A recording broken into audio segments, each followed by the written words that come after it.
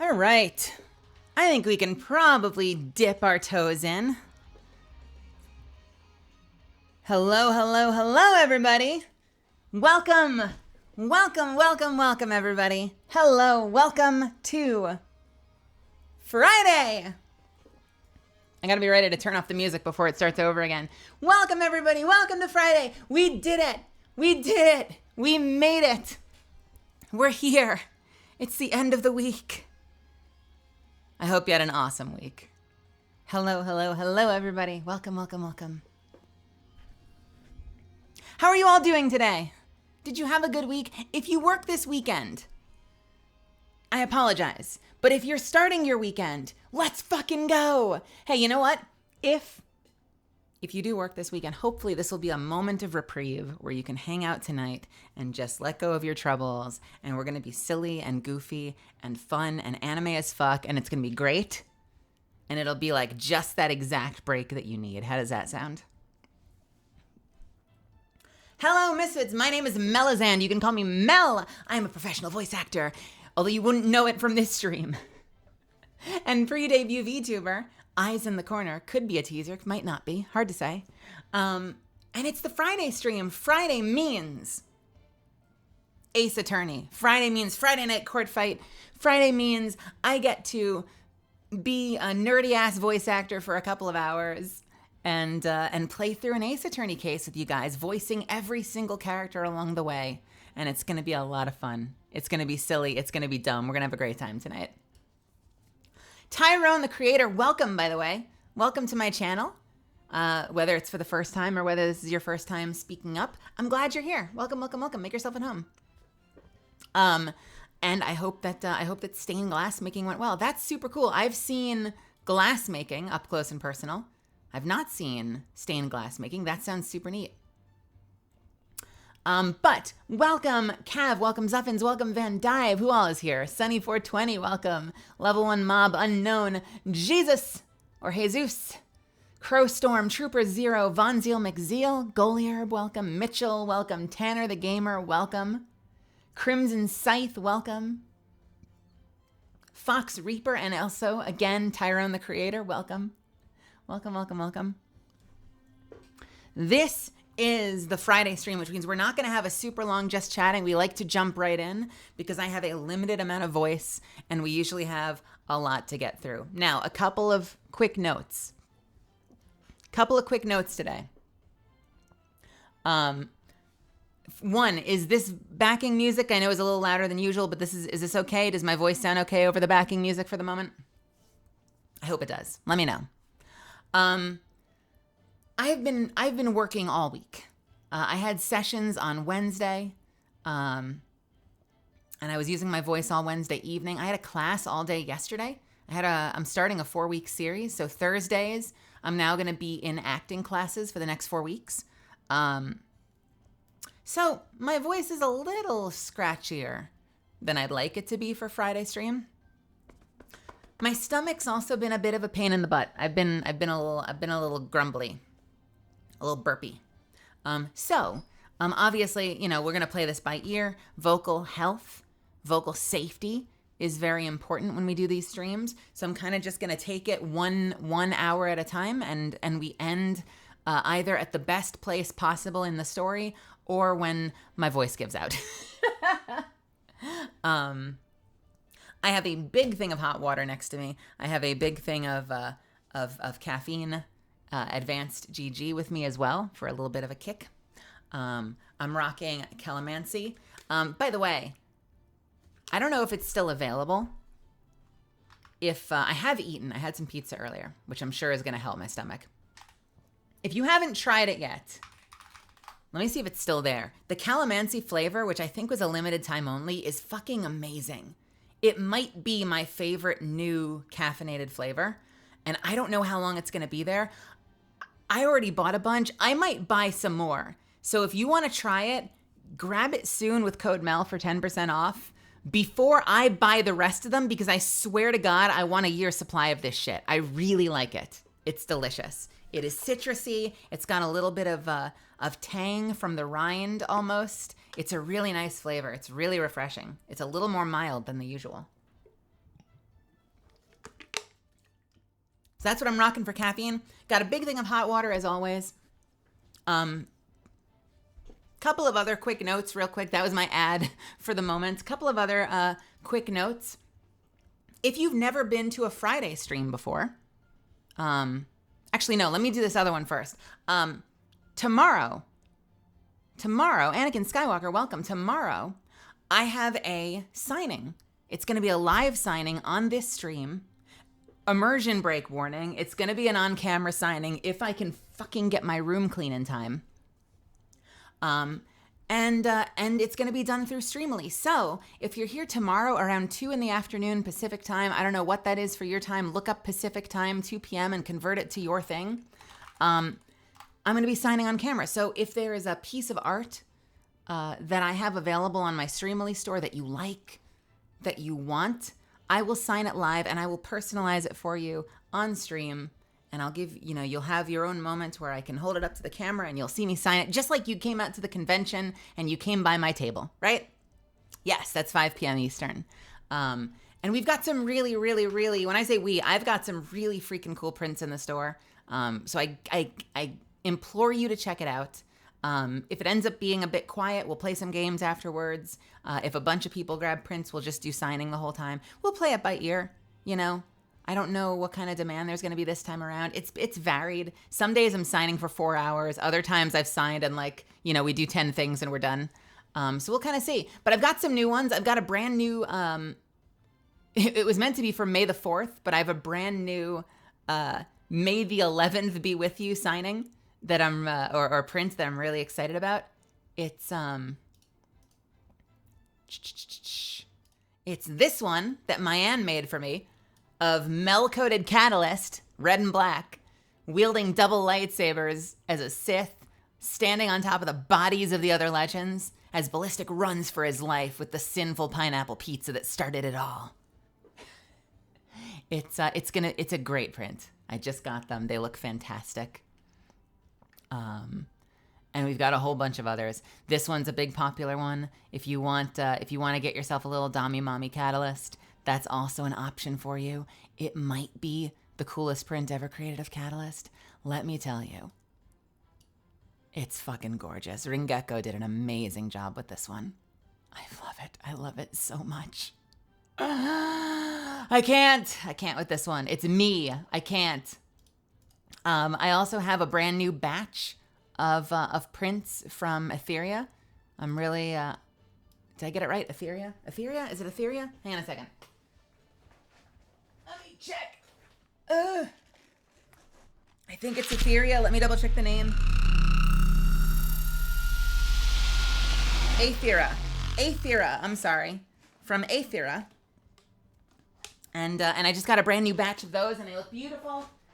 They're in my kind of shiny matte style that a lot of my prints are in. And others. Check out the Streamily page. If it's something you're into, you can grab a print even during the signing. So if you're still on the fence, 85%, even if you're not going to get something, welcome. Yo, bestie. Welcome, Miss Doc. Welcome. My name is Melizand. You can call me Mel. I'm a professional voice actor and pre-debut VTuber, and we're going to be doing a performance stream tonight. So if you like Ace Attorney and you promise not to spoil anything, make yourselves at home, grab a seat. This is going to be a crazy night. We've got a signing tomorrow. So if you're on the fence, if you're not sure, if you're waiting for that paycheck to come in and you want it, but you just have to do a little math first, there's no cutoff.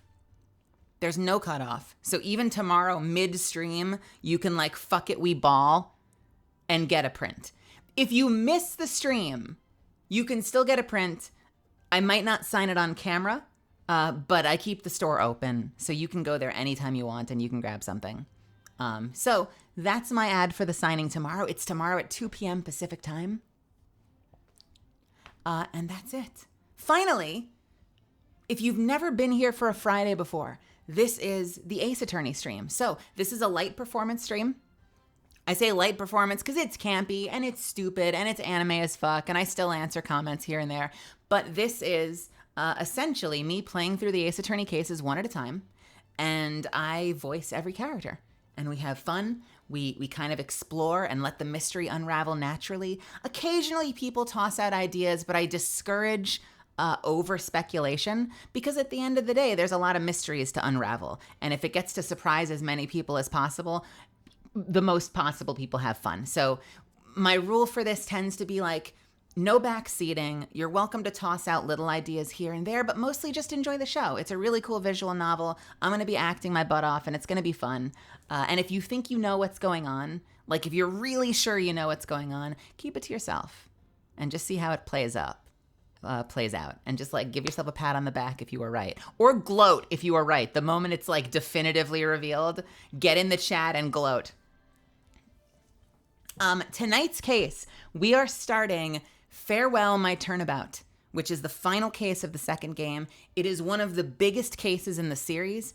It is an insane case, and as Zuffins just pointed out, we're going to be extra restrictive about speculation tonight because this is a nutty case with a lot of twists and turns. If you were here a couple of weeks ago when we went through Rise from the Ashes, the Damon Gant case, you'll remember we've had cases before that have been bonkers. This is one of those bonkers cases, so I want as many people to, like, if you haven't seen it before, I want as many people to appreciate it fresh as possible because it's a fucking crazy case, and I hope you like it. I'm gonna do my best to do it justice for you. Justice? Apollo justice? God, what else? Oh yeah, hey, let's hop over here. As usual, I have a little thing going. If you want to hear me say something as one of the characters, something sus, something say-so, something stupid, as any of the current characters, 200 bits will buy that for you. I just have one request. Drop it in a separate message so that we don't have to listen to Brian say it the whole time, because I'm going to say it. And what I might do is if it comes in at a particularly spicy moment, I'll table it, and as soon as we have a moment, I'll hit you. So if you want to hear me say something, if you want to buy yourself a voice line, you can do that. And that's it. I don't want to say too much more because I only have a limited amount of voice and we've got a lot of story to get to. So I'm going to take a break. Oh, last thing. Because this is a performance stream and because I'm using my voice a ton tonight, there will be extra breaks. There are going to be a lot of 3-minute breaks. I'm going to hit the ad button. I know ad revenue, but I'm not going to be playing anyway. It just helps me protect myself. So there are going to be pee breaks. There's going to be extra 3-minute breaks. Just know that if I hit the ad button, I'm getting up from the desk too, so you are not going to miss anything. And if for any reason I miss, yes, spam the hydrate redeem to keep me healthy. And if for any reason I miss an ad and it starts automatically, spam me in chat because I don't want you, even if you're not one of my subbies, I don't want you missing anything. So like, I'm going to try to be super deliberate about it, but if I fuck up, just hit me up in the chat and I will pause and I will wait for you. All right? Deal? Cool. I'm going to take a 3-minute break right now. I'm going to quickly go pee. I'm going to quickly drink a little water and then we will dive into the story. Sound good? Cool. I'll be right back. I can't wait. I'm so excited for this one. I said before I was waiting for Rise from the Ashes so much because it's one of my favorite cases in the series. I've been waiting for this one as well because there's a couple of characters in this case I've been dying to play. So I'm excited to voice some of these characters. This case is going to give me a run for my money. There's a lot of returning characters in it, so this thing's going to kick the shit out of me. Anyway, I'll see you in a couple of minutes and we'll get started.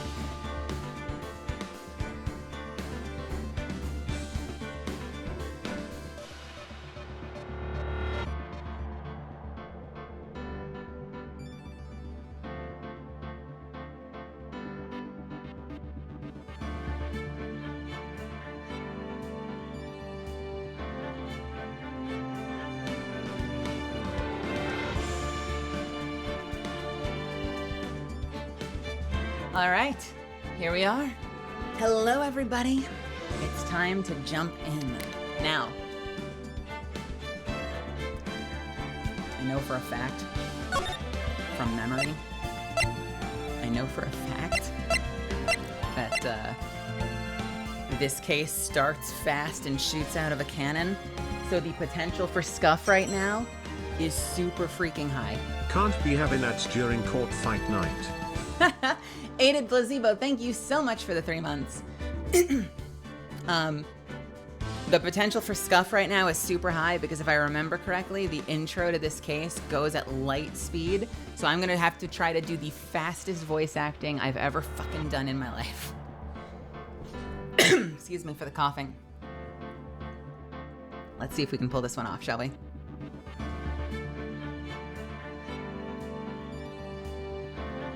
We all back, we're good to go. Find your seats. Double check your tickets. Make sure you've all got a spot in the house. We're bringing down the house lights. Curtain's about to go up. Unknown just purchased some lines, so we'll do that first. Skirt! Bring the house lights back up. Hang on a second. Unknown, thank you so much for the bits.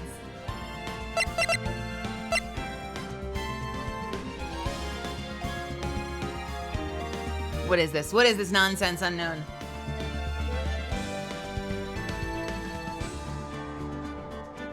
I wait with bated breath.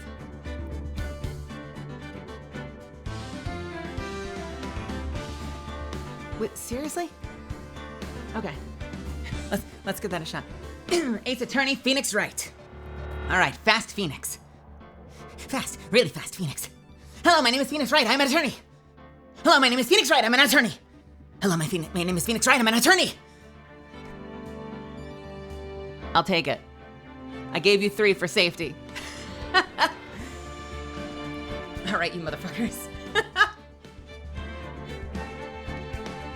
Here we go.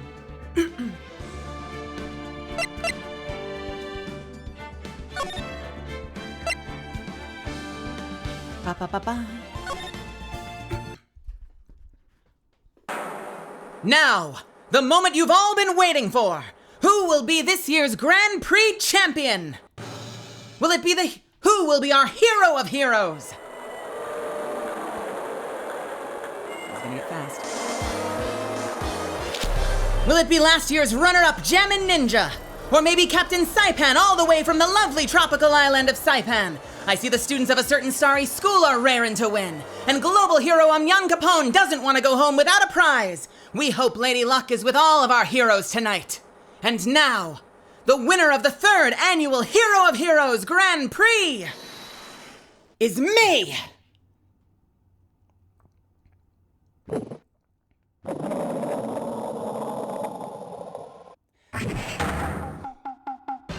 Whoa! The true hero of the night has appeared in our midst! It looks like this year's Grand Prix goes to this fantastic warrior! The Nickel Samurai! Too bad, Jammin' Ninja. Looks like the title eluded you again this year.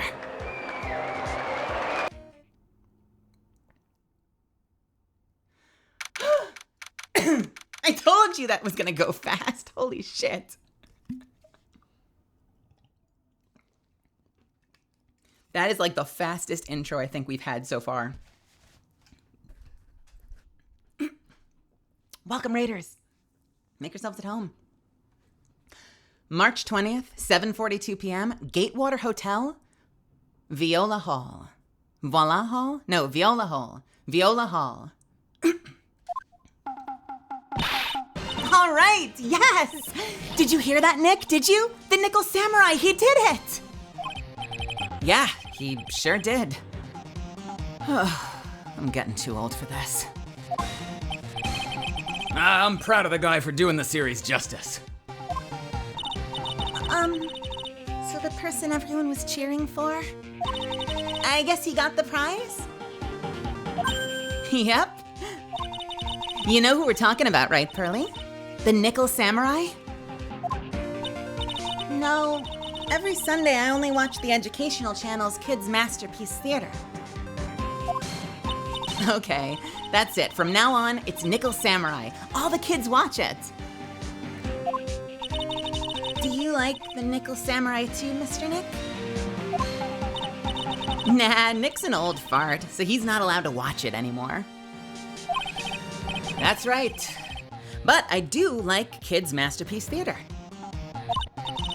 Hey, I didn't know you were so young at heart, Nick. Mr. Nick, you're a grown-up. You're not allowed to watch it anymore. You're supposed to act your age and have interests that match. It's very important.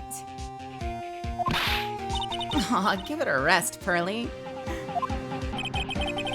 Looks like I made the right choice in inviting everyone here. I'm glad you're all having a good time. Ah, it's like a dream. Too bad for the Gemins. Bah. Too bad for the Gemin Ninja, though. Last year he lost to the Pink Princess warrior of little old Tokyo. I thought this might be his year. Yeah. Oh, hey. Did anyone else think that the Jammin' Ninja looked a bit different today? Different? What do you mean? Well, he wasn't carrying his bright red guitar. Hey, you're right. Strange he'd walk around without his signature guitar. Powers is so hard for me to do. Hey, I'm Grand King Amelia. I will never understand these people and their shows. Anyway, Mr. Powers, thank you so much for tonight. Oh, it was nothing. I owe you one, so it's just my way of saying thanks. Hey, Nick, come on! It's time to get going to the lobby. There's a post-ceremony stage show that's supposed to start real soon. And then I heard there's gonna be a press conference after that. Press conference? Is he gonna make a speech about winning this year's prize? By the way, can we pause for a second and appreciate how fucking dapper Will Powers looks right now in his suit? Hello! Man cleans up nice, doesn't he?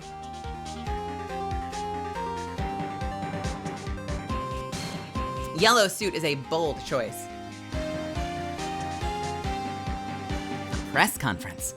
Is he gonna make a speech about winning this year's prize? Well, not exactly. Something about the Nickel Samurai confessing something? Confessing? Sounds pretty serious. Ugh, Nick, come on! You don't want us to be the last ones there, do you? Yeah, Mr. Nick, do you? Why me? The show doesn't even start for another 20 minutes.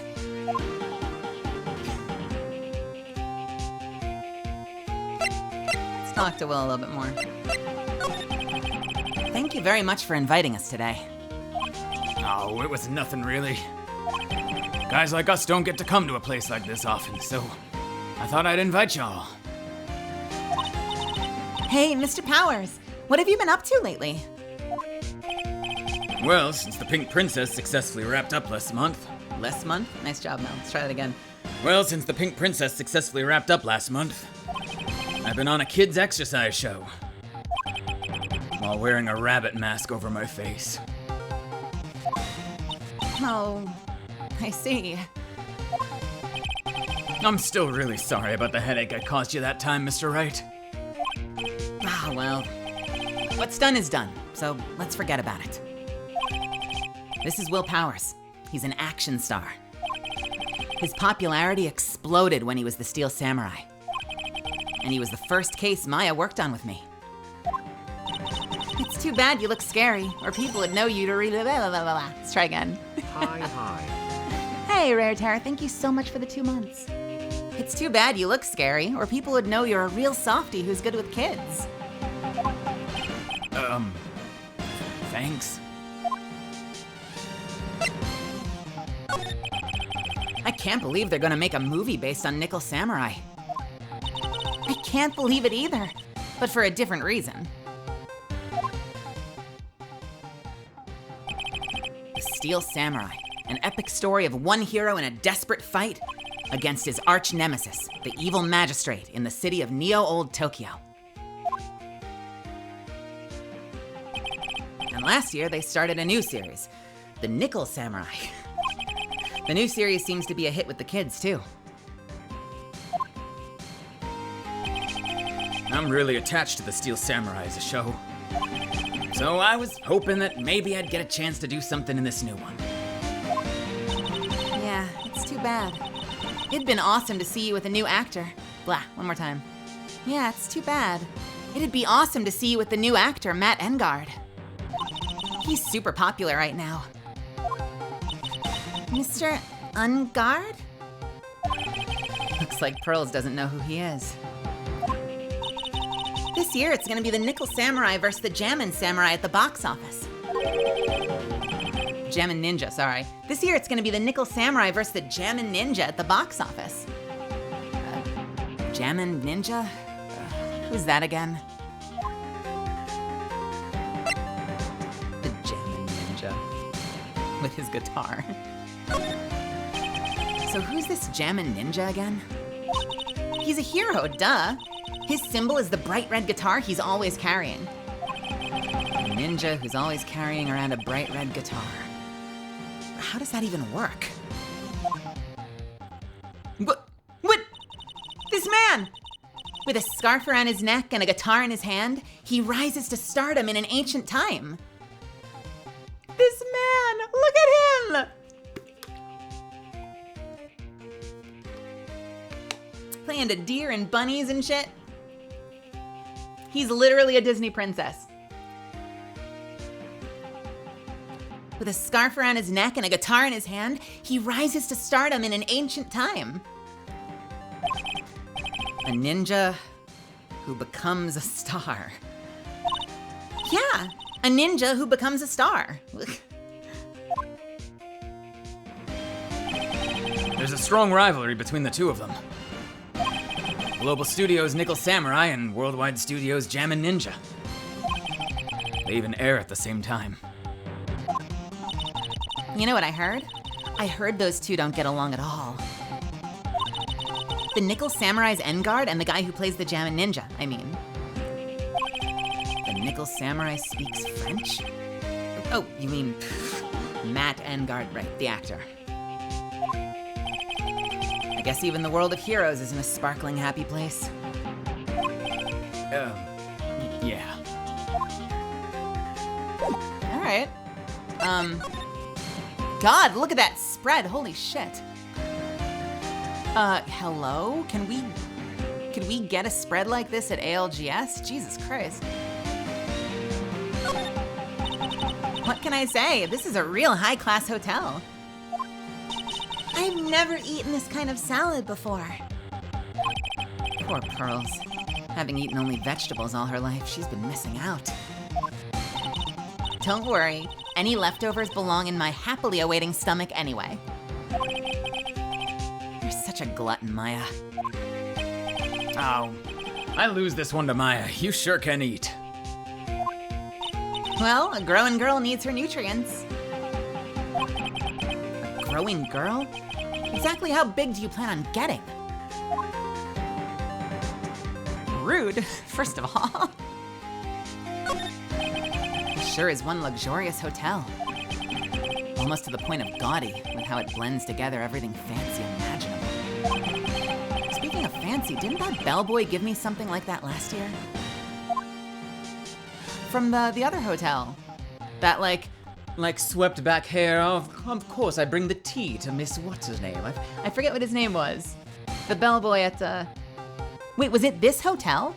Was it the Gatewater or was it a different hotel? I think it was was it also the Gatewater Hotel? Hold on a second. Oh no, I'm sorry. Oh, I'm sorry. This is like the high class ones. You have the Gatewater Hotel, and this is called the Gatewater Imperial Hotel. So this is like their super ritzy, like uptown other building, I guess. Same ownership, I'm sure. I mean, I'm sure they're both expensive as fuck, but this one is like the Ritz. Jeez.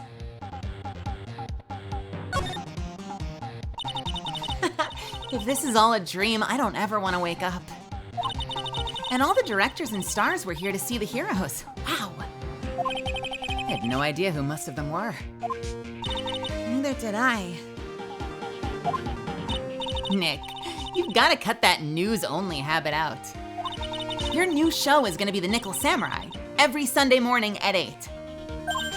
Oh, I know! We can watch it together starting next week. I'll come wake you up extra early to make sure, okay? I'm fine. You know, you really don't have to on my account. There's a grand set of doors over there. And behind those doors is an equally grand lobby. Shall we go and take a look, Mr. Nick?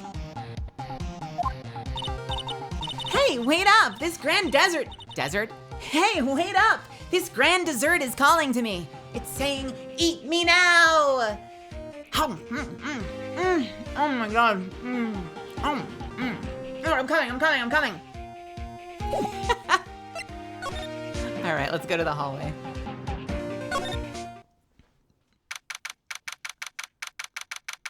March 20th, Gatewater Hotel, hallway. Wow, what is with this place? Looks like I've stumbled into Oz or something. Way in the back, there's a sign for the bathroom. Maybe I should visit it while I can before the show starts. What do we have here? Jesus. I love that we're looking for clues. It's just the default no clues here, even though we don't have any clues. There are toilets in each room in this hotel. But since all sorts of events are held here, there are bathrooms for people who aren't staying here But, you know, since they have all sorts of events here, there are bathrooms for people who aren't staying here to use as well. Perfect for people like me who can't afford to stay here in the first place. There's a piece of paper taped to the door that says Juan Corrida's room. Juan Corrida? Juan Corrida. I guess it would be Juan Corrida, right? With like a hard E. Corrida. Juan Corrida. Any Spanish speakers want to help me out there? Would it be Corrida, Cor, or E? Super R roll. Juan Corrida. There's a piece of paper taped to the door. Second one. There's a piece of paper taped to the door that says Juan Corrida's room. I will try so hard not to ruin that. I know, it's not hard. It's just in the moment. Your brain, you know? Let's try it a third time. There's a piece of paper taped to the door that says Juan Corrida's room. Juan Corrida. His name just sounds like a star's name. I've heard it before, but I don't know anything about him at all. There's a piece of paper taped to the door that says Matt Engard's room. Matt Engard. I've heard that name before. Oh, yeah, Maya's always yammering about him like the obsessed fan she is. I guess you could say Matt Engard. Matt Engard. But I feel like Engard makes more sense. I don't know. Matt Engard. Maybe that's just my, like, Japanese pronunciation speaking for me, where you always hit the first emphasis. Like, if I were doing this as like a Japanese adaptation, it would be Korida and Engard. Latinos are fucking star names, motherfucker. Get used to it. Juan Corrida and Matt Engard. On guard? Well, I think that's definitely the pun. That's definitely the pun that they're going for. All right. I guess let's keep going to Viola Hall. No, we were just in Viola Hall. Wait. Can I actually use the restroom? Compared to the flowers on the other side of the hall, these are much more gorgeous. Oh, interesting. Compared to the flowers on the other side of the hall, as in these ones, these are much more gorgeous. Let's see. Record companies, fan clubs, company workers, family? Carrying all these flowers home would be hard, I think. To Mr. Engard from Global Studios staff. Huh, it'd be nice if lawyers got flowers too. Something like, to Mr. Wright from all your grateful clients.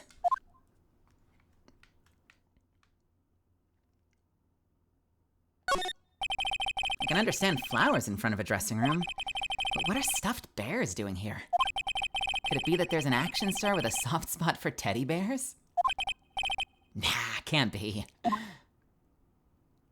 You would be surprised. What's wrong with teddy bears, Nick?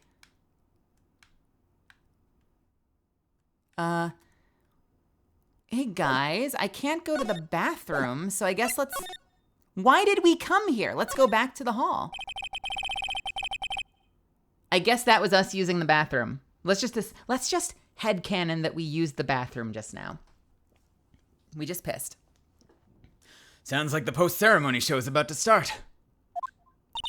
All right, I'm so pumped.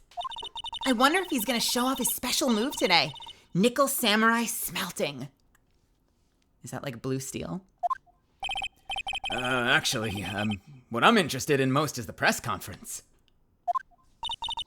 You mean the big confession the Nickel Samurai is going to make after the show? So what is it? Do you know what it's about, Mr. Powers? Well, I'm not the Steel Samurai anymore, so I don't have any idea.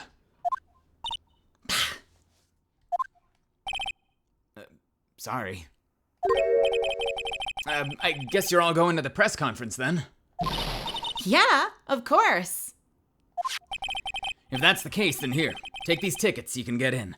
We didn't have tickets. We're going to a press conference. We didn't. Why do you need tickets? If you were just at the show, you need separate tickets for the fucking press conference? Yes, that was a Zoolander reference.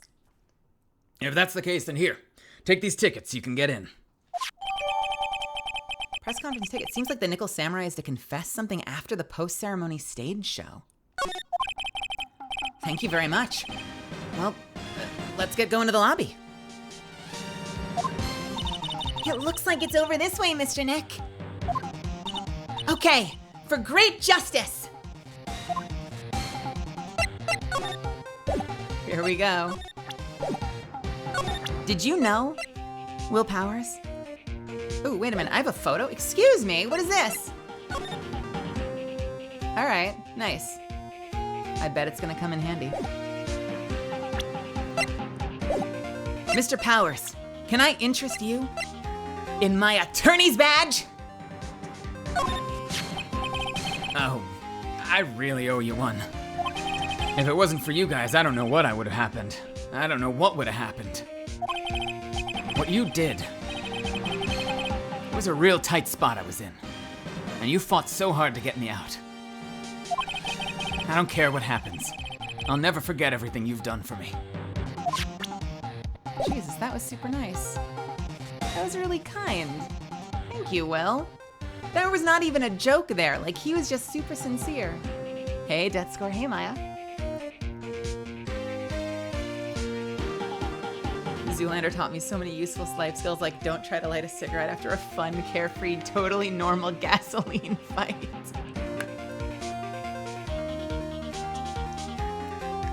That was super wholesome. I want to do that again. Can we appreciate how wholesome this is? I really owe you one. If it wasn't for you guys, I don't know what would have happened.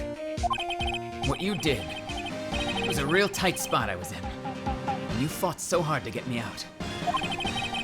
I don't care what happens. I'll never forget what you've done for me. That's so fucking sweet, dude. Yo, I'm ride or die Will Powers now. He better not be arrested again. I swear to God, if they arrest him in this case, I'm going to scream. All right, let's go to the hotel lobby.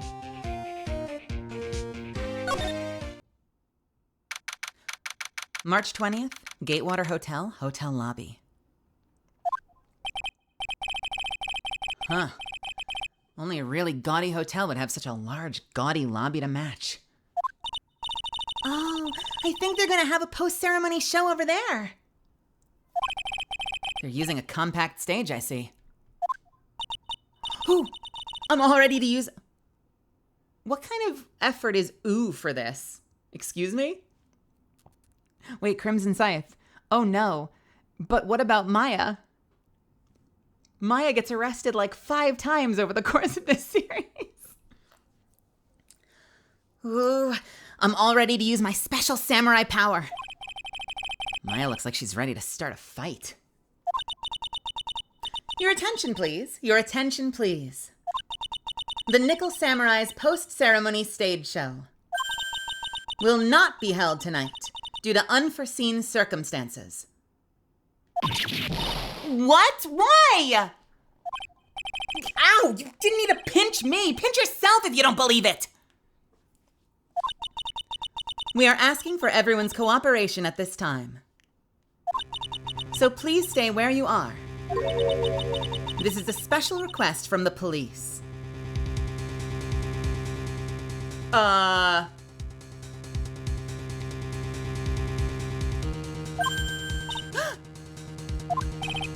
Police?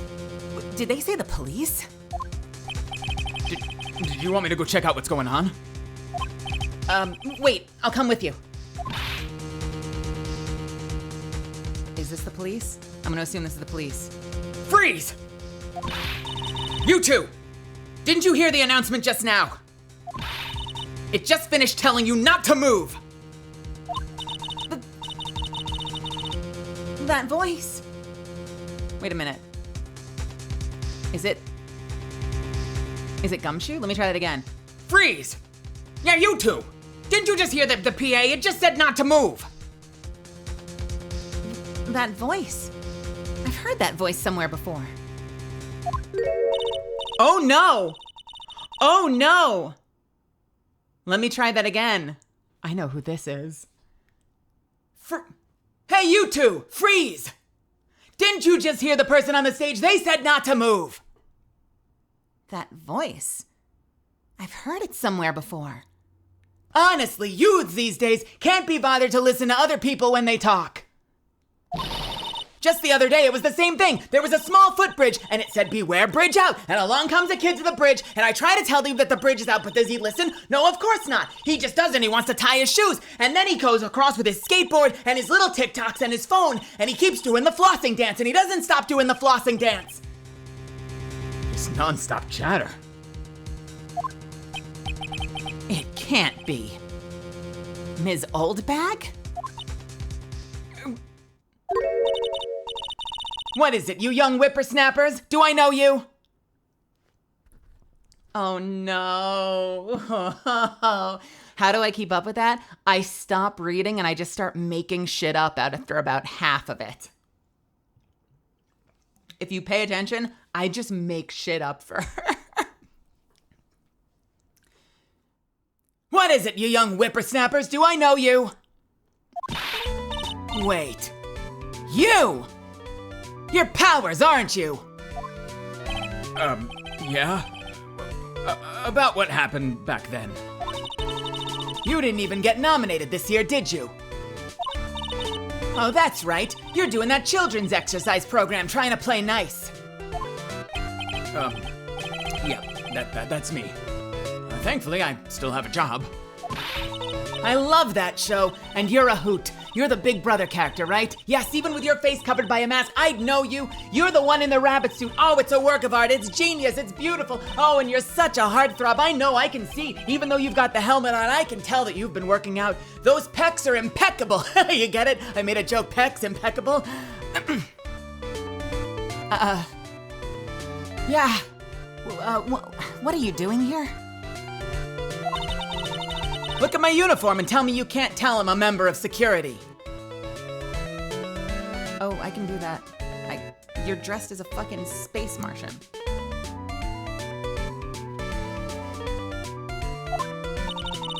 But that outfit. Annoying, noisy brats get the blaster.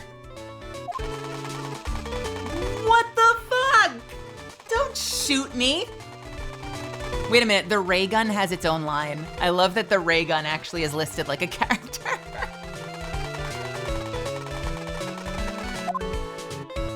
Oh man. You know what my favorite part about this model is? My favorite part is you can see her breathing against the glass. That's gotta be the best part of this model. Look at that. Oh God, it's gotta be so hot and awful inside that helmet.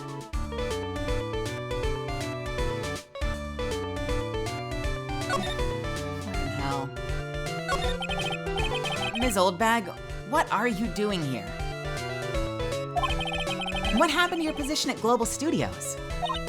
Oh, that old place? Well, since that incident, they've been letting people go. When they cut the security team, I got the pink slip. What incident? Wait, what did you do? I didn't do anything, you youngin'! Don't you remember that incident a year ago? When this lady got on the witness stand and testified? Yeah. And you! Weren't you the one who was bullying me? This fragile girl at heart? I plead the fifth. But you know, I think maybe I rubbed the upper management the wrong way by testifying. Yeah, that has to be it. Everything is your fault! Everything is all your fault! Me? I thought about being a bodyguard at first, after being handed old Pinky.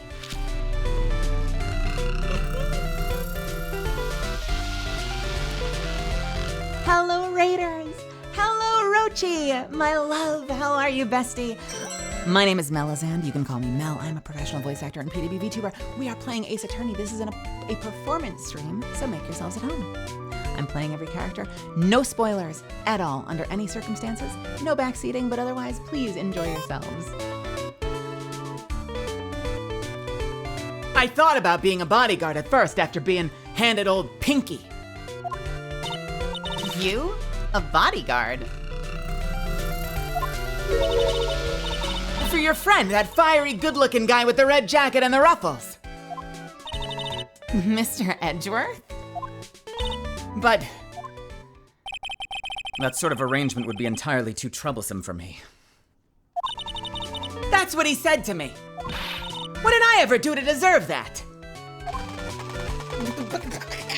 Don't shoot me. But hello, Rochi. I hope you had an awesome stream. This is my Friday stream. We do this every Friday, and it's a hoot. It's fun. We get campy. It's anime as fuck, so I hope you stick around. So, did something happen? I don't have all the details, but it looks like another one of those incidents happened again. An incident? Like a murder kind of incident? Maybe. You see, I'm a bit of a devilish woman. So wherever I go, showers of blood are sure to follow. Bet you didn't know that. Well, then shouldn't you quit being a security guard, at least for other people's sake? Silence, whippersnapper! Stop shooting me! This bitch. Hey, Nick. What is it? I don't like that devilish smile playing on your lips. Let's make like we're going to the bathroom and check things out. No way! The police told us not to go anywhere, remember? Huh? How boring. You're such a boring guy. You've got no motivation, no spirit. Huh? What's going on? Are you giving Mystic Maya trouble again, Mr. Nick? Not you too, Pearls. Please don't stick your little nose into this one. So listen to this, Pearly. This one time at lawyer camp, Nick... Okay! I get it! Let's go take a look. Oh my god. What the fuck? This one time at lawyer camp? Oh god, Misfits, if you haven't seen American Pie... I'll leave it at that. If you know, you know. Okay, let's go take a look. Yay! I knew you couldn't say no to me, Nick. That's right. You'd walk over miles of hot coals for Mystic Maya, wouldn't you, Mr. Nick? That would be every time we work a case together. Well, What are we waiting for? Let's go already. You can come along too, Pearly. Goody! I get to come! Don't stop it. Not a word, chat. I will punt you into the sun. Stop it, Tyrone!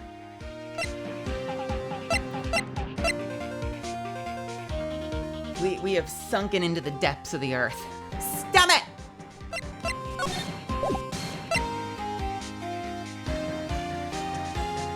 All right. I guess we're sneaking in. Let's fucking go. March 20th, at Gatewater Hotel, Viola Hall. There's nothing really out of the ordinary here. Are you looking for the incident that the old lady was talking about? Doesn't look like it happened here. Well, you better go look somewhere else. All right, then let's try... Excuse me.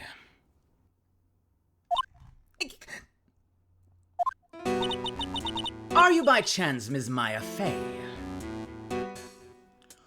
Who the fuck is this motherfucker? And why does he have a line up his face? I'm sorry. Wait a minute. No spoilers if you know this case, but wait a fucking minute. Hold the fucking phone. Let's just deconstruct this for a second. This dude has a monocle. So stop it. So from the top down, that is not the game. Hold on, where's the game? Where's my fucking Ace Attorney game? Oh, come on. Wait, no, oh, there it is, okay. So from the top down, he uses the same body as the other bellboy. If you remember the other bellboy from like the old school case, like that early one we did, I think he showed up once again. He has the same body as the other bellboy, but he has a fucking zipper. He has a fucking zipper going up his face. A skunk streak through his hair. And a monocle that is attached to a piercing on his ear. He has a monocle attached to a piercing on his ear. Mods, by the way, I tend to click the quick button. If you want to be a little more lenient, please.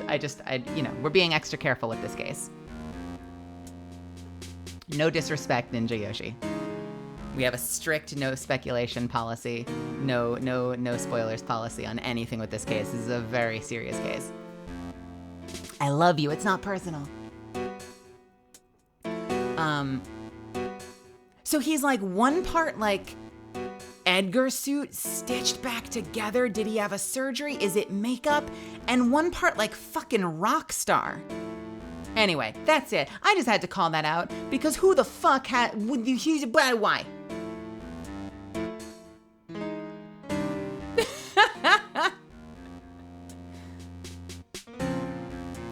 Nothing yet is blind, but we're very careful with preserving the experience with anything. So if anything's too speculative, we're like, shut the fuck up. Whether it's right or wrong, we want to be careful with that because we want to make sure people who've never played it before, I would always rather take the stance of like, if you think you know what's going on, keep it to yourself and then gloat like crazy when it's revealed. Little things like, hey, did we remember to go back to that house? Totally fine. But if we get too deep into the weeds, it's better to kind of like play it safe, Anyway, all that is to say, scary motherfucker, but let's continue. Are you by chance Ms. Maya Fey? That sounds like a voice that would work for him, right? I'm getting a very like ballistic vibe from this guy. Are you by chance Ms. Maya Fey? Yeah, that's me. You have a phone call waiting for you at the front desk. call. I wonder if it's someone from Karain Village. What's wrong, Mystic Maya? Oh, nothing. You guys go on ahead and I'll be right there, okay? Okay. Right this way, Ms. Faye. Let's go look somewhere else now, Mr. Nick. Yeah, okay. I wonder what that was all about. This is a little exciting and a little scary.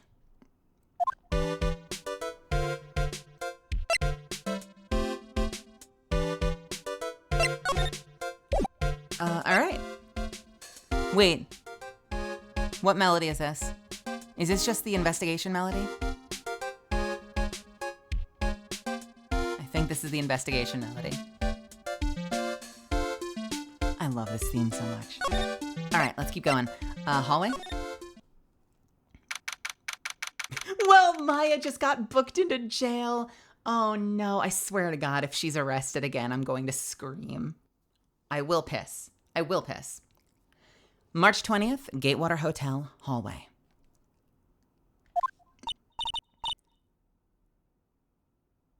Who would this be?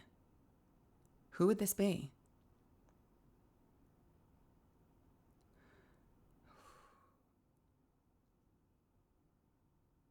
I'm going to take a guess at someone you haven't met yet. I'm going to take a guess, and if I'm wrong, we'll go back. I told you! Thank you for the bits, unknown. What do you got? Hit me.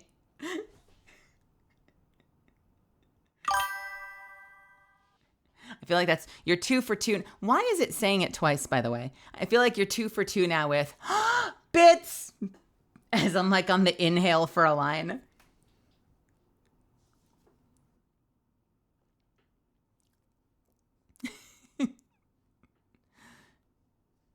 I'm waiting with bated breath. What could it be? Who could it be? Maya? The bellboy? Yeah, it's done it twice now. It hasn't been... OBS still says 200. Maya on the phone. Oh no, unknown, why? Okay, hang on a second. Hey Nick. Guess who's back in the slammer? Think you can bust me out for old time's sake? I'm sorry! I'm sorry! Okay. All right. I'm going to make a guess at a character we haven't met yet. I'm just going to cross my fingers. I'll go back if I'm wrong. I told you!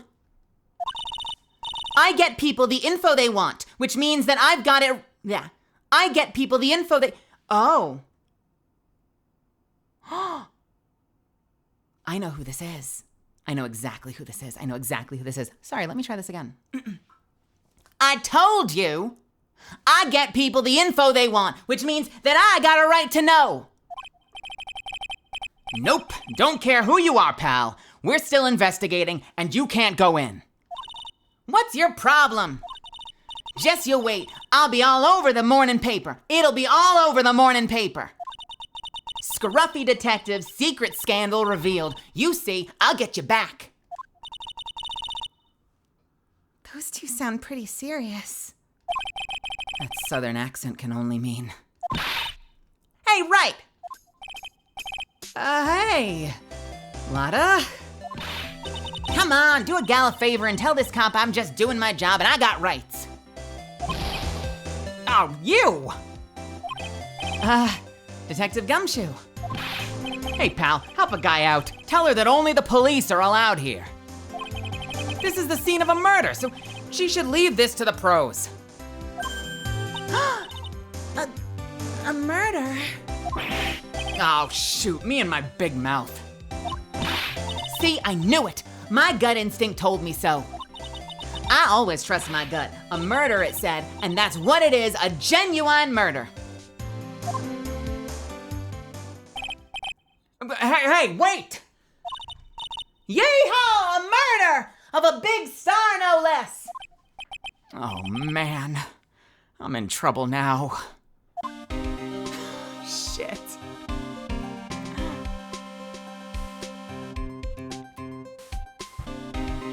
Remember when I said earlier this case is gonna kick my ass? This case has so many fucking cameos, dude. What's up, Gumshoe? So, Detective Gumshoe, a murder? No, that's not it. I got my facts mixed up for a second there, pal. Mr. Nick? Is the dead person the Nickel Samurai? Huh? Why do you ask? Well, Mystic Maya was rooting for him, so... It wasn't the Nickel Samurai that got bumped. Actually, the Nickel Samurai is the one under suspicion of doing the bumping off. What? The guy that died was this hero named the Jammin' Ninja. Pal. The Jammin' Ninja?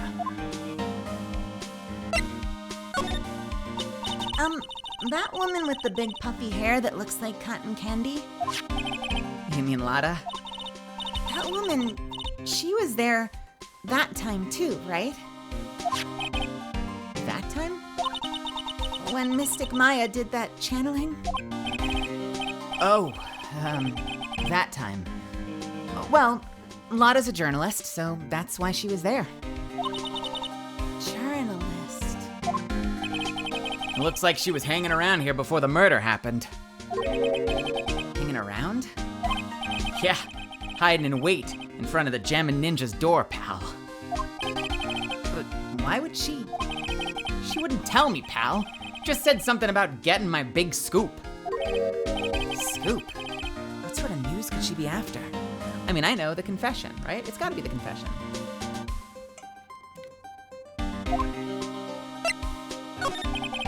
So the victim was the Jammin' Ninja? Mr. Jammin' Ninja? He was on a really popular rival... That's not his voice. He was on a really popular rival TV show to the Nickel Samurai. Oh, The victim was an action star, Juan Corrida. He got a huge push and rode the express train to stardom. I mean, even I know who he is. Yeah, even I recognize his face. What is in his mouth? Is that like a piece of straw? Is he like, is he doing like the cowboy thing with the straw in his mouth? I can't imagine what else that would be. He is a very handsome, dashing man. Or was. But I heard lately that Matt Engard's been taking the wind out of his sail. Okay, dude, bro. Love the swept hair, man. He's just like an action star, you know? I'm telling you, pal, as far as who's popular, those two are hogging all the limelight. I guess there's no space for Mr. Powers at all, huh? Poor guy. Mr. Engard. That's the Nickel Samurai, right? Yep. I mean, no, you gotta say it with more oomph. The Nickel Samurai. Well, anyway, so now that Juan Corrida's gone, that means Mr. Engard has the whole stage to himself, wouldn't you say? I wouldn't bet on it, pal. We can't have that happen, you know? Can't have that happen? What is that supposed to mean, I wonder? Can I present my attorney's badge and get a little, I don't know, secret access to the crime scene? Would you take a look at this for me? Listen, pal. I'm not leaking any info about the evidence to you this time. If I do, my salary's really gonna get it. And then I won't even be able to get in those blah blah blah blah. And then I won't even be able to get those instant noodles down at the discount market. Alright, fine, dude. Can I do any examination? No. Alright, so what we know is that the victim is Juan Corrida. And his competition in an opposing time slot, the other samurai, or ninja samurai, samurais versus ninjas, is Matt Engard, who seems to be the suspect. But I don't think I can talk to him about anything else, so let's head back the other way. Okay, can we go back to the lobby? Okay.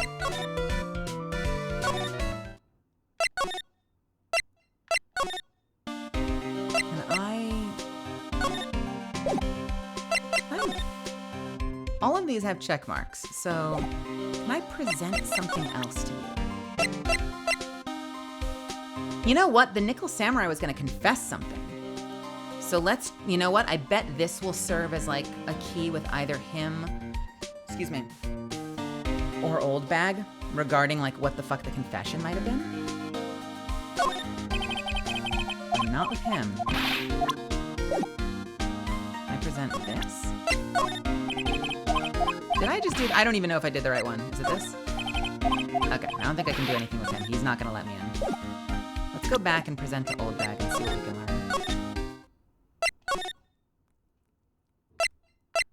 Is there anything else in here I can look at? I don't. I haven't cleaned up all the food yet. There's a sad feeling hanging in the air now that the party's over. It's a feast fit for a king. Yeah. It was the first time I ate that food. What was it called again? I think it started with a kiwi. That's right. A kiwi. I don't know what to say. It's a sweet but sour fruit all in one. Poor Pearls, having eaten only vegetables all her life. She's been missing out. The awards ceremony was just held on that stage.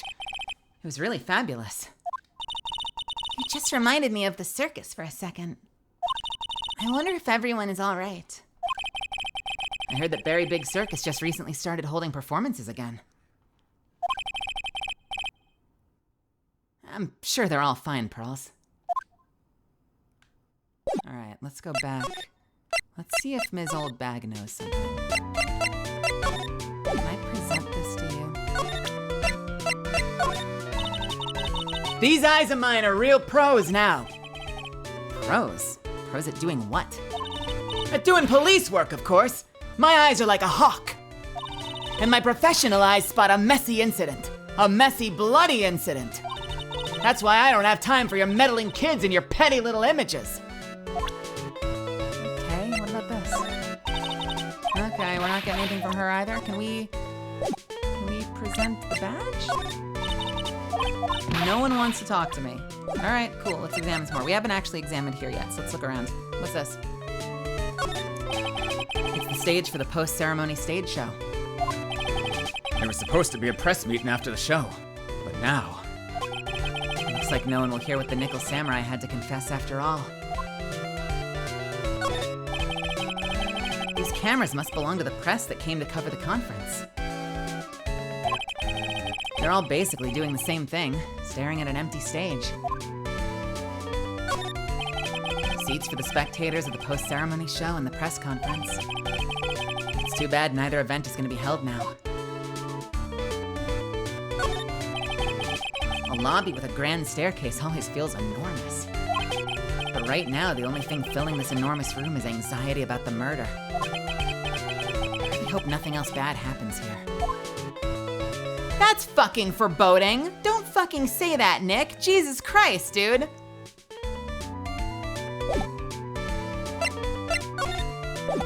Okay.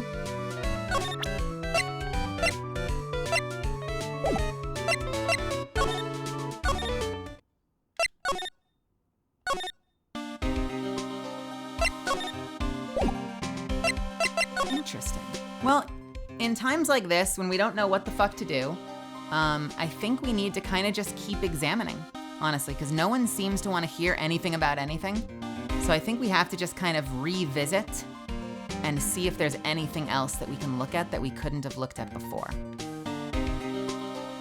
And we'll figure it out one thing at a time. Let's just double check though. So we've already done this one. I just want to like be really thorough. Why do you want lobster so bad, Tyrone? I'm just gonna go through all of these and double check. I don't think he's gonna talk to us about anything that matters. The lobster rats and the arc sign, welcome. Yeah, no, he's not gonna talk to us about anything. we have anything else here that we haven't looked at? So that's called a chandelier, right? Yep. What is that for? What does it do? Well, it's for lighting up a room, Pearls. Mr. Nick, can I look down now? My head hurts. Hey, Petty Villainy, welcome. Oh, shit. I'm gonna give you a very, very very kind, loving slap on the wrist, because technically no backseating, but I totally forgot you could do that. Thank you for reminding me. You're a fucking legend. All right, let's present some profiles. I forgot that was a feature. You know what? Sometimes a very, very, very carefully calculated hint can help, but in general, let's avoid it. But you're a fucking rock star. Thank you, Petty Villainy. All right, let's present the victim and the suspect. Oh, thank fucking God, I completely forgot you could change that page. I am gonna celebrate that with a handful of Cheez-Its, and no one can stop me. No, I appreciate it. I completely forgot you could fucking do that. I'm gonna shove some Cheez-Its in my mouth as punishment to myself.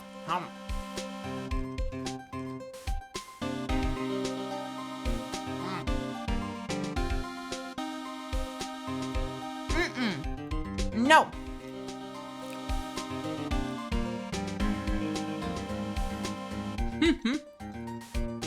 I get the extra toasty ones where they're all a little extra toasty, and I get the family size, so I have a concerning amount of Cheez-Its in my room right now.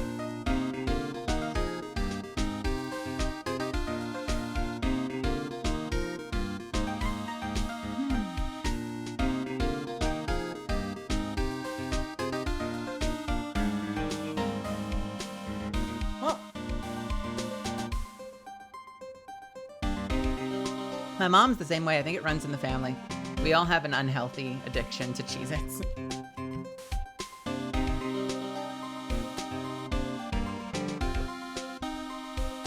Tell you what, if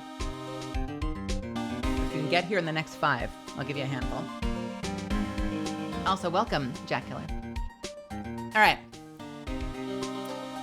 I think we found our inn, so let's keep going. I'm not a real fan of action shows or anything. But I know who Juan Corrida is and Matt Engard. That is not the line. But I know who Juan Corrida and Matt Engard are. You can't talk about one without talking about the other, I guess. They even debuted around the same time. So they have this real fiery rivalry with each other. Kinda like you and me, pal. I never knew he thought of me as a rival.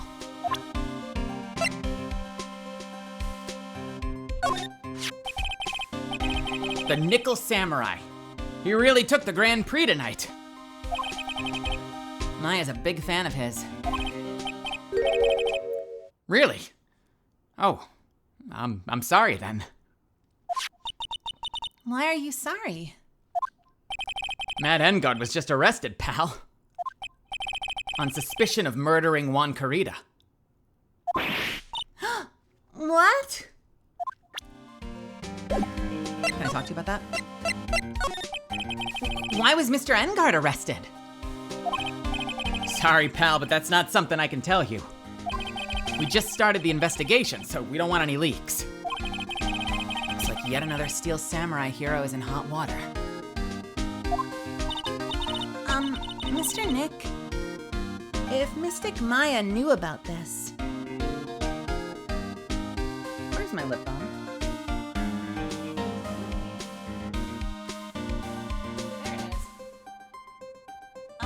Mr. Nick, if Mystic Maya knew about this... Yeah, I know. She'd make me take the case, I know.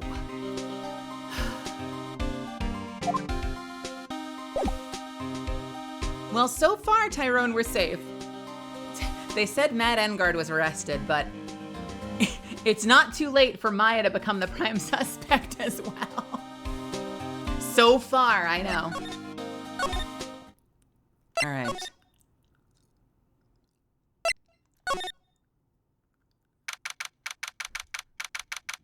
March 20th, Gatewater Hotel, hotel lobby.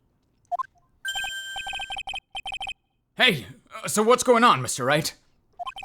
It looks like Juan Carita has been killed. What? He's... It looks like he was murdered, and a suspect was arrested. That suspect is Mr. Matt Engard. You're joking, right? Nope, they arrested the Nickel Samurai on suspicion of murdering the Gem and Ninja. Oh, not again. I feel sick. Again? About a year ago, something like this happened. Something just like this happened, Pearls. I still can't believe. No way. No way, Matt Wood. What's Mr. Powers got in his hand? Oh, before I forget, this is for you, Mr. Wright. I got this from the bellboy that came by earlier. Radio transceiver received from Mr. Powers. Originally from the bellboy, it can transmit and receive signals over great distances. The fuck? For me? But why? I don't know. All he said was it was for Mr. Phoenix Wright, the attorney. Okay. Matt's the most energetic and active actor out. Active actor. Shit. Let's try it again. Matt is the most energetic and active actor out there right now. The Nickel Samurai has really scaled his place as... The Nickel Samurai really sealed his place as a pop idol, but... I am just shitting all over this. Let's try that one more time. Matt Engard is the most active actor out there right now. The Nickel Samurai really sealed his place as a pop idol, but, he kept adding fuel to the fire of his rivalry with Juan anyway. Anyway? That's how they chose to write the line? Oh, I get it. But, he kept adding fuel to the fire of his rivalry with Juan anyway. Mr. Juan, he's the Gem and Ninja, right? Those two would butt heads over everything they could think of. But I'd say that Matt was the one who almost always came out on top. But I'd say Matt was I can't English tonight. But I'd say Matt was the one who almost always came out on top. I guess some people only know how to relate to others by butting heads like a ram. Juan said he'd, like... Fuck me. Juan said that he'd take Matt on this time too. So he joined a rival TV show. And that was the Gem and Ninja. The stylish Nickel Samurai and the burnin' Gem and Ninja. Well, things turned messy real fast, with those two using their shows for their war. And the final tally? Look around. It's pretty obvious how things ended up. Matt even won the Grand Prix this year. The final win over his rival, I guess. I think the weirder the voice is for me, the harder it is for me to read the words. So what did we learn through all of that weird voice acting? We learned that Matt and Juan have had a huge rivalry. I'm gonna have a Cheez-It again. You can't stop me. Matt is super popular. Matt is super famous. And when he booked the Nickel Samurai, he just shot up to like Tom Cruise levels, like superstardom. And yet, he still continued to have a massive rivalry with Juan for some reason. And Juan was no slouch either. Juan was super competitive as well. So Juan decided to jump on a competing television show that went in at a competing time slot just to try to one-up Matt. But in the end, Matt still won the Best Ninja Award or whatever, the Grand Prix. For, I assume, essentially the best Sentai character on television at the moment. Is it like the Oscars for Sentai characters? The good news and bad news Ace Attorney Edition. The good news, you've been cast in a famous movie show. The bad news is it's the Steel Samurai. Get ready to get arrested on charges of murder.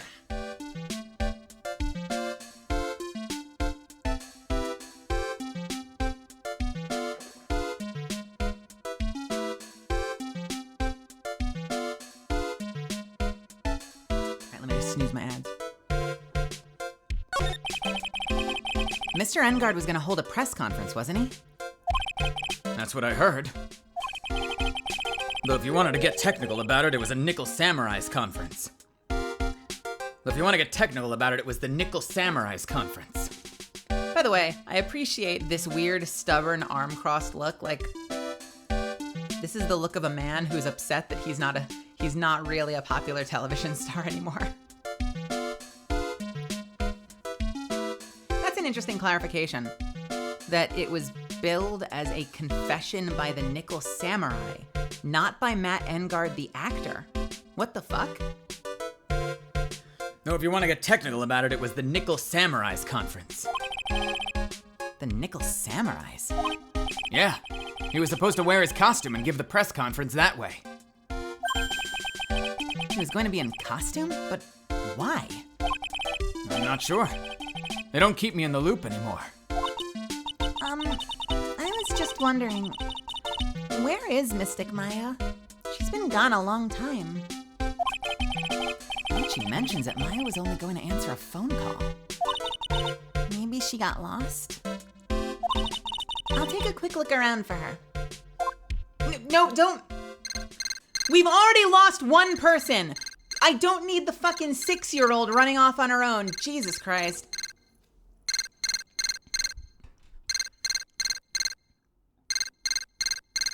That's not my cell phone. Is that the radio?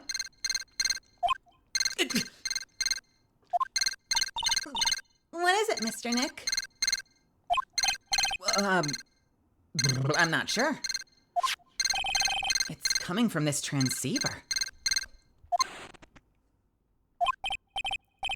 Yes? Hello? Right here. Is this Mr. Phoenix Wright, the attorney?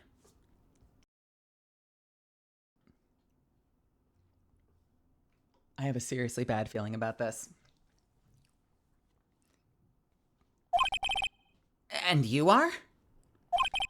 You don't need to know who I am. I think you have other things to be concerned yourself with. I think you have other things to be concerning yourself with. Such as... Help! Nick! Mystic Maya! Maya? So, Mr. Wright, wouldn't you agree that the more important issue is the fate of the girl? Her fate? Does he mean what I think he means? Maya, where are you? Are you hurt? Come now, don't fall apart on me yet. No! This can't be! Now that I have your attention, Mr. Attorney,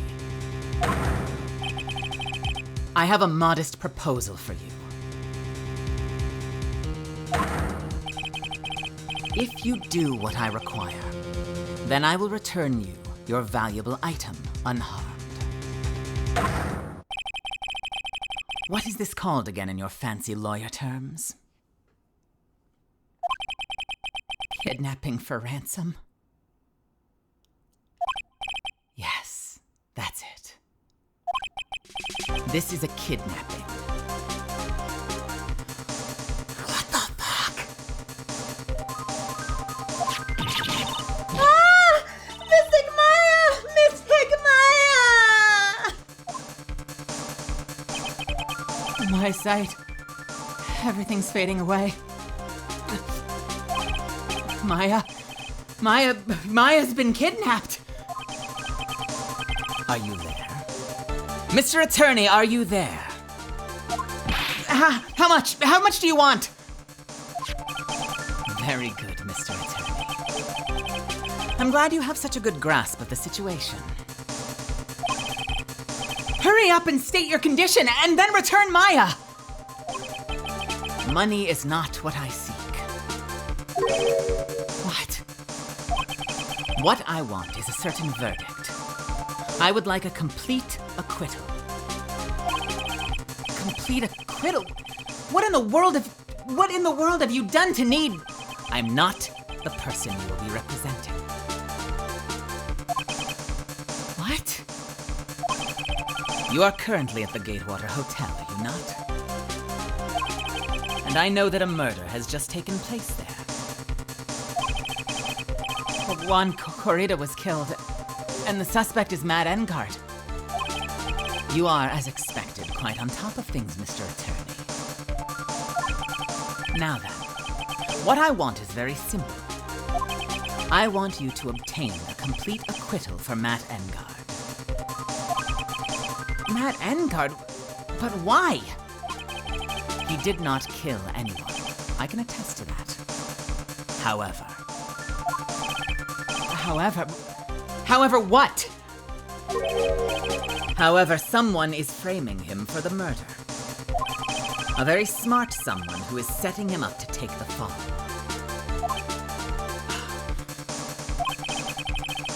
If I agree and do what he wants, can I believe he'll keep his end of the bargain?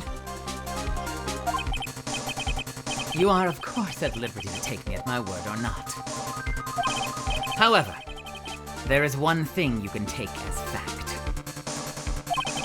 Right now, your very precious item is with me, in my possession. Help! Nick! Maya! You have 2 days. Of course, tonight, he will be in questioning with the police. But the trial is in 2 days. At the trial, you will win a not guilty verdict. Remember, you only have one chance. One chance, Mr. Attorney. One? You can't expect me to get a not guilty verdict in one trial day! Yes, exactly. I don't believe I was wrong in choosing you, so don't let me down. What? Oh yes, that's right. Now that I am playing the role of the kidnapper, I can't pass up this chance to say. And don't even think about calling the cops. Not great, but you get the idea. Damn it! Who the hell are you? Very well. I'll tell you that much. My name is The Killer.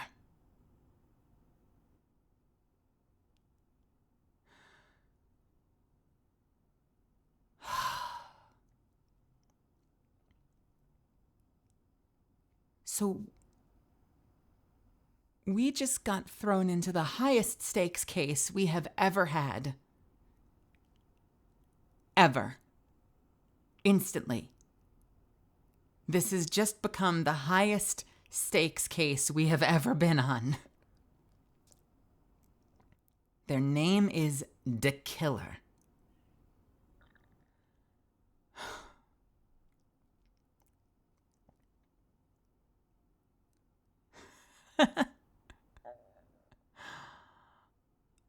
And I think that is an amazing time for an ad break. So I'm going to let you stew on that for a minute. I will be back in 3 minutes. I'm going to quickly, let's call it 3 to 5 minutes. I'm going to quickly pee and refill my water. I will be back in just a few, and we will continue, you scoundrels.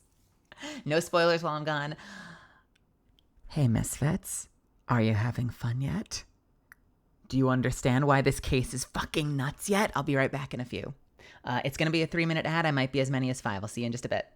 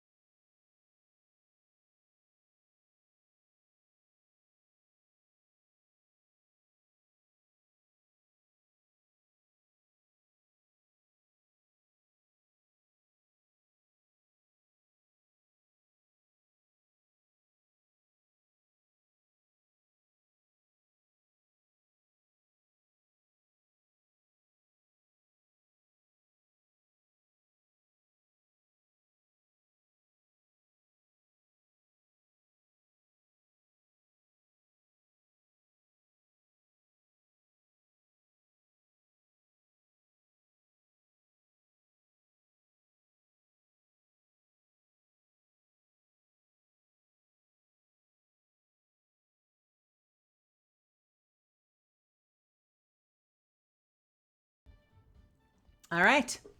We are back. Welcome back, everybody. So we just received a terrifying phone call. Maya has been kidnapped. And our condition for getting her back safely is to represent Matt Engard and get him a not guilty verdict. Because he is being framed. Why getting him a not guilty verdict involves kidnapping Maya, who the fuck knows, but the stakes have never been higher. So I guess we have to take this fucking case and see who our fucking client is about to be. Let's see where we go from here.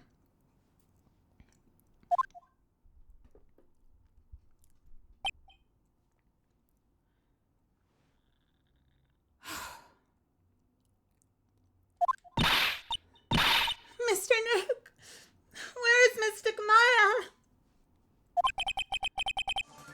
She's been kidnapped.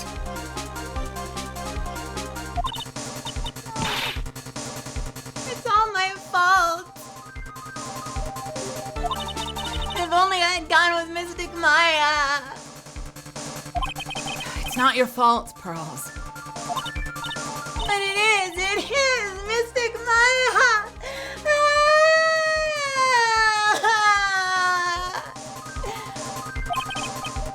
Mr. Wright, I think we should tell the police what's going on. No, we can't do that. If we do, who knows what'll happen to Maya? Mr. Nick, what about the detective we saw earlier? Detective Gumshoe? Yeah. Oh, wait, that's him. Yes, that's it. Wait here, and I'll be right back. All right, I'll take care of Pearl while you're away. What? Ransom? Not so loud. The ransom is complete acquittal for Matt Engard. Wait, the deal is complete acquittal in exchange for Maya, you mean? Then this means Matt Engard's obviously the killer. Pal, no doubt about it. The guy said that Mr. Engard is innocent. You really believe what a kidnapper tells you, pal? Yo, kinda same though. You really believe what a kidnapper tells you, pal? I guess he has a point. If Engard really is innocent, then why the kidnapping? And on top of everything else, there's all this evidence we keep finding. Uh-huh. The forensics team's having a field day back there. But it's strange. There's so much evidence that it feels like something's wrong. There's too much evidence. Is that possible? Actually, didn't the kidnapper say something about Engard being set up? Anyway, looks like you won't be leaving here tonight, pal. Just sit tight and cooperate with the investigation. Tomorrow you can start yours. All right. Isn't there another way? We've also got to be careful about pushing the kidnapper the wrong way. You're right.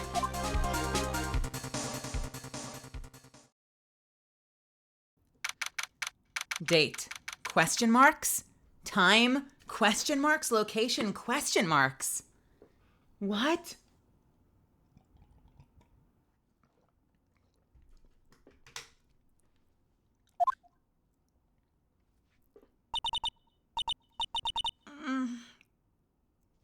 Oh, my head. Wait a minute. I'm sorry. I thought they were doing the boom, boom, boom, like it was a movie trailer for dramatic effect. While he was describing the kidnapping and the ransom to Phoenix, was he beating the shit out of her? Or is it just the one? Now I don't know if that was dramatic effect or if he was fucking her up while she was on the phone. Oh, Jesus Christ, dude. I thought it was like movie trailer shit for effect.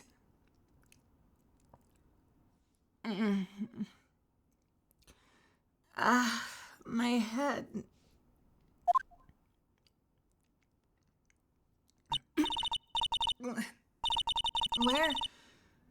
Where am I? I wonder if I'm still in that hotel. What happened to me? Nick? Pearlie? Come on, you guys, this isn't funny anymore.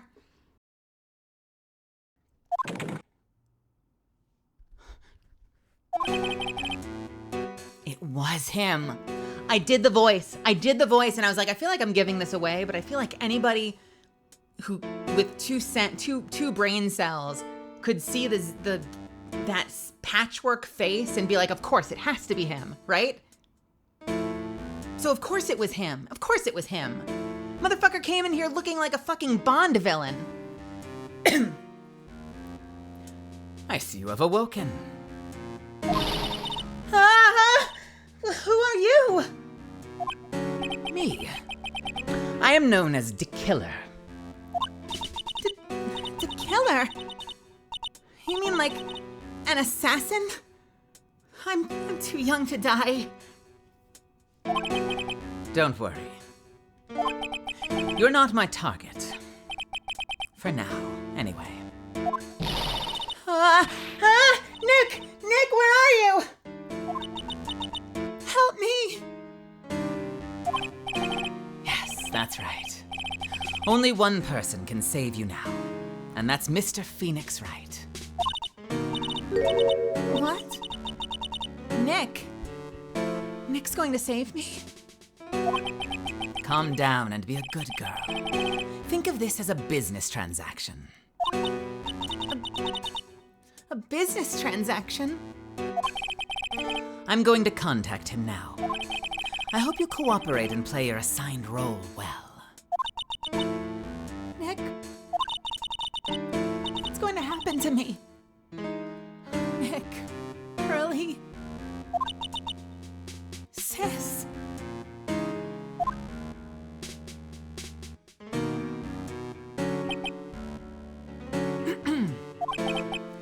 Is this Mr. Phoenix Wright, the attorney? You don't need to know who I am. I think you have other things to be concerning yourself with, such as...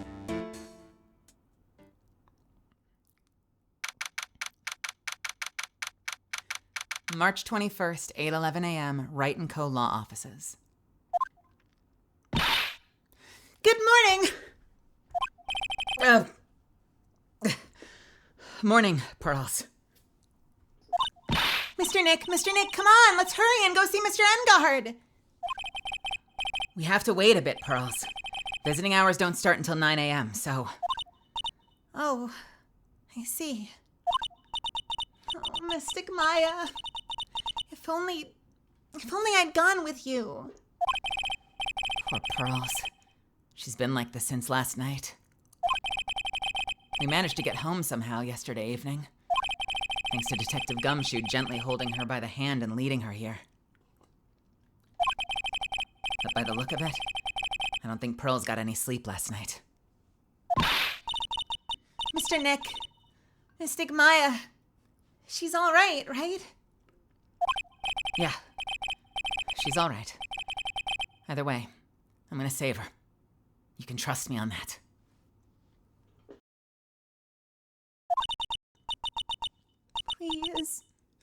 Please, help her. I'm only able to stay this calm and collected because Pearls is doing the crying for both of us.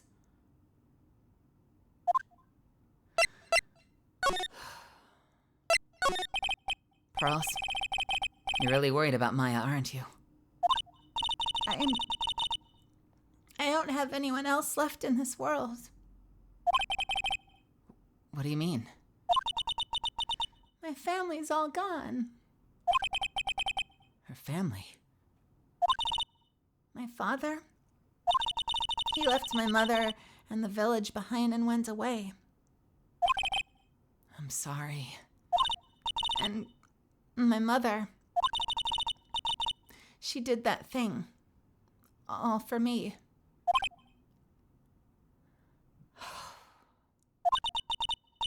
Mystic Maya, she's like a sister to me.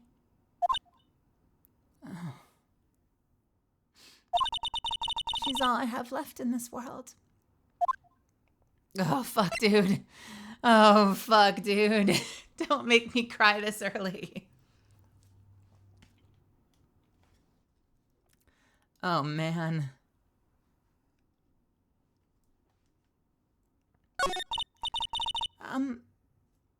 I have a thought. Huh? You're going to represent Mr. Engard, aren't you? Yeah. I don't really seem to have a choice. But what if he is the real murderer? What would you do then, Mr. Nick?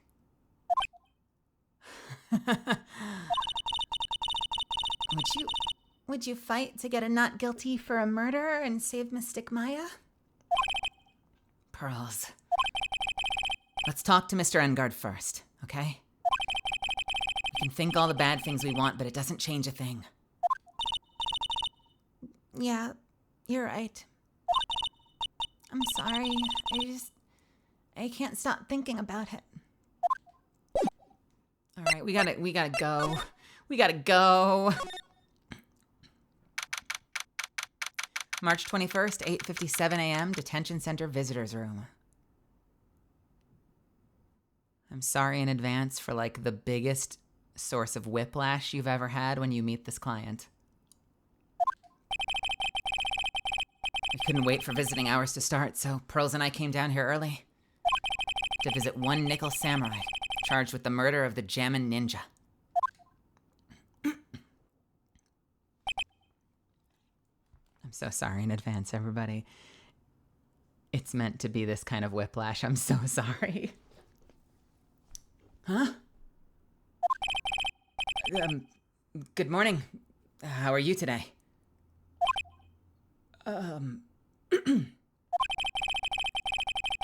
I know the situation might be a little tough for you.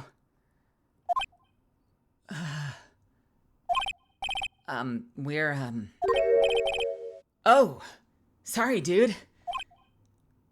What? I already signed up. Excuse me? I already have life insurance. I signed up a long time ago because my job is, you know. What?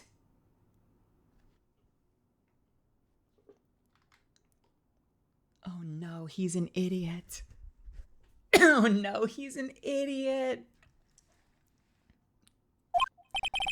Oh, no. We're not insurance salespeople. Really? Dude, I really don't need that right now either. What? Fire extinguishers? I mean, this building isn't my house, you know, so. The fuck? No. We're not here to sell you fire extinguishers either. What? I'm a lawyer. My name is Phoenix Wright. A lawyer?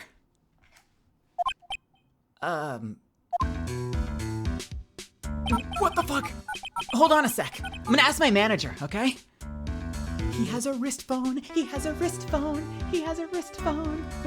come here.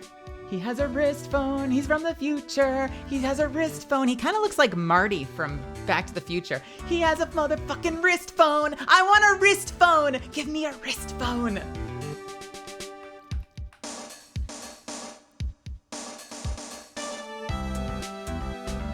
Hold on a sec. I'm gonna ask my manager, okay? Uh-huh. Yeah. The Nickel Samurai sure is a strange person, isn't he? I think strange is an understatement. Sorry about that. You're just in time. Huh? You're a lawyer, dude, right? My manager's looking for a good one right now, so how about it? Yeah, cha. What do you got for me, unknown? Let's go.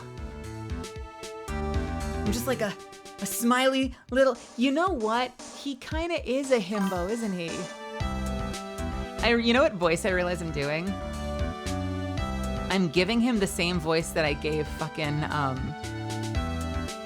oh God, what's their name in Destiny? Nimbus, right? I'm giving them the Nimbus voice. What's happening, man? You want to go back to my place and lift? Come on, we can do leg presses. It'll be totally fun, man. I got all this protein powder.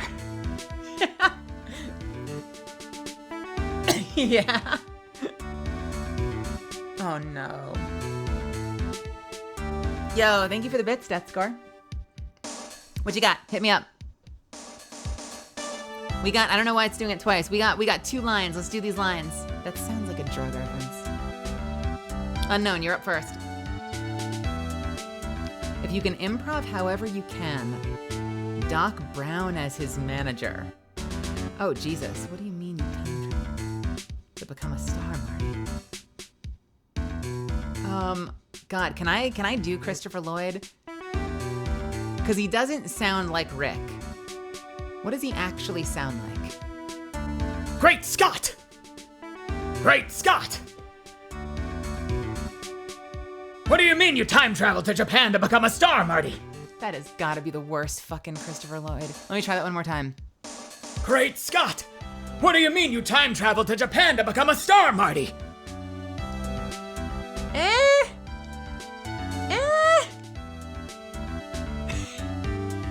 Maybe. Technically, it's supposed to be characters from the current case, but I'll take it. I will take your bets. Death Score, did you have one for me too? I'm gonna keep going. If you have a line that you'd like, Death Score, hit me up. Cha, my manager's looking for a good one right now, so how about it?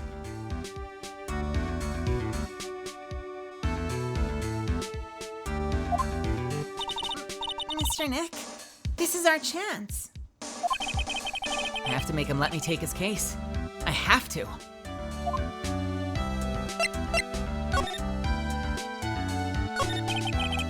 Sorry to intrude, but I'd like to ask you a few personal questions. That's okay, but dude, my autobiography's coming out soon, so if I say stuff without the publisher's approval, then I'm gonna be in real hot water. Hold on a sec. I'm gonna ask my publisher, okay? Yeah. Mr. Engard is so lucky. He has so many people he can talk to. I don't know if he actually has anyone he can really talk to. Sorry about that. Like I thought, the publisher said it'd be real bad if I said anything, dude. Does he have his mind? Does he have a mind of his own? Mr. Engard, okay, I'd like to ask you about the murder. Oh, are you covering this for a tabloid as a side job, dude? Well, if you want my statement on this, you should ask through my staff. No. I'm not asking on behalf of a tabloid. Son of a fucking, okay. Hold on a sec. I'm gonna ask the president of the... Hold on a sec. I'm gonna ask the president of the I can swear I can get this right. Hold on a sec. I'm gonna ask the president of the studio, okay? Yeah. Oh, no, totally. Is he all right, Mr. Nick? If we're talking about Mr. Engard's brain here, I wouldn't put my money on it. Sorry about that. The studio president said, even Neo Mount Fuji itself knows that I'm not the murderer. Mr. Nick, what's Neo Mount Fuji? It's a mountain on the city of Neo Old Tokyo, the city the Nickel Samurai protects. Oh, you motherfucker. You know what? I want to be your lawyer. Mr. Engard, this is an attorney's badge. Dude, I'm sorry, but I don't have the free time to be looking at things like that. Huh? I'm much too busy with Nickel Samurai stuff right now. I don't have the time to take a lawyer's correspondence course. Why does he believe I'm a salesman? Insurance, then extinguishers, now this. Son of a bitch. Okay. Can I... What were you going to confess? Can I say that by Phoenix Wright, that usually makes me laugh. You say by Phoenix Wright. But I would like to cross-examine the waitress's pet parrot.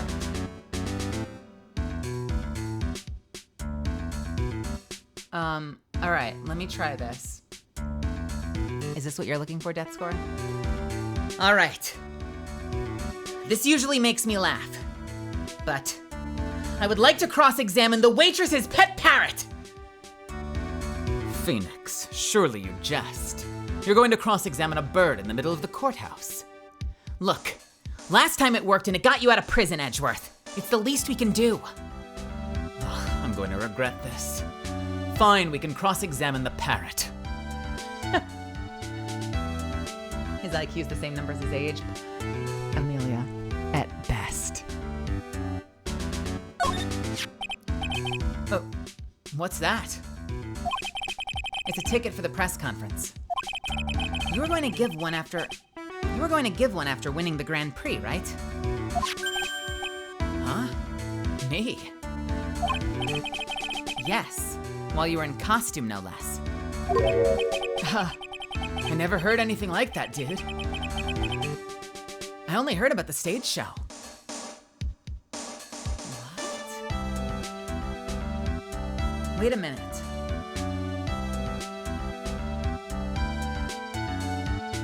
Is that the reason that it was the Nickel Samurai was going to give the press conference, not Matt Engard, because it wasn't him?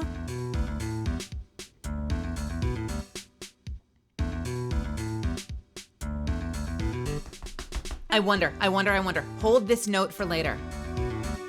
I wonder if whoever killed Juan Carita was going to appear on stage as the Nickel Samurai and officially confess to murder before running off and like disappearing and taking the costume off. I bet that was their last piece of evidence, that they were just gonna feed a confession to the media. But the police got there too soon for some reason. I bet. I'm allowed to speculate. You are not. Save that note for later. I swear to God, I bet they were gonna confess to murder live on air, but the police got there too soon or something. I never heard anything like that, dude. I only heard about the stage show. I always leave that kind of stuff to my manager. You didn't know? That's odd. I feel like this is a bad idea, but I'm gonna do it anyway. Mr. Nick, what are you gonna do with that? I don't know yet, but well, I figured I could at least show it to him. Is that a transceiver? Hey, it looks like a real nice one, too. I got it as a present from someone. Huh, interesting. I've also been instructed to take your case. Is that what you heard from the transceiver? Yeah. Dude, that's terrible. Don't let some disembodied voice boss you around. This coming from a man with a cell phone on his wrist. Let me try that again. This coming from a man with a cell phone on his wrist. Huh. Well, dude, I think it's about time for me to get going. Please, wait. I really need to take your case. There's always other people in need of a lawyer, right? Want me to introduce you to a few? Please take Mr. Nick. Please let Mr. Nick represent you. Man, oh man, lawyers these days. Now you dudes use kids to pull in clients too? If you don't take me as your lawyer, then the killer is going to...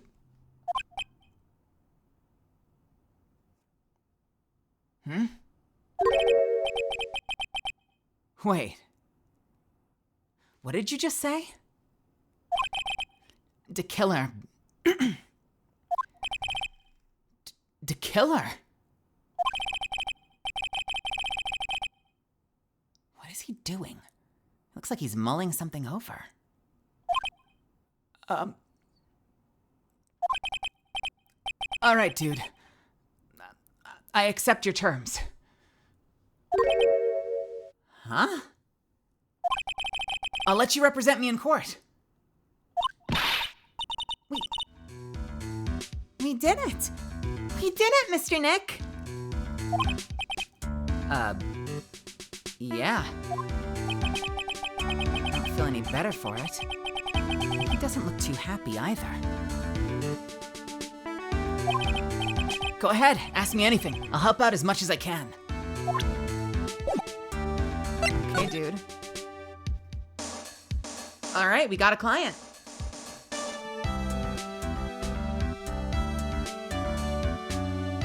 Why did he change his mind, and why does he look concerned? Like, he seemed nervous. What the fuck does he know? I wonder if he got a call as well. Man, I thank my lucky stars that people know my name. Well, you're quite the hero, and you're in the national spotlight. I didn't know who he is.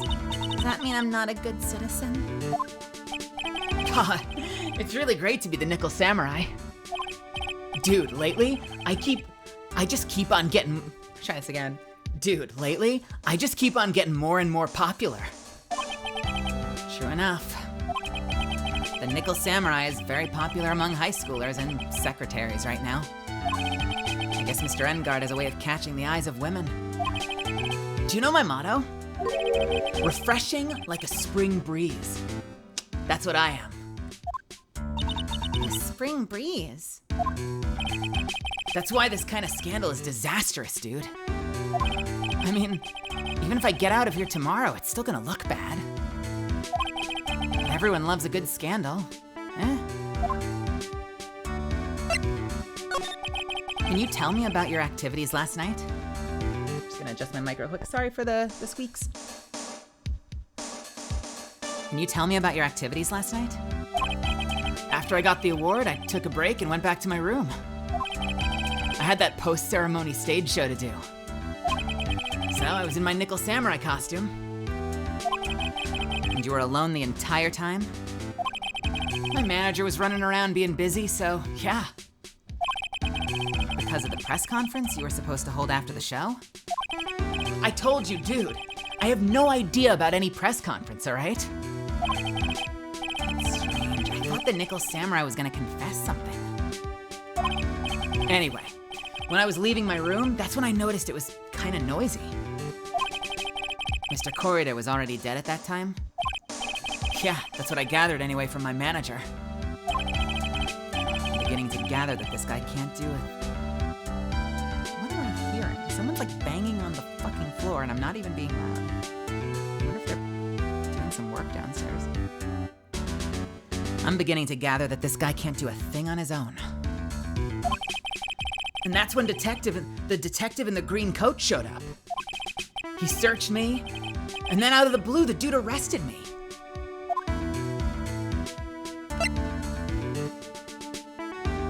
Sorry, by the way, if you hear the knocking for any reason, I don't know what the fuck that is. About you and the victim, Mr. Juan Carita. What sort of... It's got nothing to do with anything, dude. Man, with that face of his, you can't even tell he's the same age as me. And he wanted to try to make a Jammin' Ninja movie, even though we all know it would fail. The Nickel Samurai still won in the end, right?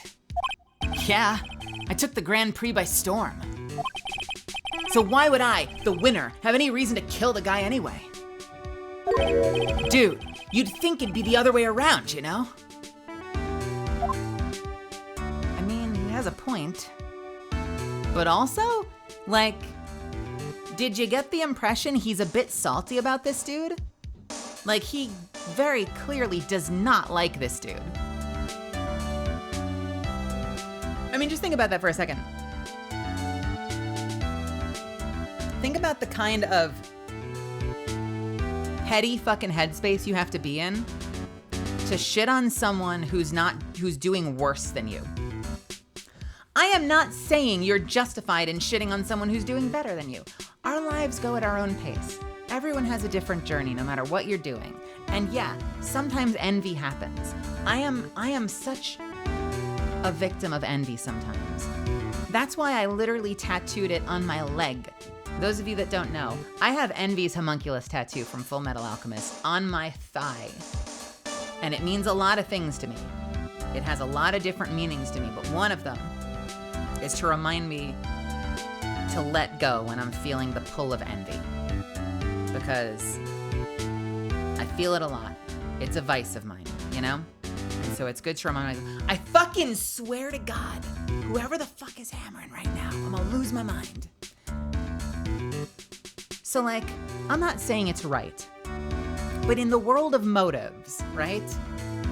He's not wrong that like, I could kind of understand him being jealous and cranky about someone who's beating him out left and right.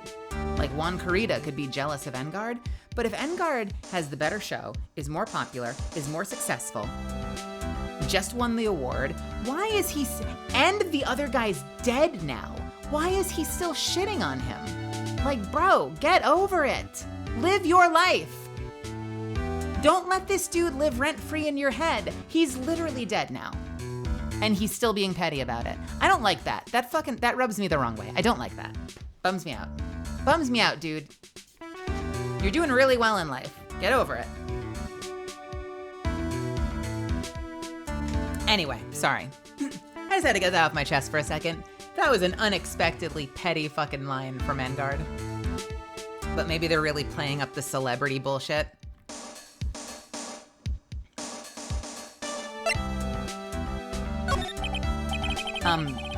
Do you know why you were arrested? I guess maybe my full body search went badly? Did they find something on you? They found a button from the Gem and Ninja's costume. A button? I don't get it either. It was caught in the pleats of my samurai pants, or hakama. Hakama?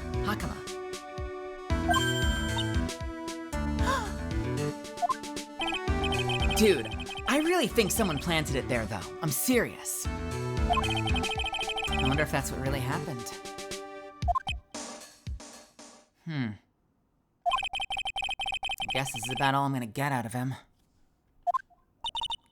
Mr. Nick? Yeah? Let's ask one last thing.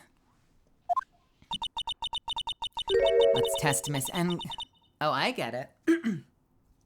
Let's test Mr. Engard to see if he's really innocent or not. Oh, that's her. Sorry. Let's ask one last question. Let's test Mr. Engard to see if he's really innocent or not. We can do that? Yes. If you use this. Maya's Magatama. He won't be able to hide any secrets from you, Mr. Nick. Why didn't we use this in the last case? Did we use it in the last case? I'm sorry. We should be using this in every case. This is genius. This is such metagaming right now. He won't be able to hide any secrets from you, Mr. Nick. I'm sure of it. I get it. Mr. Engard, I'd like to ask you one more question. Please answer me honestly. What is it, dude? Did you kill Mr. Juan Corrida?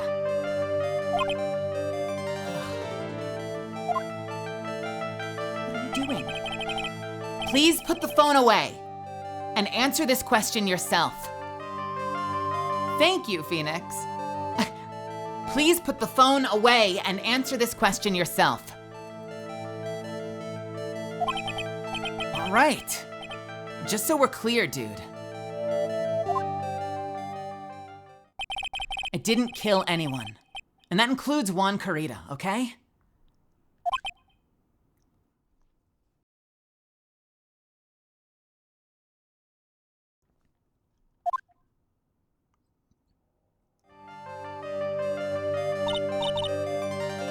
Mr. Nick? Nothing. Not a chain or a lock in sight. Which means it's all right to trust him. Yeah, it does appear that way. Let me ask my PR dude if I murdered anyone. I love, like, what was he about to do? Was he about to call his manager? Motherfucker. I imagine us, like, reaching through the fucking glass and snapping that fucking phone closed on his wrist. Well, at least I can breathe a sigh of relief knowing my client is innocent. The trial's tomorrow, right? I'm counting on you, dude. Thanks, bro. So wait a minute. Are we investigating now, or are we going straight to trial?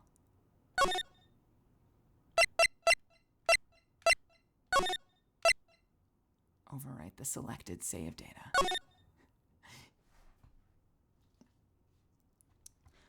We are investigating tomorrow. Okay. I know, we do this a lot, but I drink a lot of water. Welcome, welcome, Raiders. Make yourselves at home. I am going to take a quick break. I'm going to hit the 3-minute button.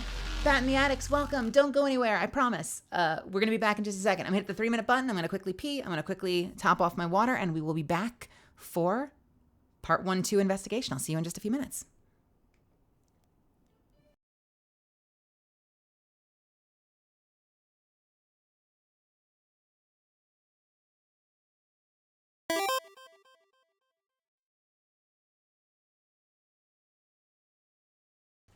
Look, I'm sorry, okay? I was about to take a break. I gotta keep peeing or I'll have to pee in the middle of the investigation. BRB.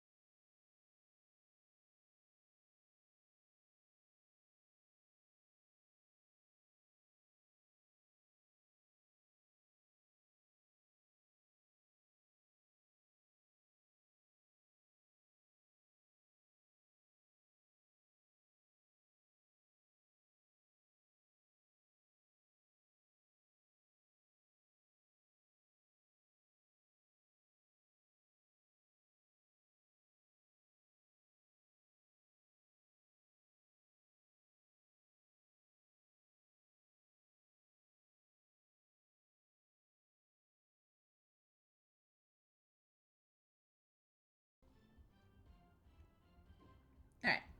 I am basically back, but we have a minute to kill, so I'm gonna grab a Cheez-It, and none of you can stop me. In fact, I'm gonna grab 3. Ha! How?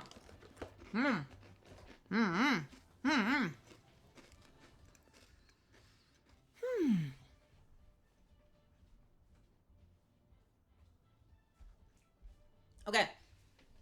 I gotta put these fucking things away, or this is going to be my dinner. I need to get the fucking Cheez-Its out of here.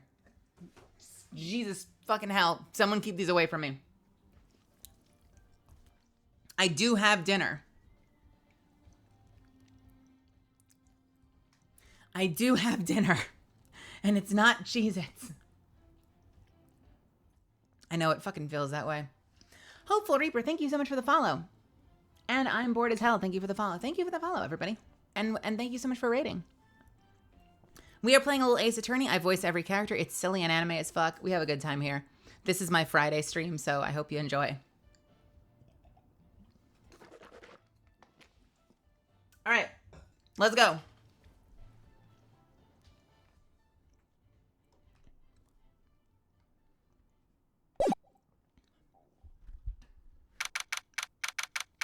March 21st. Oh my God, she's already ready to fight. March 21st, 11:34 a.m., Wright & Co. Law Offices. Well, at least we were able to get Mr. Matt Engard as our client. And we know that he didn't do it, which is very important. So now what would she do?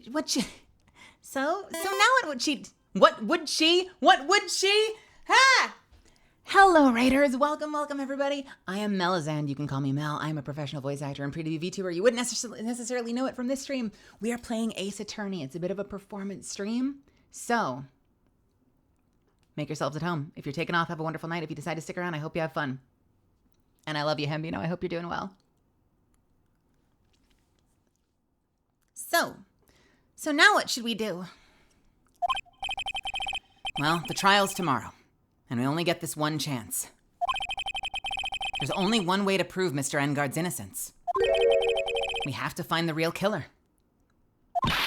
Okay, then let's start looking. Oh no.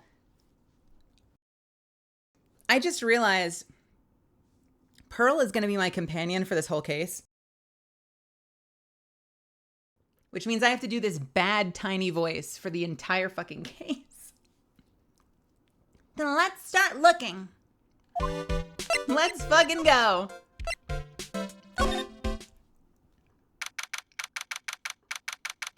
March 21st, Gatewater Hotel, hotel lobby.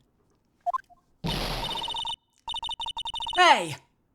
What do you think you're doing? You can't come in here without... Good morning. Hold on, it's you! What is going on around here? I heard poor Juan was killed, is that true? It's a real bad rerun is what this is. Another Steel Samurai doing the most awful deeds. You know, that's not entirely. Thank you so much for the sub. Welcome, Danny K. I'll have you know that I was a huge fan of Juan's. Why, oh why do all the stars I'm interested in drop one by one like flies? It's always been that way. Ever since I was a little girl, the class hamster was fine until one day we looked and it was dead. We didn't know who did it. Everyone blamed me. It was really stupid at the end of the day. And then they all pulled out their phones and started filming it. It was incredibly embarrassing for everyone. And, actually, I wanted to ask you about the murder and what happened. Don't push me, boy.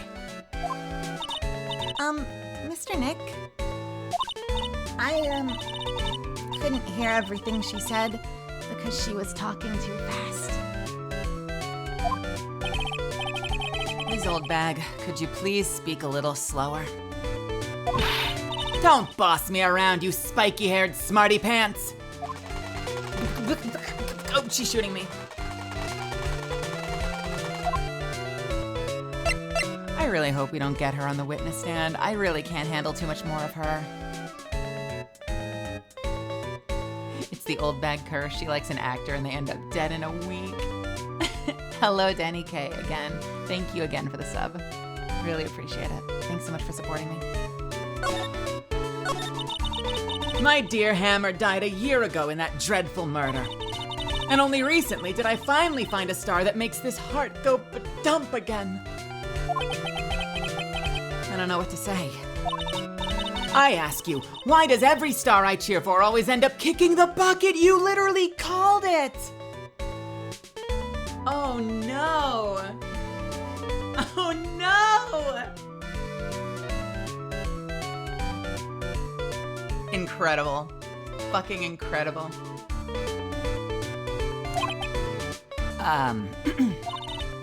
I'd watch your words. No one's gonna get away with saying anything bad about my Juan. But I haven't said anything. Well, I don't believe a word that woman says anyway. Huh? Wait, what woman? That irritating backwater girl with the afro and the horrible country accent. Old bag, that is fucking rude, dude. I mean, what is that manner of speaking supposed to be? And why does she never stop? Dude, bitch, why do you never stop? Honestly, women these days, they don't know the meaning of the word modesty. When I was a young maiden, I was so beautiful. But despite this, I pressed flowers, I read for the stars, I did this, I wanted to be on television, but they never did. I went to a pageant once. And would you believe that they chose the other girl next to... Hey, Pearls, are you thirsty? A little. Okay, I'll go get you some juice or something. Thank you very much. Hey, are you paying attention? Oh, youngins today. Oh, so I'm guessing Miss Oldbag heard everything from Lotta. One more thing. I want to ask you about what happened at the time of the murder. Huh. I don't know anything about that. I was here getting ready. Getting ready? For what? The show, of course. Well, and the press conference afterwards. Cue mysterious music for the magical press conference. Anyway, I don't know anything about the murder. Okay, I see. But... I'm gonna take a sip of water and let you stew on that for a second.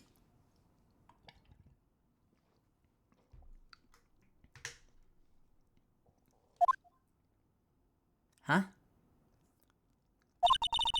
But if you're talking about what I saw, that's different. I saw it very clearly. What? What? I saw the most important moment of the night. What is the most important moment of the night, Wendy? The most important moment? You don't mean... Oh, so now you treat me with respect, you disrespectful child. When you speak to your elders, you should always be polite. Really, kids these days. Please, tell me, what did you see?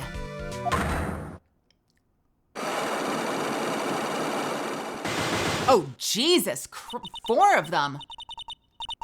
The murder last night was gruesome, wasn't it? But then what murder isn't? Please don't stray onto another tangent, please. If you want to hear more, show your respect and bring this lady a present. Oh, fuck me, dude.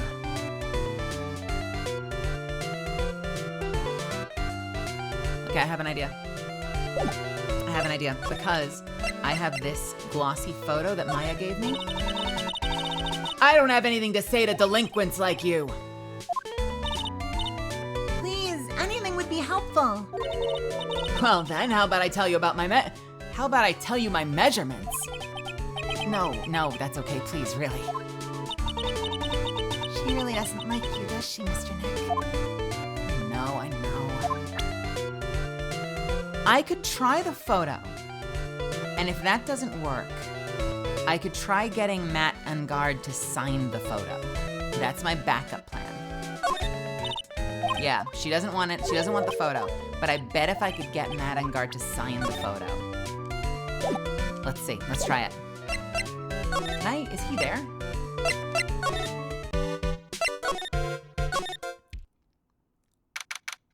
March 21st, detention center, visitor's room. Ah, the lawyer dude. So what'd you find out? Well, I'm still in the middle of investigating. I see. But I've already told you everything I know, dude.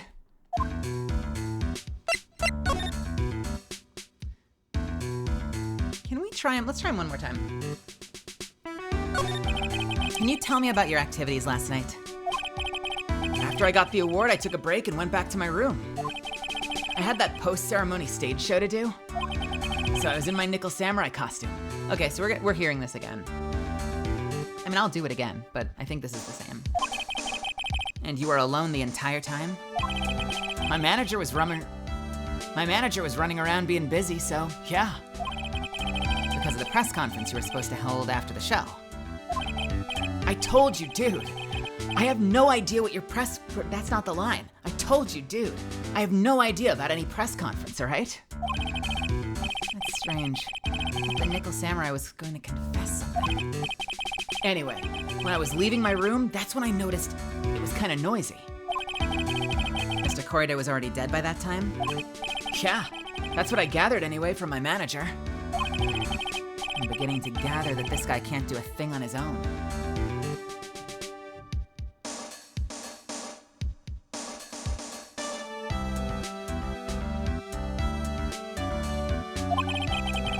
And that's when the detective in the green coat showed up.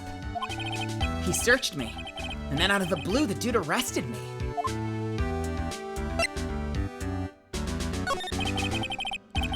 About you and the victim, Mr. Juan Corrida, what sort of... That's got nothing to do with anything, my dude. My dude. We're just okay. Man, with that face of his, you can't even tell he's the same age as me. And he wanted to try to make a Jammin' Ninja movie, even though we all know it would fail. The Nickel Samurai still won in the end, right? Yeah. I took the Grand Prix by storm. So why would I, the winner, have any reason to kill that guy anyway? Dude, you'd think it'd be the other way around, you know?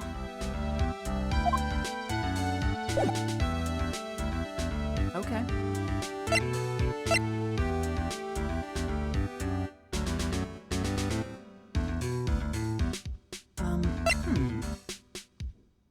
Can we get him to sign the photo?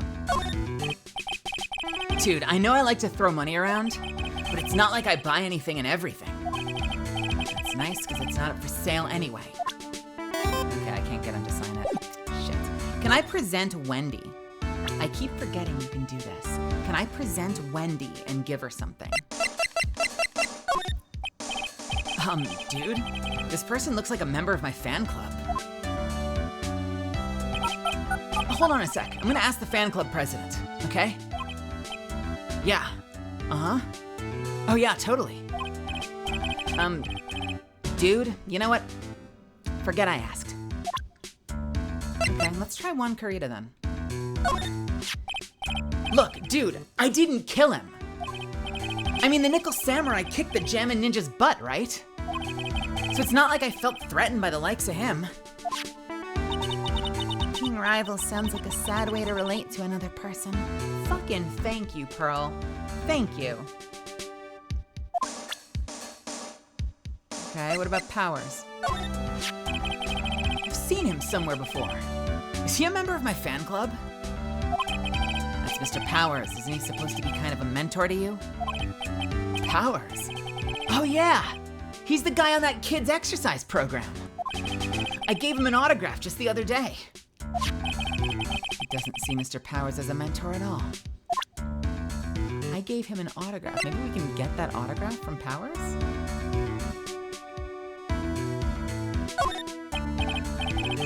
Okay.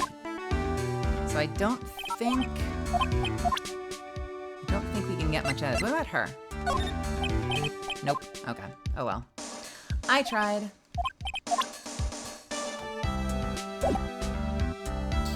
Shit. Nothing else? Okay, let's get out of here. So I need to get her a present somehow. Interesting. That's an interesting thought. Yeah, let's go see if we can find Will. All right, nothing for you. Let's go into Viola Hall. Viola Hall. Man, it is hard to say that. I keep wanting to say Viola Hole, which sounds like a Bond girl. Ugh. March 21st, Gatewater Hotel, Viola Hall. Looks like the investigation is still in full swing.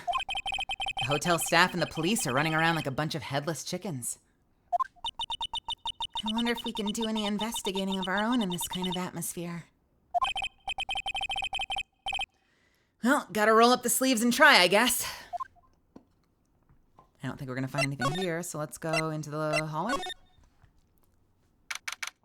March 21st, Gatewater Hotel, hallway. Hey, you're here. Been waiting for you, Mr. Lawyer. Lotta. Hey, Mr. Cop fella, the thief showed his face. What? Arrest him, put him on trial, find him guilty, give him the death penalty. What is wrong, Lotta? Are you feeling all right? Looked here and there and up and down the mountain, but it ain't here. So why don't you just hurry up and give it back to me, you creep? What are you looking for? My camera! Camera! C-A-M-E-R-A. It's my lifeblood. I'm gonna die without my $700 camera. Your camera? Look, don't lots of people say the criminal always goes back to the scene of the crime? And looky, here you are. Yeah, here I am, faced with a lot of trouble. Huh? Why are you here? Why is everyone here? So you lost your camera? It ain't no ordinary camera. You buy it in a store and it's $1,600 brand new. But didn't you just say you bought it for $700? I had a nice long talk with the guy at the store. About 5 hours, I reckon. I made this itty bitty scratch on it and the manager got all huffed up in the face. He gave me this talking to and was real mean about it too. He done made me cry at that. When did you lose your camera? Last night, after the murder happened. Must have been when I was busy running around looking into things. That's when I lost sight of my dear, darling, expensive sweetie. Lotta, what did you capture with that expensive camera of yours? I don't rightly know. I snapped a shot of anything that caught my eye. So I don't remember. And besides, couldn't get anything from my big scoop. I wonder if Lotta's missing camera is even connected to the murder. A very expensive item valued at $1,600. It was stolen. Well, missing. Well, missing. It was stolen around the time of the murder.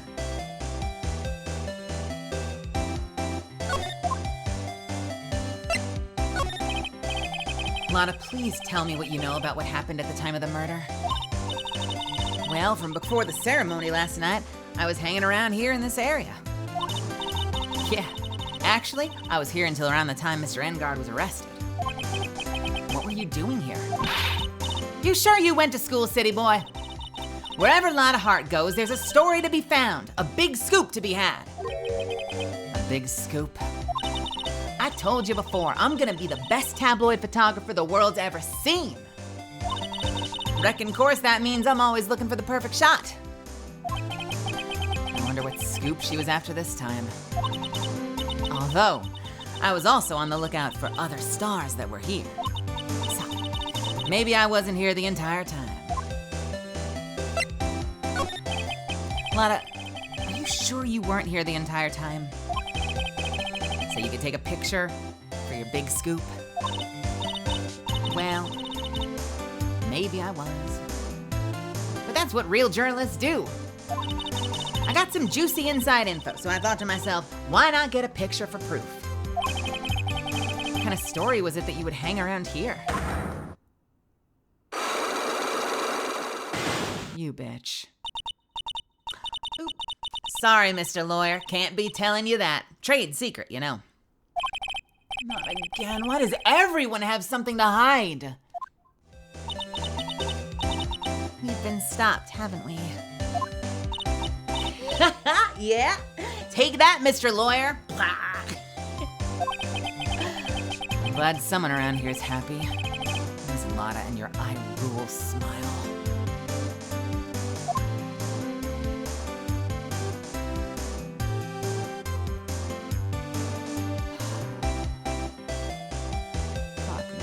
You know what? Let's try it. Fuck it, let's try it. Take that! It's only 2. Maybe we can get it. Big scoop. Lotta, will you please answer my questions? On the night of the murder, why were you loitering around the victim's room? I told you, didn't I? For my scoop. What I want to know about... What I want to know about are the details of this scoop. That's not something I can tell you. I mean, that there's my bread and butter. All right then, an unpleasant tabloid photographer looking for a scoop. I'm gonna say that you were looking into a scandal. Could it be that you, Lotta Hart, were looking for a break with a huge story? Perhaps an unfolding scandal between Juan Corrida and this person? I can do this. I can do this. Take that! Who the heck is that? You think us journalists are all a bunch of idiots. You can't fool me. I'm a pro. I'm sorry, is it not Engard? Oh, really? So who's this person anyway? If you're such a pro, why don't you do your own research and figure it out? Okay, let's try that again, shall we? Perhaps an unfolding scandal between Juan Corrida and this person. I did Matt Engard. So the only other option is Will Powers. But I'm not confident, so let's go back. I don't think I have enough evidence yet. I should investigate and gather some more clues before I try again.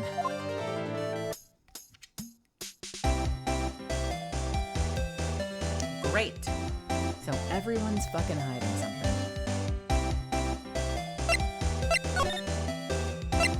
So we can go into Corrida's room and we can go into Engard's room.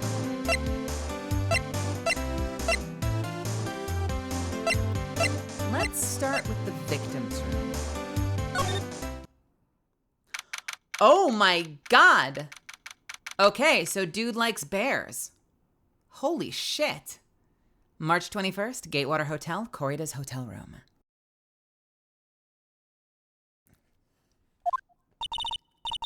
Mr. Nick, where are we?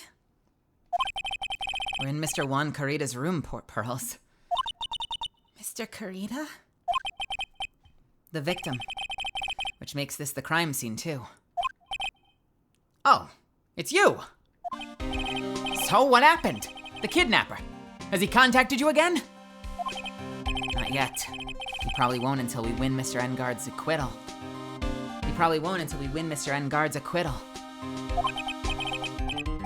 Are you doing okay, pal? Hanging in there?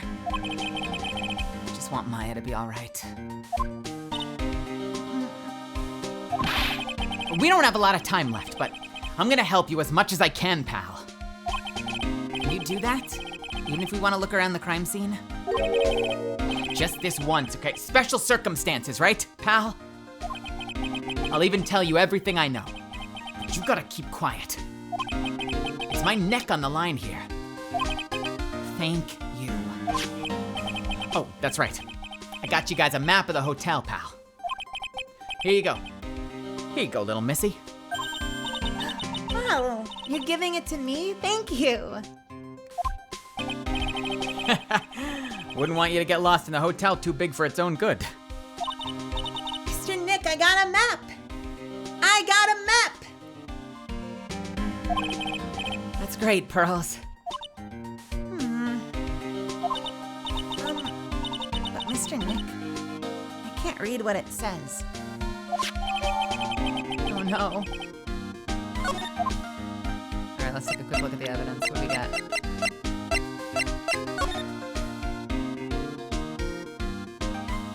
Alright, so we just got a place to point out shit. I'm sure it'll come in later. Good.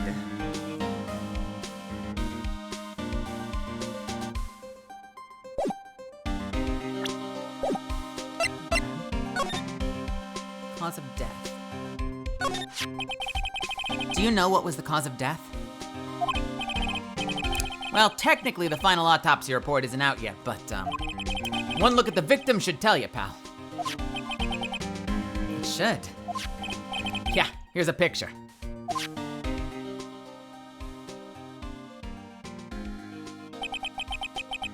Okay. There's a knife in his chest. Yeah, pal. That's the murder weapon. So he was stabbed to death. Hey, look, missing button that was found on, oh, Jesus Christ. It was found in Matt's pants. So that's the button that was then found on our fucking client. They're looking at the fingerprints down at the lab right now. There were fingerprints on the knife? Yeah. And it looks like they're pretty sure they're Matt Engard's prints, pal. That's bad. Real bad.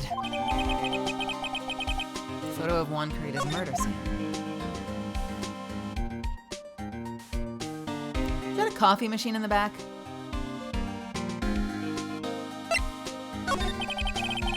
Why was Mr. Engard arrested? Because we had evidence on him. Evidence. It looks like the victim, Juan Carita, really put up a big fight. Oh God, there's a second half. Oh God, there's more bears. Yeah, one look at the crime scene and you can tell. There's signs of a struggle everywhere. Well, yeah. During the fight, his button came off. Mr. Engard said something about a button. Something like one of the Jam Ninja's buttons got caught in his hakama? But that's not all. What? There was a witness, pal. A witness? Who was it?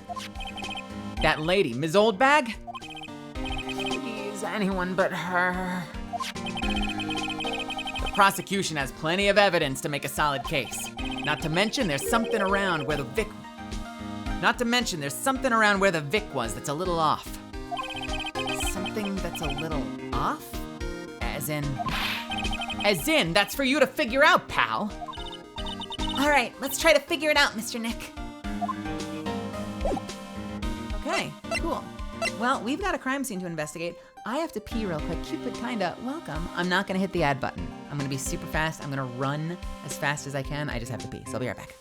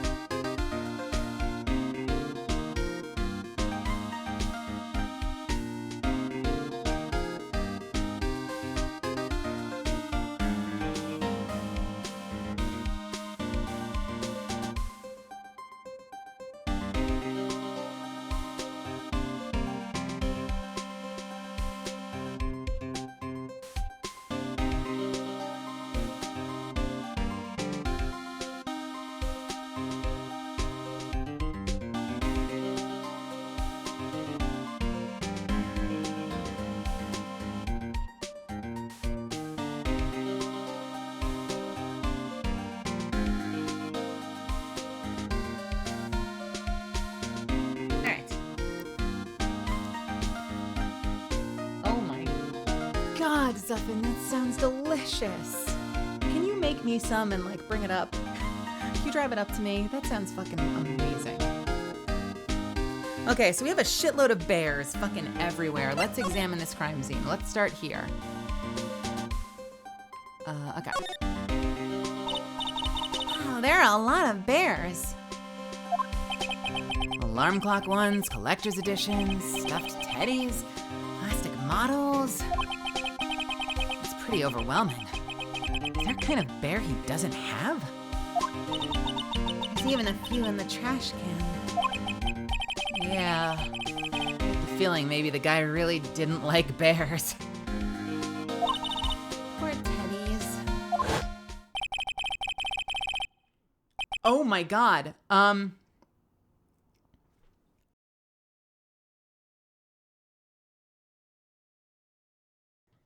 It's hard to bear with all these problems. Growl!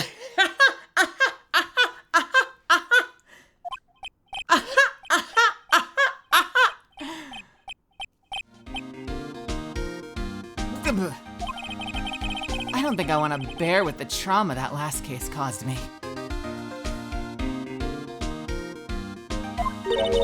What's wrong, Mr. Nick? Why did that just happen? Why do I have bear puns in my head? I had to pause for a second to remind myself what the hell he sounded like. I was like, He kind of talks like this. Sort of, I think. It's been a fucking case, bro. All right. Lots of fucking bears. Is that a rice cooker? On the floor? What is that? That looks like a rice cooker, right? Sort of? Or is that a humidifier? What the fuck is that? The world will never know. It's a suitcase. There are so many things in it that I bet he barely closes. There's clothes, a dryer, an electric shaver, a calculator. Do all stars pack too much stuff like Mr. Corrida? It's so messy in here. Am I blocking it? Here.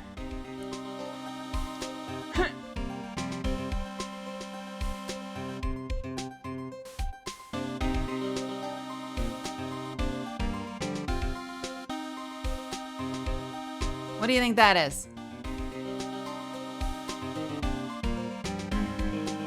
It looks like a rice cooker, right? On the floor. It's so messy in here. Rose really likes things neat and tidy, I take it. There are a lot of electronic things in here, and I've never seen before. Hey, Mr. Nick, tell me what they are, pretty please. Okay, that over there is a watch. You wear it on your wrist. I know what a watch is. Okay, for a second there, I forgot I was talking with Pearls, not Maya. God, the burn! Don't make that joke while she's a hostage. Anything else I can do? No chips, no camera. The one in the garbage. The one that's face down, ass up. They're both behind me. I'm sorry. You'll just have to take my word for it.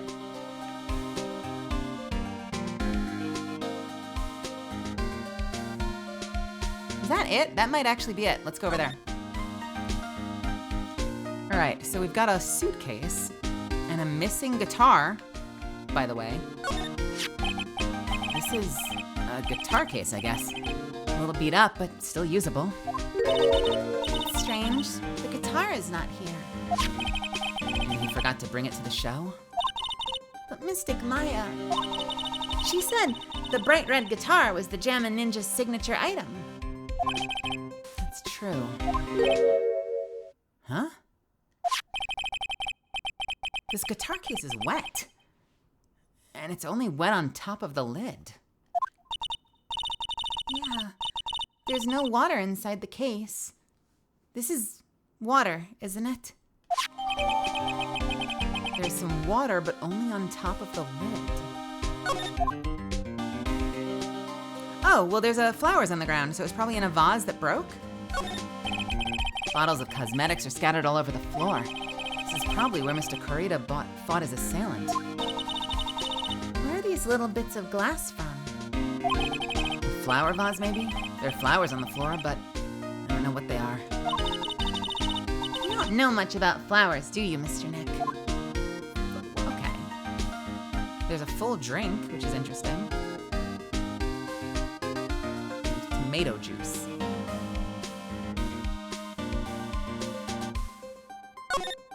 It's a beautiful wine glass, and there's tomato juice in it. Ooh, tomato juice. I don't really like it much. Hey, Iron Dragon. There's a bottle of it on the table over there. That's probably where this came from. Doesn't it seem weird? What seems weird?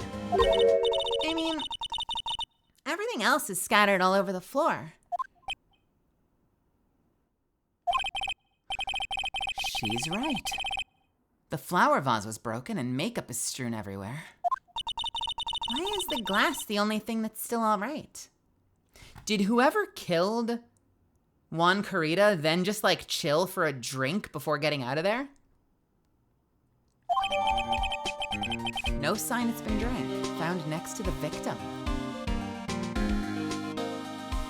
Interesting. Yeah, you would have to assume that either the murderer or whoever found the victim like poured themselves a drink afterwards.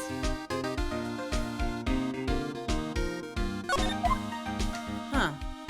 What's this? Looks like Mr. Kurita had a dinner last night. This bottle of... It's tomato juice. He had a lot of food at the award show last night. I wonder if the stars had gone on stage after only eating a meager meal like this. No more T-bone steaks. Phone off the hook. So that's a bed, right? Yeah, it's big, but it's a bed. Mr. Nick, it's so soft! Big beds must be a rarity for her. And she's on the bed.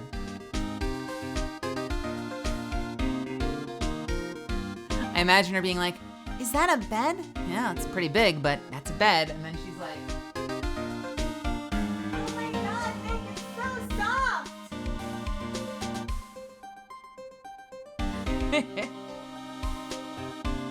all right, is that it?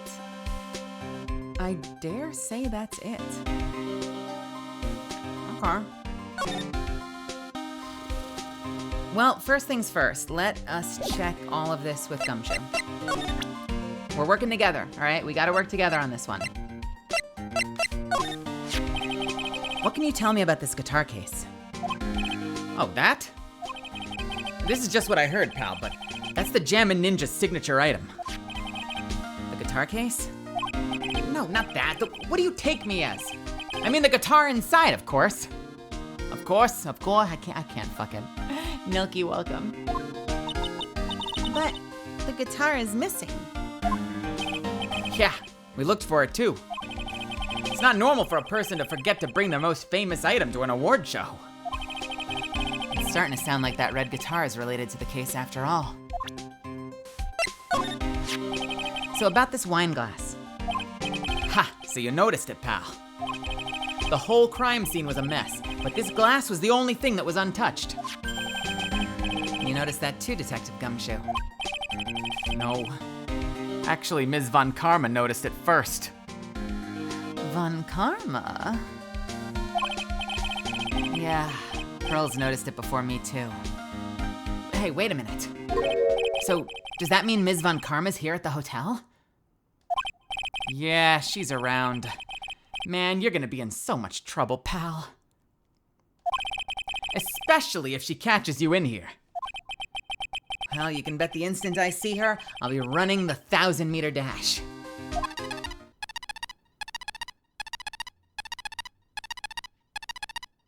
What? What?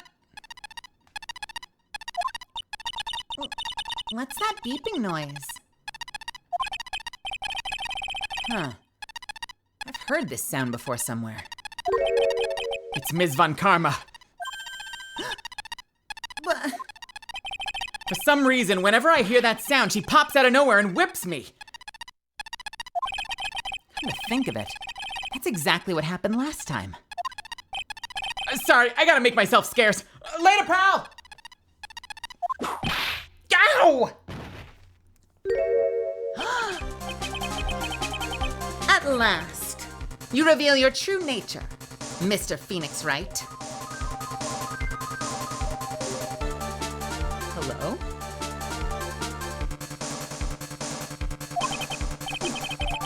Would it be too much to ask for you to be nice to me for a change? So, you're the type to steal information from pitifully hopeless detectives. That's very dishonorable of you! Ow. Hey, don't you dare run away, Scruffy McTrenchcoat! I didn't think the detectives of this country could be this pitiful. No! Detective, come over here for a second.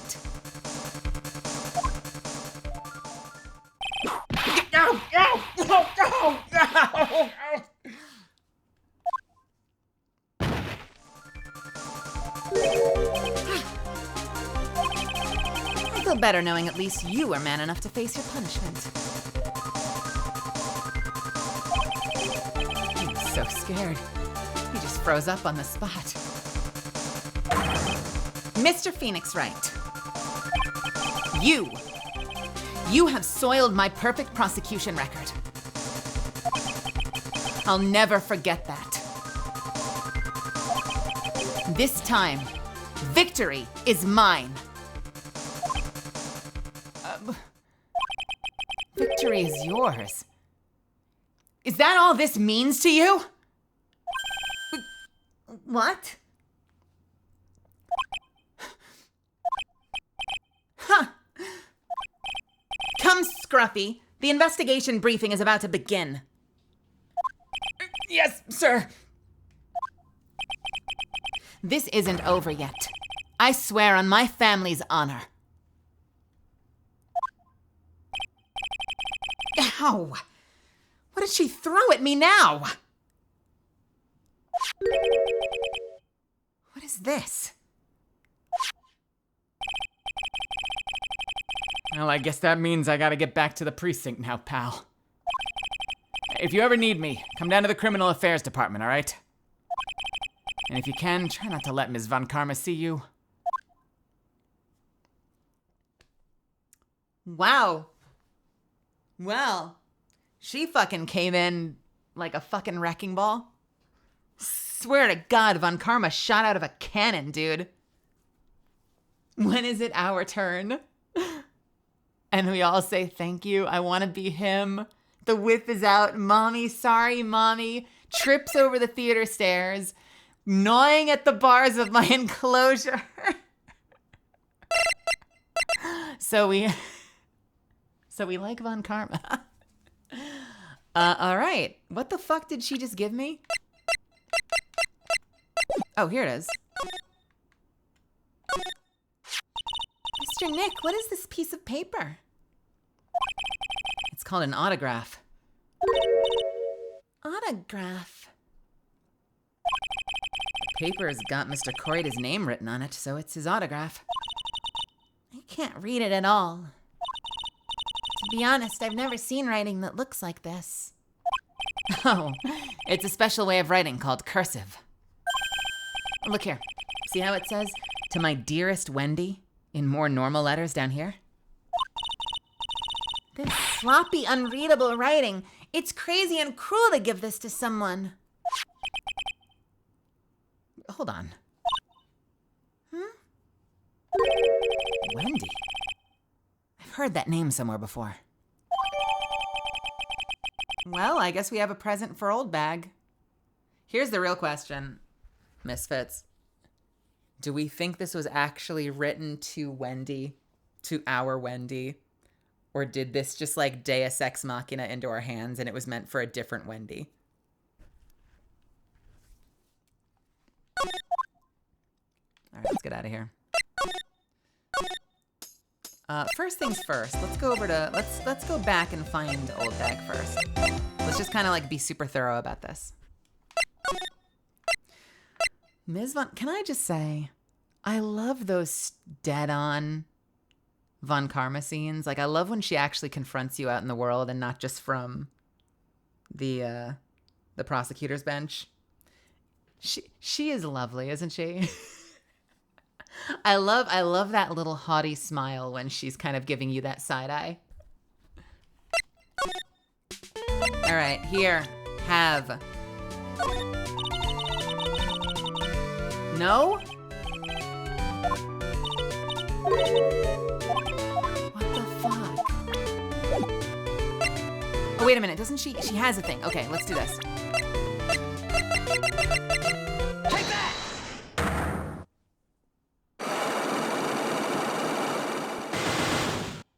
Oh, Christ. What you witnessed. All right, I'll be honest with you for now. But then please tell us what you saw. But what a waste. And here I have a perfectly good chance to have a little fun at a youngin's expense. I am a little devil after all. Doesn't that imply you aren't a good person? All right, I'll give you what you want. Take that! That's Juan's autograph. Yes, it is. And it even says, "To my dearest Wendy" on it. That's me, right? My name is Wendy Oldbag, so that Wendy has to be me, right? Well, it may say Wendy, but somehow I don't think Juan had this Wendy in mind when he signed it. Oh, please give it to me. Let me have it, please. I can't let you have it just like that. Yes, I know. Well, then how about an exchange? Oh. Wow, she must really want this autograph. And also, why does she suddenly have blue eyeliner and fucking blush on? What is this face? Make it go. No, go away. My offer isn't good enough for you? Fine, Mr. Right, you win. Wendy Oldbag, ready to open up her heart, all for my dearest Juan. Holy shit, she was easy. Okay, well, sweet. Autograph given to Wendy, dearest. For free. I feel bad for you now. Huh? I'll tell you, I saw him that night. I saw him coming out of Juan Corrida's room. You're kidding. Oh no! It was about 10 minutes before Juan's body was discovered. It was just a coincidence. I was on my way to the toilet, minding my own business. And did you tell that to the police? Well, of course. I thought I could get a gift certificate or two out of it, maybe more. A gift certificate? I've been recruited again for that part of the trial. You know, the trial tomorrow. Oh, fuck you. She's gonna be on the stand. I've been recruited again for that part of the trial. You know, the trial tomorrow? This time, you're gonna get it. I'm gonna work hard to get your client pronounced guilty. Mr. Engard hasn't done anything bad. I don't care about details like that. I know he did my dear poor Juan in, I just do. That yellow-bellied chicken. A yellow-bellied chicken. I wonder what that would look like. I trust my senses. I know when someone did something bad, and I say he did it. What did Mr. Engard ever do to her to deserve this? What did Mr. Engard do to you to make you so... You don't know? That guy, he framed my Juan. He created a scandal that plagued poor Juan. Mr. Nick, what is it? What's a scandal? Oh, I'll tell you about it after we get home, okay? Poor Juan, led astray by the wiles of that vile temptress. Mr. Nick, what do vials and wild temptress mean? How about we just listen to what Ms. Oldbag has to say now, okay, Pearls? So, Ms. Oldbag, who's this woman you're talking about? Adrian Andrews, of course. Who else?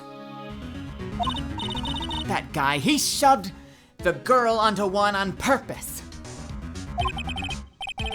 His own manager? But why? I thought lawyers were smart. It was to create a scandal to make Juan lose face. That girl drove Juan into Excuse me. That girl drove Juan into a scandal that dragged his reputation through the mud. Sounds like a pretty standard definition of a scandal to me. Why do you know so much about that anyway, Ms. Oldbag? I'm one of Juan's biggest fans. I'm always out there gathering information. There's nothing I don't know. And do you have proof that Mr. Engard did what you say he did? Next week's issue of a certain magazine says so. Ugh. Of course, a tabloid. Next week. Doesn't that mean it's something people don't know about yet? Why would Ms. Oldbag have information like that? And where did she get it?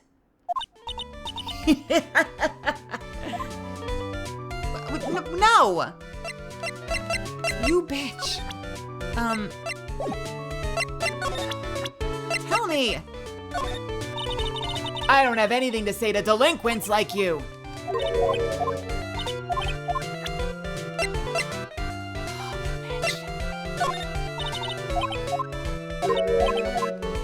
You're kidding.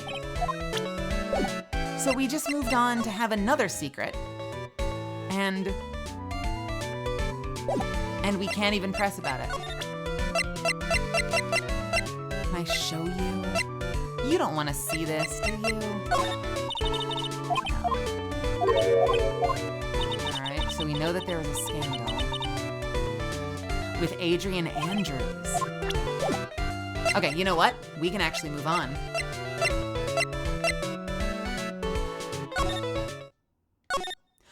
You know what, Misfits? I bet if we go start with her now, we might be able to do this. Let's see. Because the scandal, right, was with Adrian Andrews.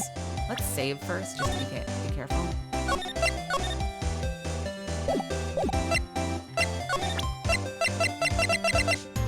Take that! All right. Fingers crossed. And we still have the other bedroom to look at.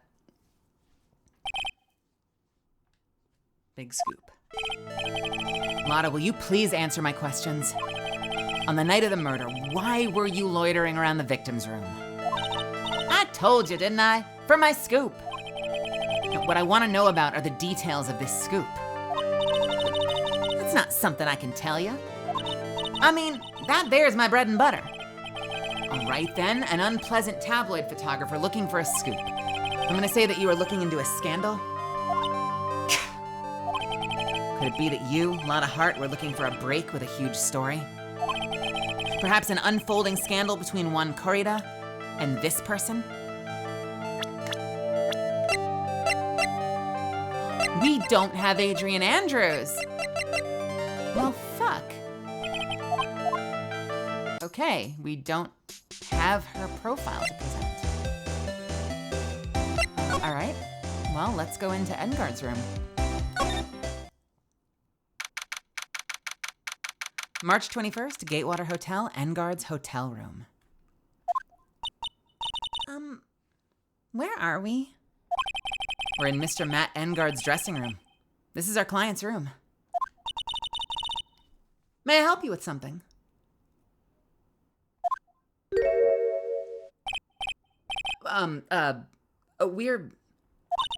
You're Mr. Engard's lawyer, correct? I gathered as much. Hello. Is that voice quills? Is that voice quills in the flesh? I swear to God, it looks like quills. You're Mr. Engard's lawyer, correct? I gathered as much.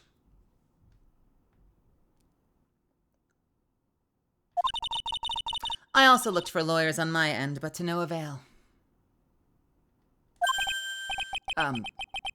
How did you know I'm his lawyer? You were just saying that he's your client.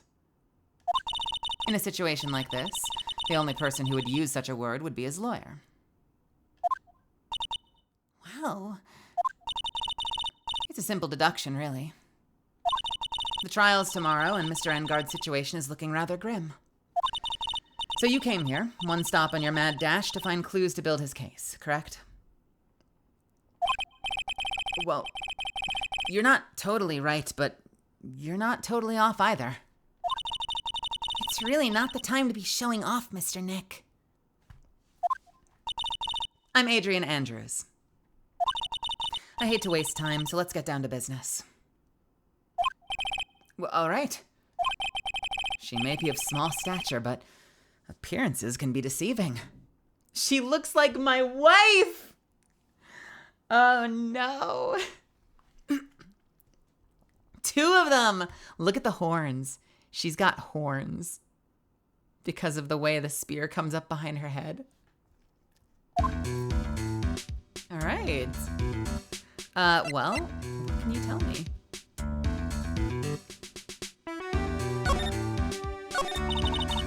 I assume the first thing you need to know is what everyone was doing that night, correct? Yes, that's correct. Then I will tell you. Before the award ceremony, I had dinner with Mr. Engard. In this very room, I might add. Dinner? What did you eat? I told you, I hate to waste time with trifling details. If you take a look at the table yourself, you wouldn't need to ask me. Well, I bet she's a lot of fun at parties. When the award show was starting, I headed for the Viola Lounge. Lounge? Why did I say lounge? When the award show was starting, I headed for the Viola Hall. And after the show ended, you came back to this room? No. I had some small errands to run. I helped with the preparations in the lobby. Oh. Preparations for the post-ceremony show, I guess. When it was time for the post-ceremony show, I came back to call for Mr. Engard. After that, I went to visit Mr. Kurita. And that's when you found his body, isn't it? You really held strong through everything. Yeah. She does seem to be mentally tough as nails.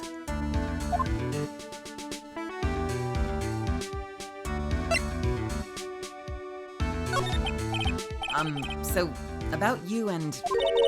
Stop right there. You aren't seriously about to ask how Mr. Engard and I are related, are you? Sorry? I have no idea how he could be close to you as his lawyer. Sorry. I have no idea how he could have chosen you as his lawyer. Why did she have to go and say something like that? Mr. Nick, calm down and hang in there. I'll give you a shoulder rub to relieve your stress later, all right?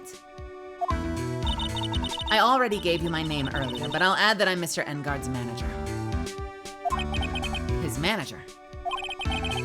Speaking of managers, did the victim, Mr. Kurita, have one? No, he did not. He didn't. Global Studios has a very different policy from Worldwide Studios, in that Worldwide Studios does not assign individual managers to their stars. I see.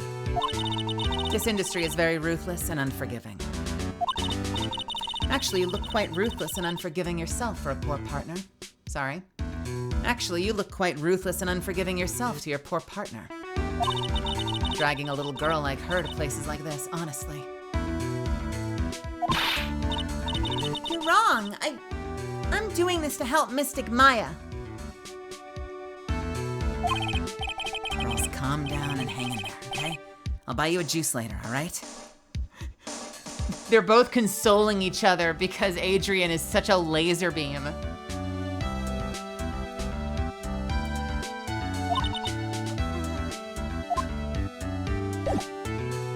Okay, can you tell me about your client?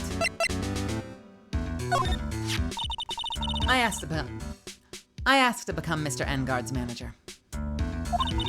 He's a pleasure to manage, with his nice deposition. Deposition? He's a pleasure to manage, with his nice disposition. Mr. Engard does seem like a rather weak-willed man, always doing as he's told. Wait a minute!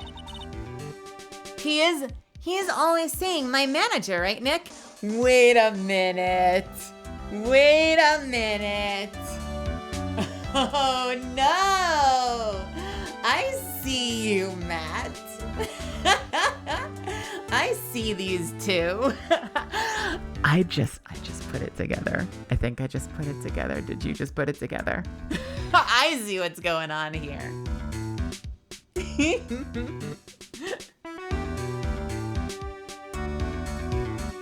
He's always saying my manager, right, Nick?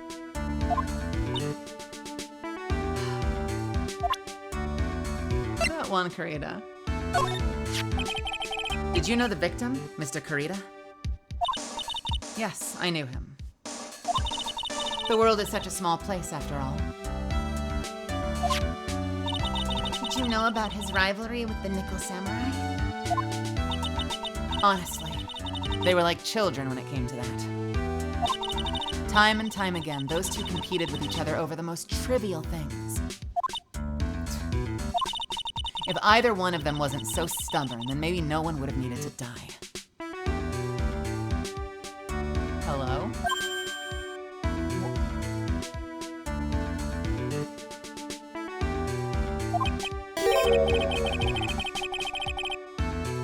If either one of them wasn't so stubborn, then neither of them would have needed to die? Needed to die?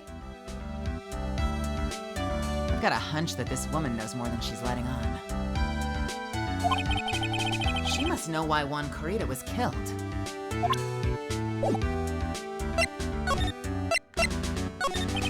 Do you have any ideas? As to why Mr. Corrida was murdered? Why would you ask me such a thing? I'm doing my job. So, do you have any ideas?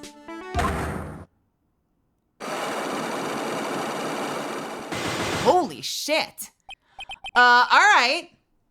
Ms. Andrews? Sorry, but there's nothing more I have to add to this conversation. Is it a psych lock, Mr. Nick? Yeah. There's getting to be more and more of these lately.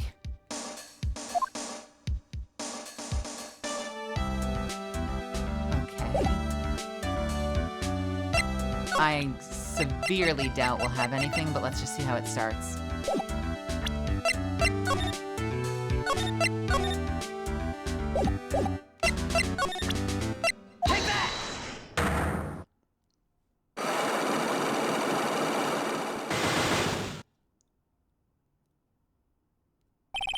Motive for murder. Why was Juan Corrida murdered? If you ask me, I think you know the reason he was killed. Hey, Miss Dio. A scored formula. Why are you hiding things? Don't you realize you're putting Mr. Engard's life in danger by your actions? Why do you ask questions for which I have no answers? The truth is, I was not that close to Mr. Corrida. You were not that close? That's right. I've never been good at being intimate with another person. Intimate? You're not good at being intimate with another person? Somehow I highly doubt that. Okay, so we're gonna have some kind of evidence that she was dating someone, but we do not have it yet. I have enough evidence yet. I should investigate and gather some more clues before I try again. Okay, so I already have a theory. And my theory is, so we already know that there was supposedly a scandal between Juan Corrida and Adrian Andrews. And now, remember, unreliable narrators is a thing. Just because someone says it doesn't mean it's true, right? So, hang on a second.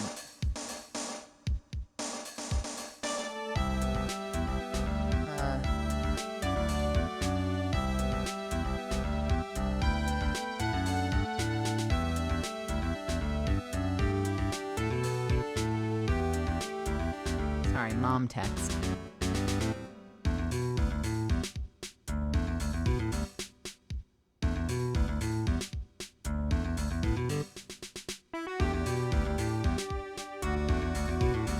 Got a mom text. So here's my theory. So just because someone says something doesn't mean it's true, right? So what we know from Old Bag was that there was some scandal, like forthcoming scandal between Adrian Andrews and Juan Corrida. And Old Bag's take on it was that Matt Engard sicked his manager on Juan Corrida to create some sort of scandal, right? So I suspect that I need to present Juan Corrida and be like, oh, you don't know how to be, you barely know Juan Corrida, you don't know how to be intimate with people, then why did you sleep with him or something? You know, like I feel like that's what I'm driving towards, but I feel like I need the evidence from Lotta first, because I guarantee that's going to be like a supplementary thing that I need to present. So let's start by investigating the room, then we'll go back and see that if maybe now that we have Adrian's profile, maybe we can unlock Lotta's thing. So first things first. Looks like dishes are left over from dinner. A dinner for two at that. I'm sure they're Mr. Engard and Ms. Andrews' plates. Looks like they had T-bone steaks. What's with Global Studios and T-bone steaks? Thank you for calling this out, by the way.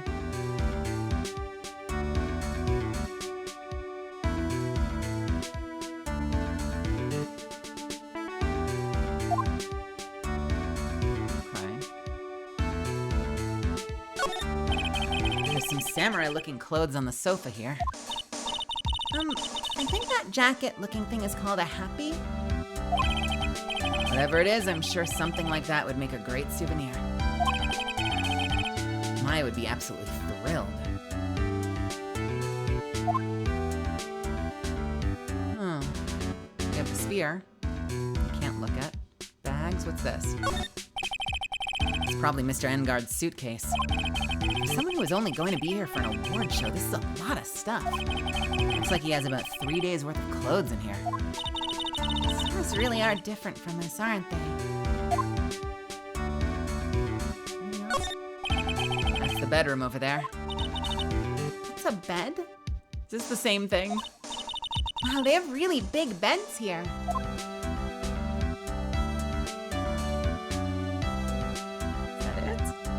Is that all there is to see in his room? What the fuck? That's it? Alright, so there's like no fucking evidence in his bedroom.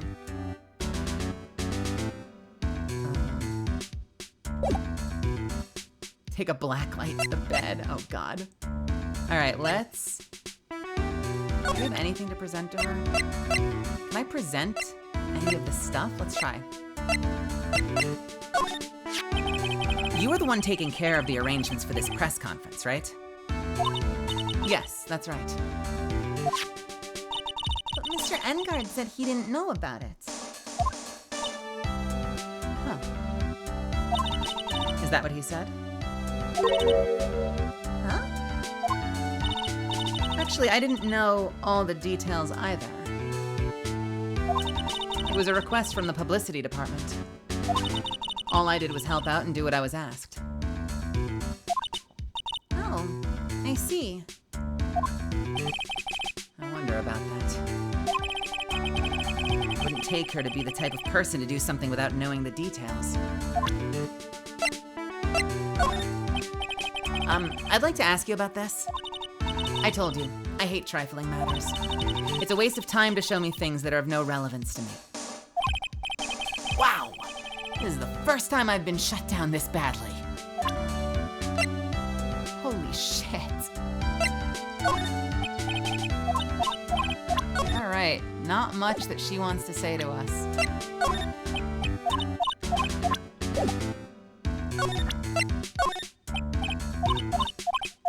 Can I present anyone else's profiles? What about... Powers? That's Mr. Will Powers. He's an actor contracted with Global Studios. He's a very nice man. A man with a good heart. But that's all he is, and ever will be.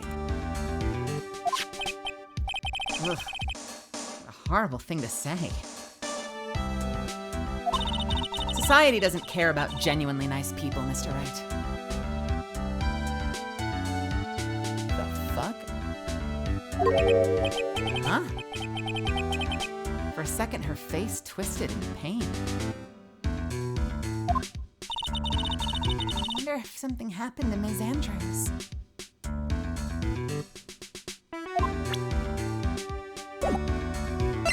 Do you want to talk about it, girl? No? Can I try that again? I want to hear that one more time. That's Mr. Will Powers. He's an actor contracted with Global Studios. He's a very nice man. A man with a good heart. But that's all he is and all he'll ever be. Ugh, what a horrible thing to say. Society doesn't care about genuinely nice people, Mr. Wright. For a second there, her face twisted in pain. I wonder if something happened to Miss Andrews. Oh no, it's traumatized. Something's fucking going on there. All right. Can we go with you again? Can we figure this out now? So this woman's got secrets. She's got secrets about barely knowing Juan Carita. She's got secrets about having no idea what the murder motive is. And we didn't get a prompt for it, but she clearly has secrets of her own about relationships and shit.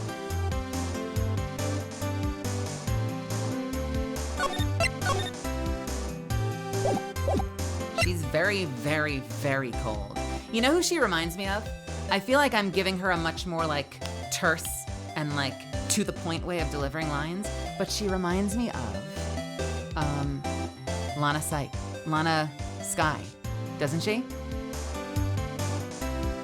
Like I immediately wonder if it's the same situation. Like she's giving me massive Lana Sky vibes, where Lana Sky was like, I committed the crime. I'm not asking for your help as a lawyer. The world is fucking rough. I don't want your help. Get out of here.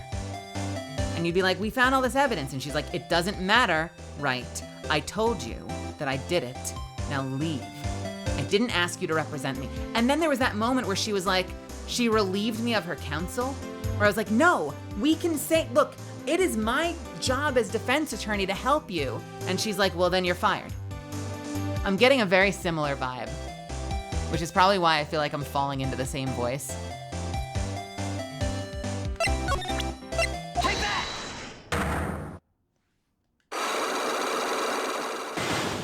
All right. Big scoop. So we've done this part before. Lana, we're gonna do the speed version. Lana, will you please answer my questions? On the night of the murder, why were you loitering in the victim's room? I told you, didn't I? For my scoop. What I wanna know about is the details of the scoop. That's not something I can tell you.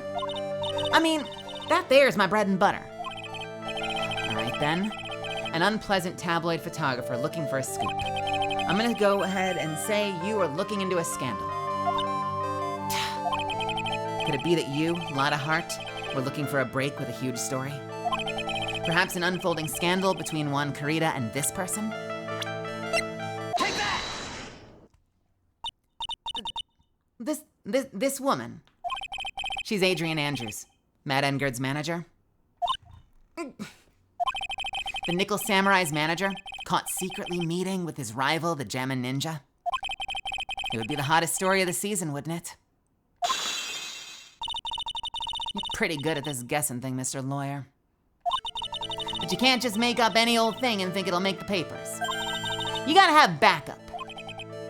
Backup? Yeah. You gotta have that, what's it? That new sauce. You mean news source? That's it. So show me something that shows that Juan guy had something with Ms. Andrews. Show me something that he had something with Ms. Andrews. Oh, fuck me.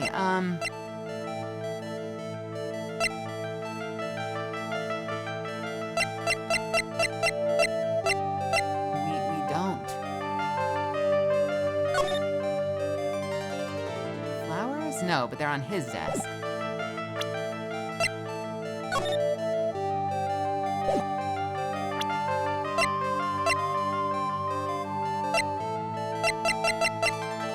Show us that new sauce.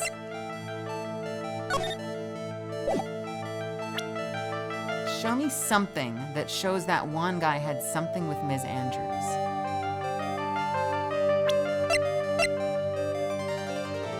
Engard's manager, an intelligent woman who seems to have it all together. Well, that's not fucking foreboding. I'm gonna eat some Cheez-Its to that. Is that not the most fucking foreboding description of a character you've ever seen? An intelligent woman who seems to have it all together. Okay. All right. Yeah, okay, sure. I believe you.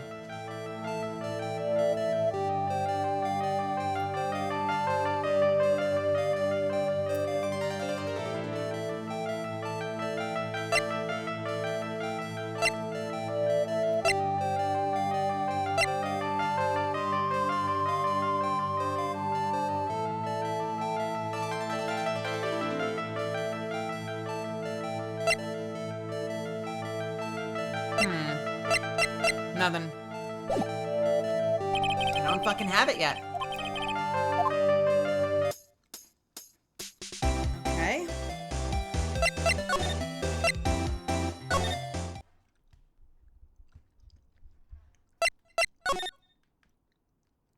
We've already done all of this, right? He's gone. Yeah, there's nothing left in here, I don't think.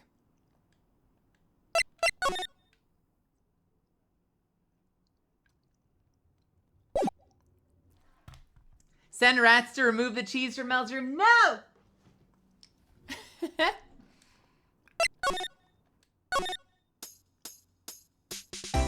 I did aristocratically. I have to repost that later. That was fucking adorable. She looks so bored. Ooh, hello.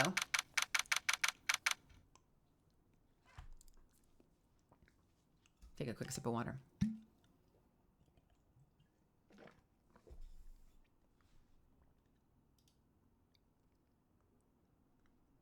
And snooze my ads. March 21st, Gatewater Hotel, Viola Hall. Oh, Mr. Wright. How are you? Mr. Powers, have you been here the entire time? Yeah. People connected to the murder aren't allowed to go home, let alone leave. Okay. Can you tell me a little bit more about the Nickel Samurai TV show? Okay. The Nickel Samurai is an action hero program aimed towards kids. It's the sequel to the Steel Samurai. I see. This time there are 3 samurai brothers: Aluminum Samurai, Tin Samurai, and of course the Nickel Samurai. It's a Love Y in Neo-Old Tokyo. I see. But wait. A love what? A Love Y. This girl, Sayo, works at the tea shop, and all 3 guys fall for her at the same time. Oh. I guess the Y shape is like the 3 brothers colliding over this one girl? Anyway, Sayo's actually the daughter of the evil Strawberry Clan's leader. Sounds like an unusual situation, like Romeo and Juliet times 3. Yeah. A strange thing is, the sort of forbidden love story is really big with the office ladies. Yes, Pearl? What happens next? I want to know. Miss Sayo, does Miss Sayo fall in love? She does, doesn't she? Every Sunday at 8 a.m. I'm gonna stop watching Kids Masterpiece Theater starting this week. Can't believe she's really considering it. So what's the Gem and Ninja TV show like? It started from a remake of the old movie, to tell you the truth. The Jammin' Ninja, like the samurai shows, is geared towards kids. Same song. It's the story of a ninja who can't scale a wall, but became a big pop star anyway. What? He was a really lousy ninja. Absolutely couldn't do any ninja things right at all. But boy, could he sing. With his trusty bright red guitar in hand, he took the ancient world by storm. A ninja with a bright red guitar? And then, the final fight in front of his beloved Princess Misala. Jammin' versus the Muramachi 5. Suddenly, our brave hero catches the not-so-jammin' cold the night before Battle 3. Huh, that's too bad for him. Yeah. But, you know, this kind of pop music-based love story is something high school girls really like. Yes, Pearl? What happens next? I want to know. The Jammin' Ninja, will he be able to sing? What about Princess Misala? Every Sunday at 8 a.m. Which show should I watch? Can't believe she's really considering it. Okay. Hey, would you mind telling us? Well, let's try everything. sorry. Thanks for taking the time to take it out and show it to me. But I'm really sorry, I don't know a thing about it.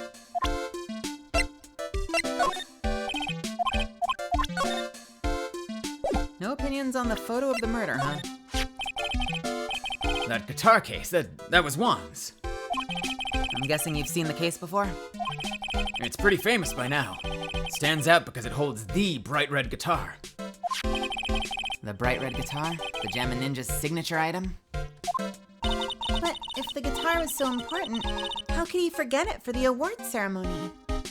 It does seem a little strange.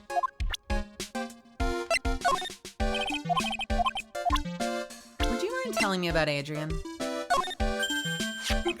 Hey, that's Ms. Andrews. That's Matt's manager. Actually, I was interested in her for a little bit.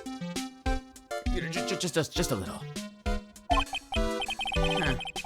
So Mr. Powers likes this type of woman. Oh, buddy. Oh, buddy. Oh, buddy.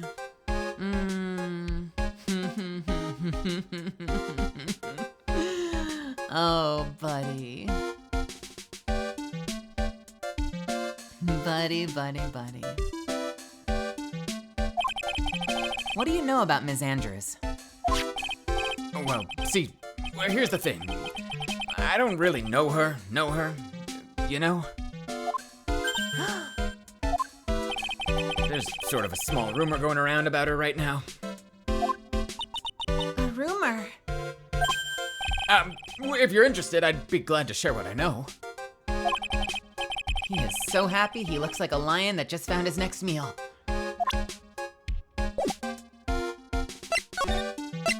The gossip on Adrian. Would you mind telling me about this gossip? Oh, so you are interested in it. I figured you would be. Yeah. I have such a weakness for celebrity gossip, too. Oh, really? You too, huh? Yeah, take a look at this. Looks like a tabloid Ms. Oldbag would read. All right, let's see here. Jammin' Midnight Rendezvous. The mysterious yet beautiful manager to the stars, Ms. A.A. You see now, don't you? What? You can stop pretending to be in the dark, Mr. Right. Juan Corrida didn't have a manager of his own. Which means if he were talking about a certain manager with the initials AA. Adrian Andrews. Yeah, exactly. This is big news. But it seems kind of odd. That woman, Ms. Andrews, together with the biggest rival of her client? It's that wonderful thing that can only happen between two people. Mr. Powers looks so happy. Pearls is just following along, not having any idea as to why he's smiling. Well, like the saying goes, one man's garbage is another man's treasure. I'm sorry, what? Wait, Adrian? Did Adrian like Matt? Did Adrian date Matt? And was Adrian then dating Juan? Was this not a scandal? Was this like an actual genuine relationship or something? Okay, theory. And then I gotta pee. What if the world can chew you up and spit you out is a response to some of these relationships? And what if she dated Matt? And what if Matt was fucking garbage to her? Like, he's super chill and like really nice guy and like a little bit of a celebrity, but when you ask him about Juan Corrida, he's like, man, fuck that guy. He's a loser. Like, his show is gonna bomb anyway. Like, fucking hate him. So like, he has a weird, petty, shitty side too. Even though like talking to us, he's kind of just like a himbo, he has like a weird, secret, shitty side. So what if Adrian dated him and he fucking threw her in the garbage? And what if she met Juan and genuinely fell in love with him? And what if they were actually dating? I have so many questions. I have so many fucking questions. And then why would it become, and then it would become gossip because he's an opposing celebrity. But like, what if it was genuine, you know? Anyway, I'm gonna take a quick break. I'm gonna hit the 3-minute button. I'm gonna rest my voice for a second. I will be right back in just a few and we'll continue on with the investigation. BRB.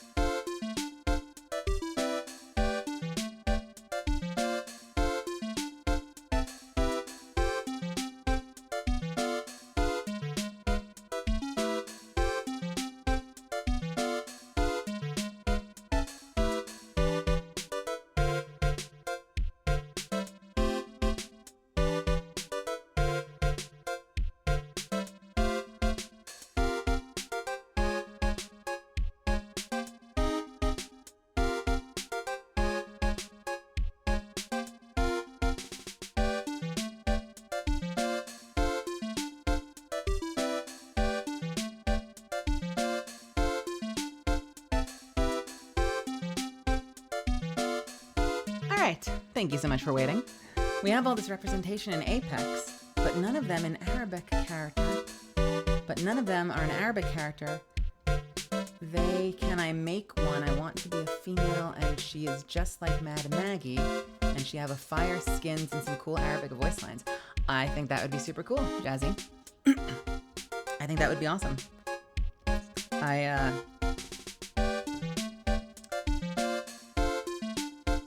I have very long been a huge fan of the Amaris, the Egyptian mother and daughter in Overwatch, Farah and Ana, and I thought it was so cool that they have Arabic lines in the game. I think that's super freaking awesome. So yeah, I'm right there with you. I think that would be great. All right. I was such a geek when Overwatch first came out. I taught myself so many of Ana's lines because I thought she was the coolest fucking character in the world. Just this like badass, like mom expert sniper gets shot through the eyeball and comes back. What a cool fucking character. Ana's a goat for real. All right. Shall we continue? Is this thing on? Is this working? Yes, it is. Cool. Magazine clipping added to the court record. So this should work as... Welcome, goalie Urban Raiders. Excuse me. So this should count, I think, to finish Lotta. So let's go back over there. I think we should be good for that now. Please let this work now. Take that! Please let this work now. Big scoop. Last time, Lotta, will you please answer my questions? On the night of the murder, bark, bark, bark, bark, bark, bark, bark, bark, woof, woof, woof, woof, woof, woof, woof, woof. Scandal, scandal, scandal, perhaps? An unfolding scandal between Juan Carita and this person? Take that! This woman. She's Adrian Andrews, Matt Engard's manager. The Nickel Samurai's manager, caught secretly meeting with his rival, the Jammin' Ninja. It would be the hottest story of the season, wouldn't it? You're pretty good at this guessing thing, Mr. Lawyer. But you can't just make up any old thing and think it'll make the papers. You gotta have a backup. Backup? Yeah, you gotta have that, what's it? New sauce? Do you mean news source? Yeah, that's it. So show me something that shows that one guy had something with Ms. Andrews. I assume it's gonna be this. Can we check it real quick? Jammin' Midnight Rendezvous? A superstar in an ultra-hot, mega-secret love scandal. Reliable sources say that Juan Carita has been getting in close with the mysterious yet beautiful manager to the stars, Ms. A.A. It's gotta be. Take that! This is the article from a certain weekly tabloid. Jammin' Midnight Rendezvous. To the mysterious yet beautiful manager to the stars, Ms. A.A.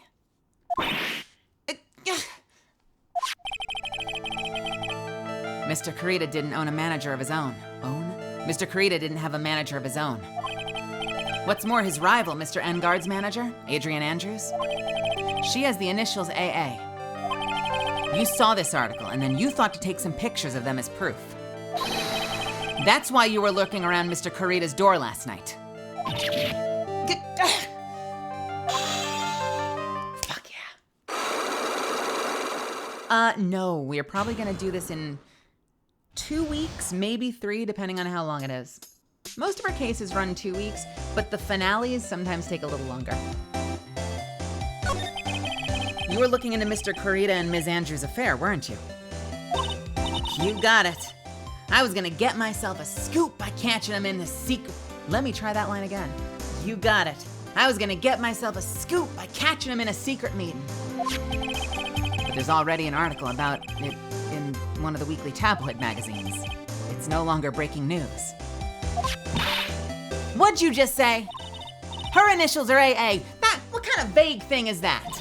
That That ain't no proof of nothing. People are gonna wanna see real proof. Well, at least I do. That's what I was doing, getting photos. Oh, I'm gonna whip up the reader's interest with some gossip and a little misleading. Then spice it up a little and have myself an exclusive story. Wow, a lot of nice journalistic integrity you got there. Resistance. Rise from the Ashes. The last episode of the first game, I think, we've had some long nights. Like, we've definitely had a couple long nights that I've regretted. I'm not gonna lie, we've had a few long nights where we've gone longer than I wanted to. But I wanna say Rise from the Ashes has been the only case so far that was like a genuine 3-week case. Someone correct me. Correct the record if I'm wrong. I think every case has been 2 weeks other than Rise from the Ashes. I wanna say Rise from the Ashes was 3. Wow, a lot of nice journalistic integrity you got there. I already finished writing up my spicy article, you know? But, the paper I wrote it on, my note to myself, it's gone. your note to yourself? It was inside the case of my $1,600 camera. They done run off together. I came here for my big story. Didn't come here to have my treasure disappear on me. But yeah, I understand. So she lost the camera, and inside the camera case was like, I guess, a pad of notes she had. But when you skip a Friday, it's 3 weeks. Oh, golly herb. It's enough to make a gal go bonkers, I tell ya. What's with people now anyways? I never thought I'd see the day when someone done steal something from me. You really want that note back, huh? Got no idea why, though. The story on that note is probably a bold-faced lie. Stolen on the night of the murder, tabloid article about the victim was in the case.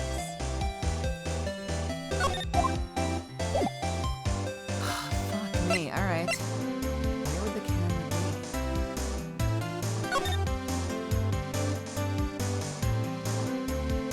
be? You know what?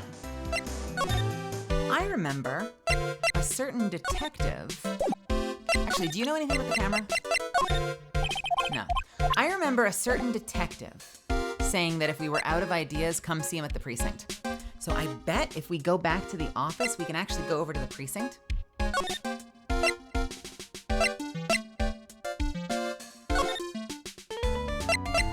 you care about this camera? No. Anything else?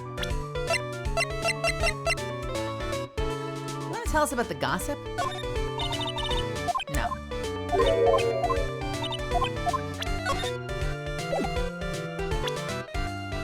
You want to tell us about Adrian?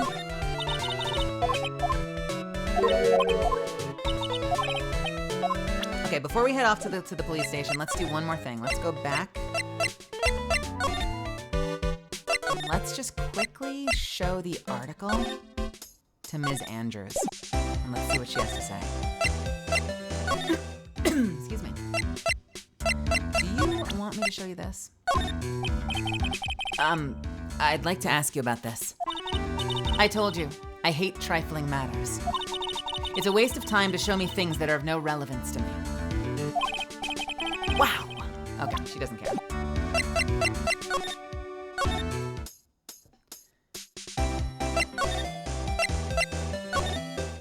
Did they also say that Adrian was tiny? So she's super tiny and super fucking intense. I like that on her.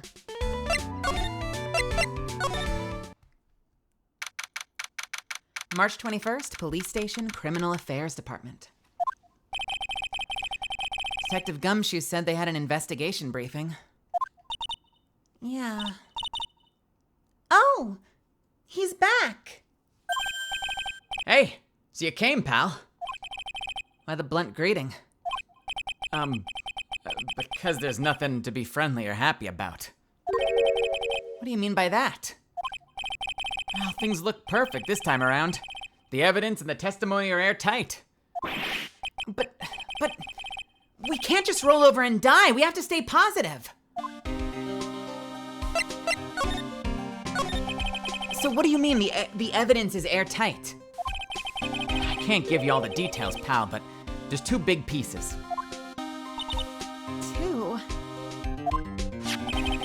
And both of them are in this photo. Two big pieces. The first is the button that's missing from the victim's chest. Huh. That's the button that you found during your body search of Mr. Engard? Yep. I found it in the folds of the Nickel Samurai's special pants.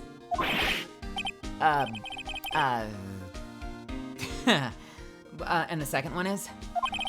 The knife in his chest, pal. The fingerprints on the knife in his chest, to be exact. Fingerprints. Whose are they? You didn't even have to ask, little missy. It's obvious. They're Matt Engard's. Tomorrow's trial. Talk about being stuck between a rock and a hard place. So what about this airtight testimony? It's that old security lady, Ms. Oldbag. I thought so. What do you mean you thought so? Did she tell you something, pal? Well, And I even told her not to open her mouth of hers and blab to anybody.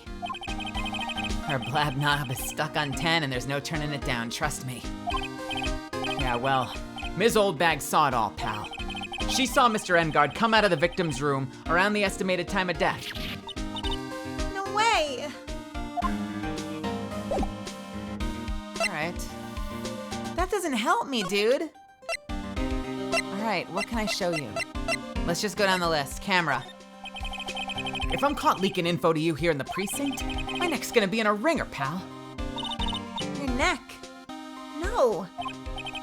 I mean, my neck is a joke. But yeah, ask me about things that have to do with the case only, alright, pal? Alright, we already did this. Okay, we've already done this one. What about this? We're pretty interested in this We're pretty interested in this bit of gossip ourselves. The scandal with Mr. Corrida? But why? Well, 2 years ago, a woman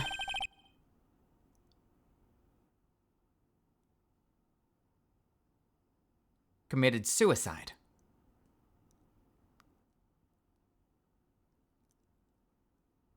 Huh.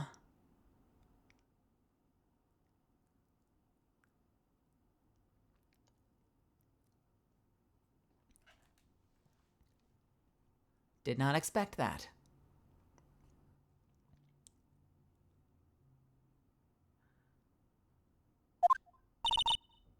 Suicide. Her name was Celeste Impax.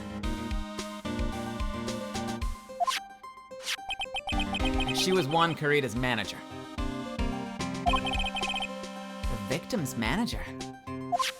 But that's not all, pal. Ms. Impax was Ms. Adrian Andrews' mentor. She taught Ms. Andrews everything she knew about the business from square one. Her mentor. A woman who is both Mr. Corrida's manager and Ms. Andrews' mentor? Could her suicide have had something to do with the case? Do you want to know more about her, pal?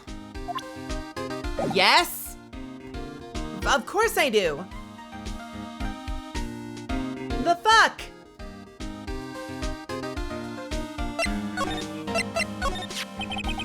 She was the victim's manager, and also Ms. Adrian Andrews' mentor. It's been 2 years since her suicide, and now, those two are linked again by another death. Or maybe it's just a coincidence. Oh, wow! Oh my god! I love that the beeping happens in the middle of his fucking sentence. In the middle of telling us something. I'm getting sick of dealing with one foolish idiot after another. Ms. Von Karma!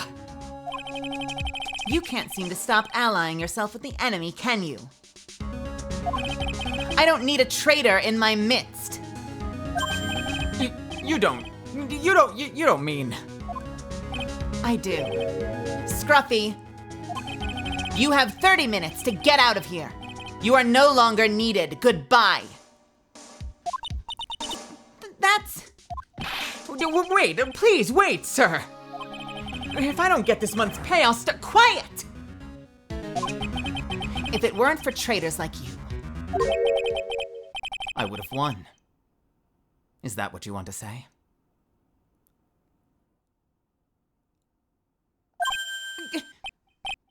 who... That voice. Edgeworth!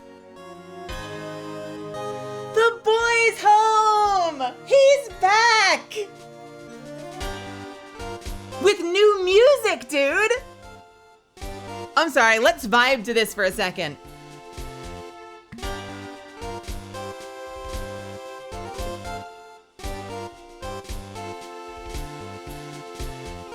Edgeworth! It's been a long time, right? This person, this is Mr. Edgeworth?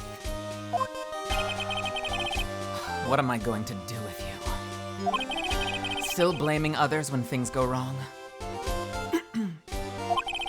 You haven't changed a bit, Franziska. I'm sorry, is this a new facial expression?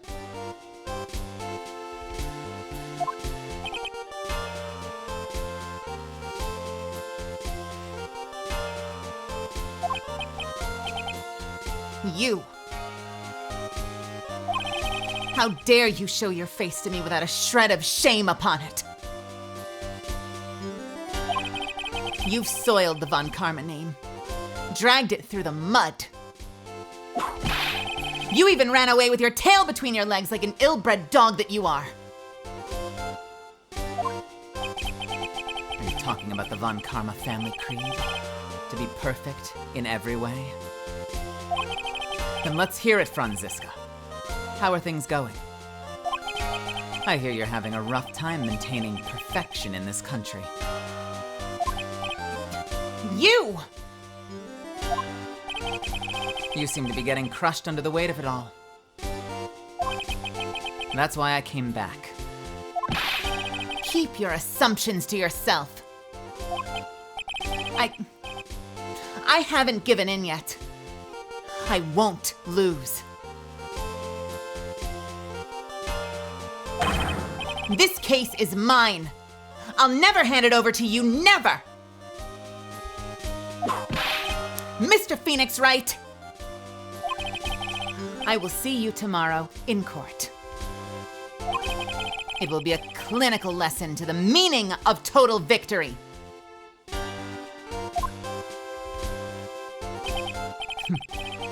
Still the same wild mare she always was.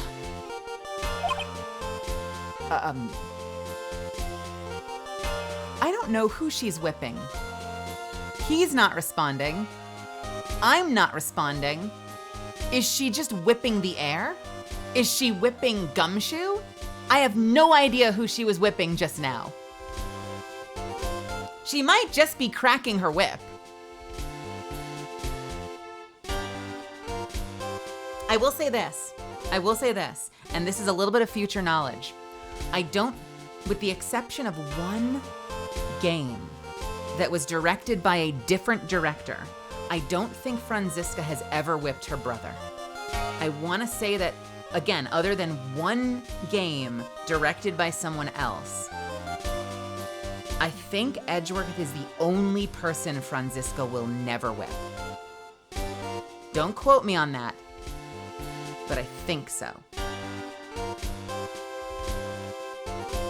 Well, brother, adopted brother. So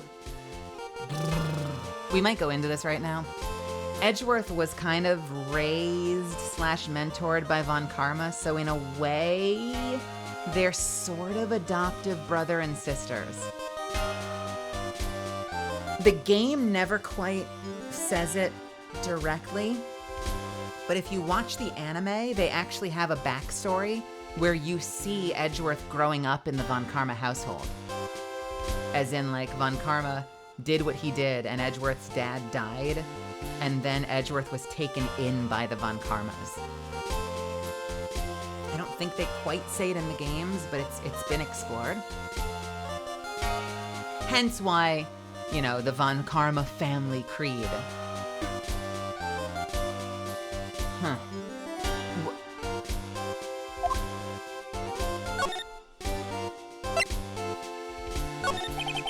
A lot of things may have happened. However, Manfred von Karma was still my mentor. And a perfect win record is proof of a von Karma. 1 year ago, you could not establish guilt in a few cases. Are those losses the reason you suddenly disappeared from the prosecutor's office? Did you leave because you'd lost your perfect win record? To think your motivation for prosecuting trials was so selfish.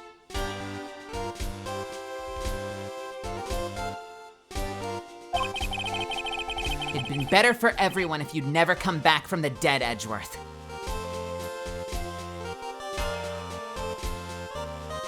God damn.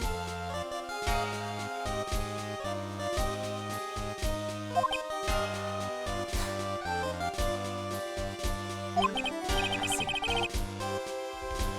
Then let me ask you something. Why do you stand in the courtroom? What is your reason?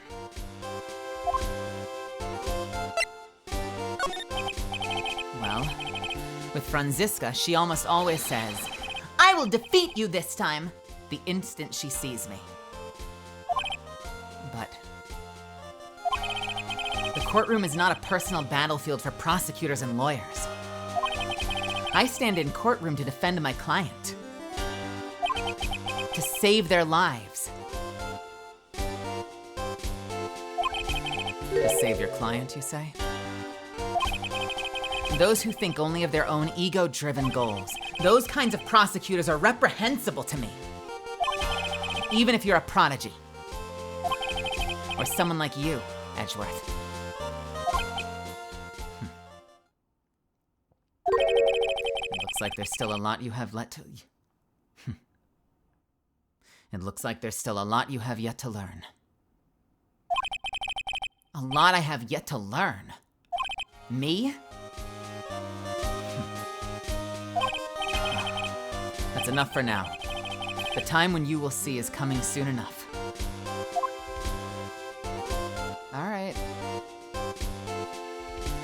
I mean, think about it though for a second. Like, he's kind of their...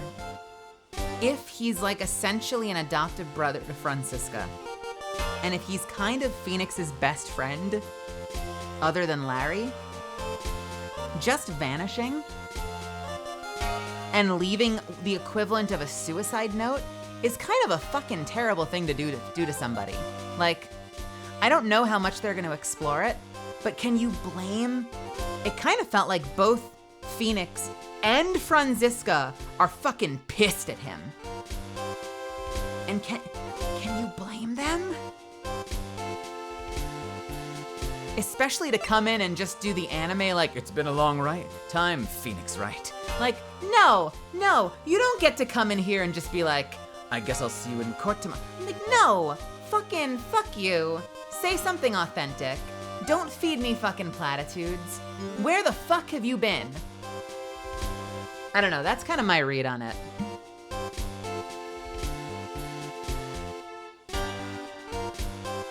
Vox level of anger?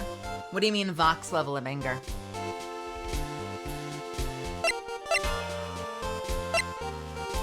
And even Franziska.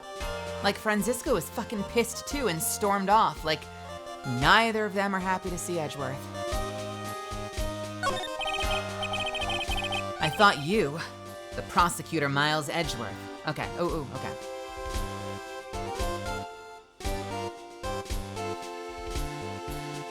I thought you, the prosecutor Miles Edgeworth, had gone and died.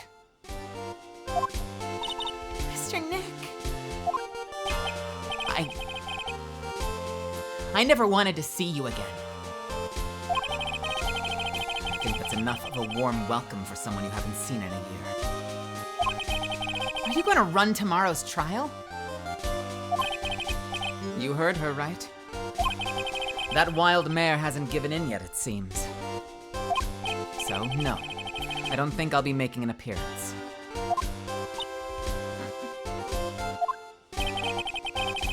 Your hatred for me is quite unhealthy, not to mention one-sided. But I will say one thing. You can't win on your own at tomorrow's trial. What is that supposed to mean? I have something definitive that you lack. And working together is the definition of teamwork. It's the power to find the truth. The truth? In order to understand this case, you have to understand a certain truth. Well, if you ever feel the need for my assistance, it is available to you. I'm not in charge of this case, so I can be a bit more generous with information. Just what is going on inside his head? All right. Edgeworth came back with milk. Why is everyone mad? It just took him 3 years, but he's back with milk. He's here. The boy is back, I swear. Don't be mad. All right, so maybe he can tell us something. Let's fucking grill him. All right. Nickel Samurai. I have no interest in talking about useless evidence. You just said. Put a little more thought into what you show me, Phoenix Wright. Still as stuck up as ever.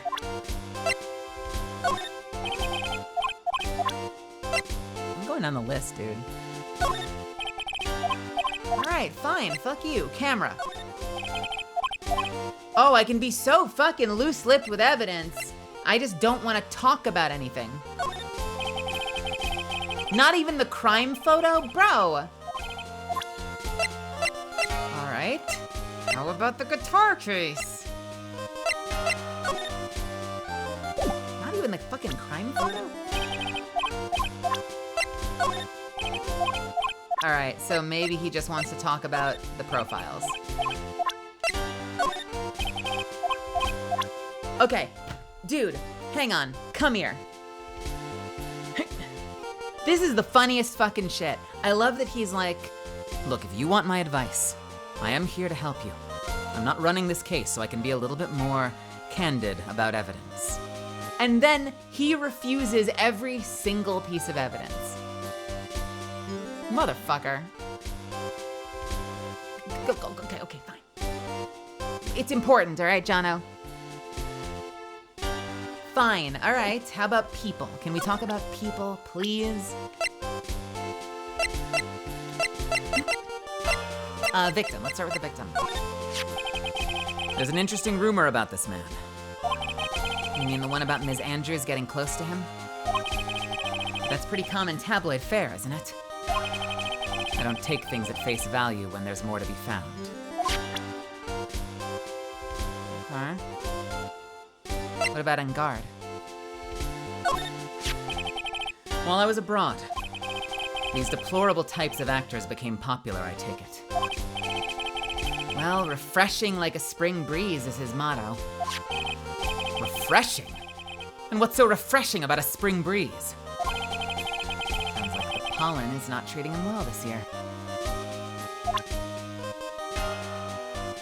Mel, what? Why is everyone mad at him 5 seconds later? This motherfucker should have stayed gone. We're looking into leads, but we can only look into a few key players with our limited resources. There's no reason for us to waste our energy investigating this person. Why don't you just tell it to me straight and say I don't have any info?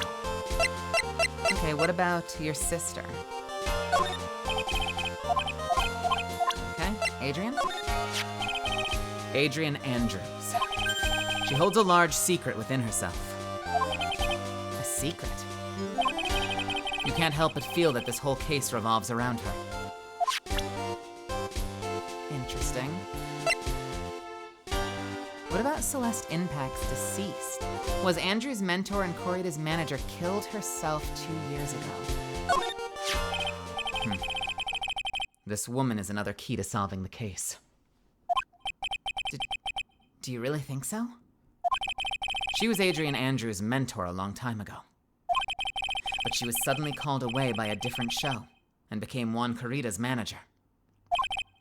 And then, a few months later, Celeste Inpax died. But her death was ruled as a suicide, right? Yes. But there's still one riddle we've yet to solve. A riddle. Her suicide note. It went missing. No one could find it. A suicide note that just vanished? Huh. Have a good night, Taryn.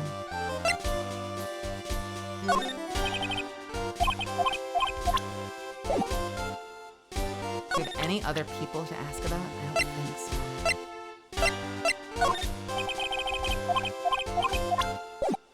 Can we talk about that? Yes, we can!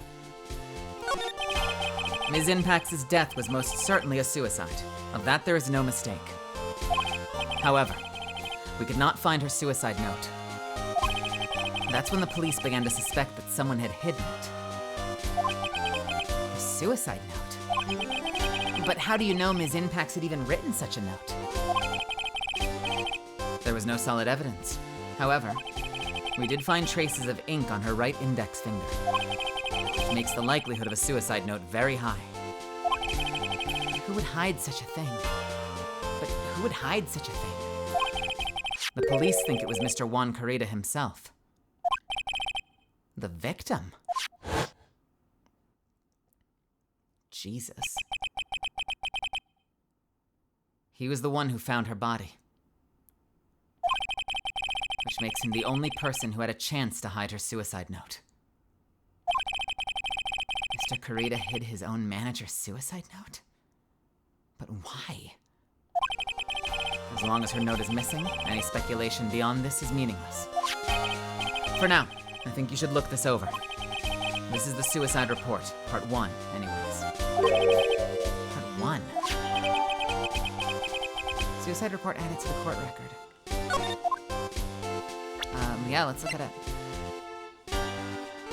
I can't look it over if I can't open it. Thank you, game. Celeste Inpax found by Juan Corrida was her suicide note hidden. He says to look over the case notes. You can't. Thank you. Thank you. Thanks so much for that. Can I present it? I don't like to look through reports.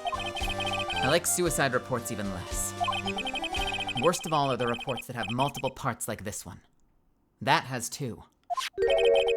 2 parts? What you just handed me is the first part of the report. Here's the second part.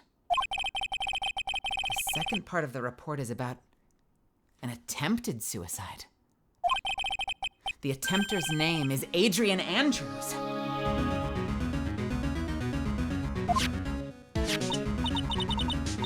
Miss Andrews. What did she do? She tried to kill herself. The world is cruel. What did she say to us? This world chews up and spits out nice people.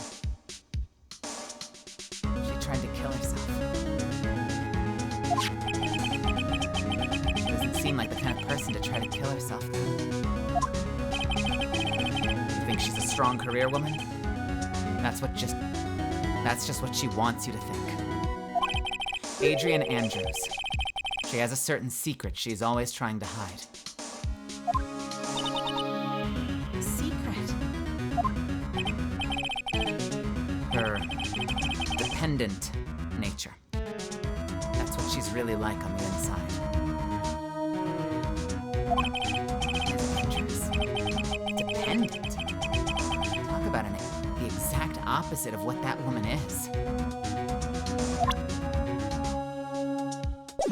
Can I ask you about this? No.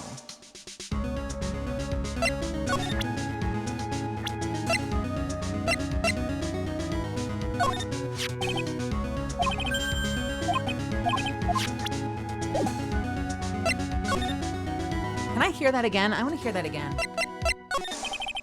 Ms. Inpax's death was most certainly a suicide. Of that there is no mistake. No, we already did this one. It was the... Yeah. Sorry, we don't need to do this again. I want to hear that one more time. I don't like to look through reports. I like suicide reports even less. Worst of all are reports that have multiple parts like this one. That has 2. Slurred through that a little bit. 2 parts. What you just handed me is the first part of the report. Here's the second part.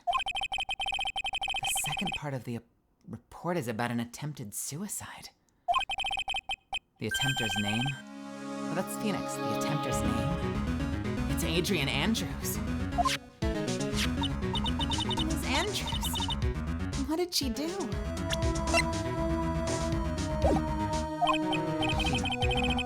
She tried to kill herself. She doesn't seem like the kind of person to try to kill herself, though. You think she's a strong career woman. That's just what she wants you to think. Adrian Andrews has a secret. A certain secret she's always trying to hide. A secret.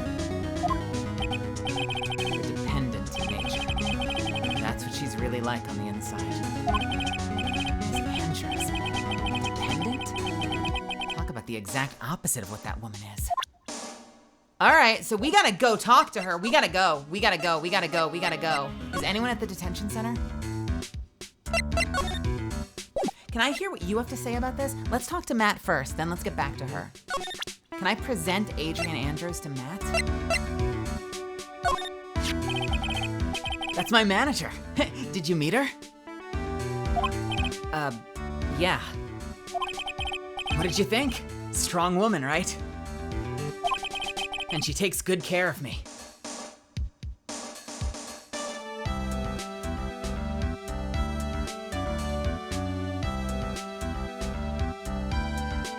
Yes? What?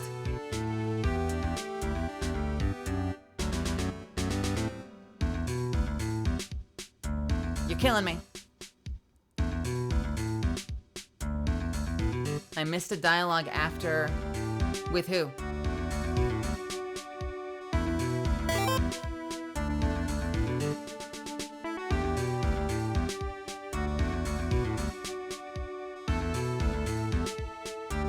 Should I go back and present it again? Did I not read something?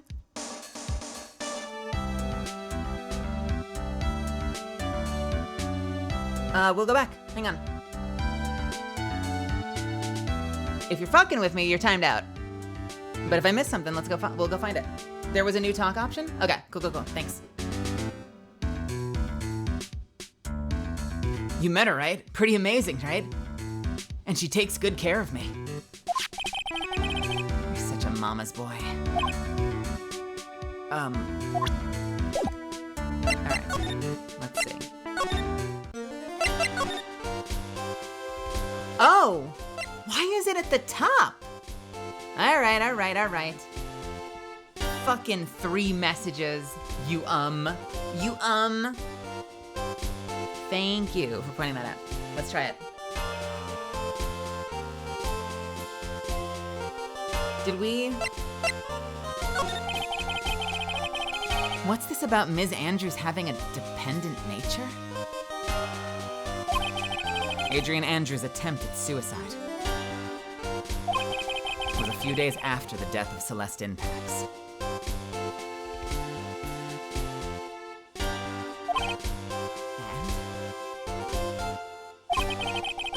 And why did Adrian Andrews think about committing suicide? Because she had apparently lost her will to live.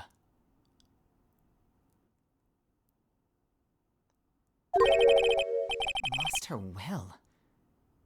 But why would she? Her pillar of strength, her mentor, Celeste Impax, was gone forever. That's why. Why would that? Is this what they call following someone to the grave? After her attempted suicide, Adrian Andrews started attending counseling sessions. She's someone who needs a person in whom she can trust absolutely. And once she finds that person, she'll do anything she can to keep them near. Without such an anchor in her life, her crippling anxiety stifles her ability to live.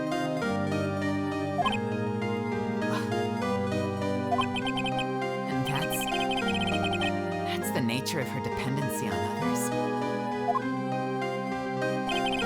When Celeste Impact suddenly committed suicide, the world before her turned pitch dark. That's according to Adrian Andrews herself. And that means her super confident attitude? It's all a facade. She's only copying her mentor's behavior to hold herself together.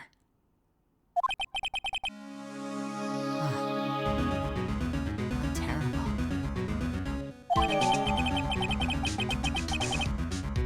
Attempted suicide report added to the court record. Shock from Celeste Impact's death. Jesus.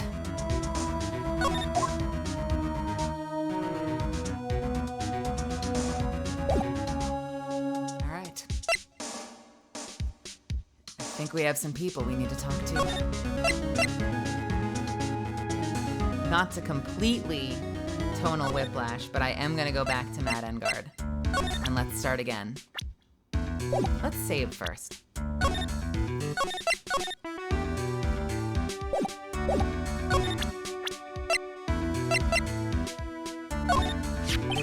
That's my manager. Did you meet her? Yeah. What do you think? Strong woman, right? And she takes good care of me. You're such a mama's boy. Whoa. What do you know about Celeste?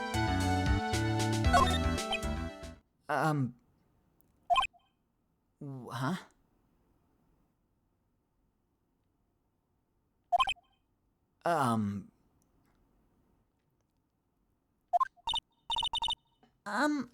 What's wrong?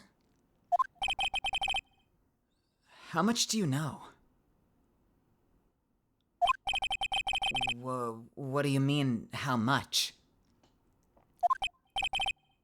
Mr. Lawyer? I may be your client, but I hope you'll keep yourself out of my personal life.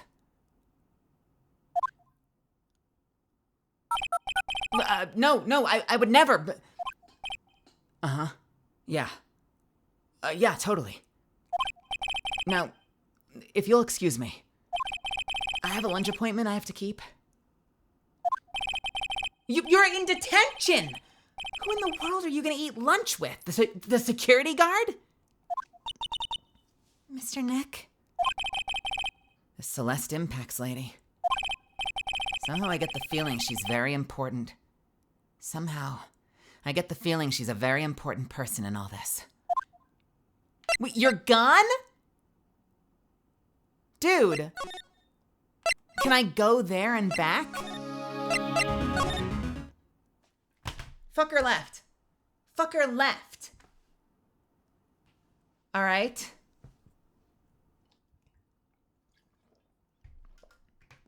What the fuck is going on?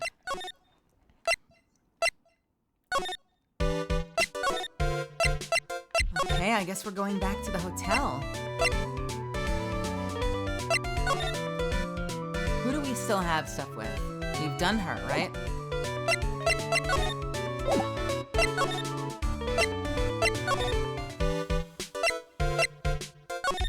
We've done him. Done her. Thank you so much, Hern Dragon. So I think we're gonna try Adrian again.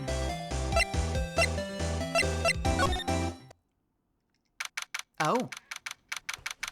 March 21st, Gatewater Hotel, Engard's hotel room. Oh, Ms. Andrews is here. But it looks like she's talking with someone. Franziska von Karma. Miss Von Karma. What are you doing here? Well, you see, I'm his lawyer, so... You've got some nerve following me around. Following you? That's you, Ms. Von Karma. You're the one doing the following. Pearls? You're always following after that Mr. Detective with the little beard. With the little beard. Oh no. Me? Following after Scruffy? Don't make me laugh. Let me show you something interesting, little girl.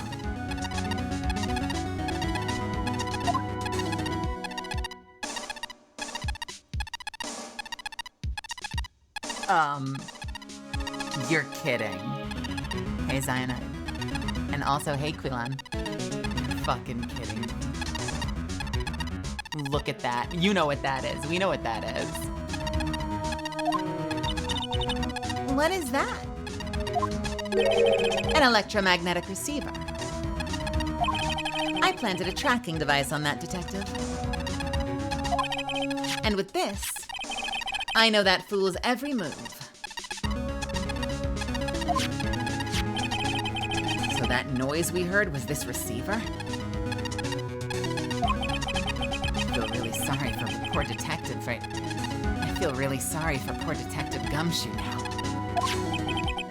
Now then, let's stop wasting time. Adrian Andrews. Yes? Think hard about what we just discussed. Understood? All right.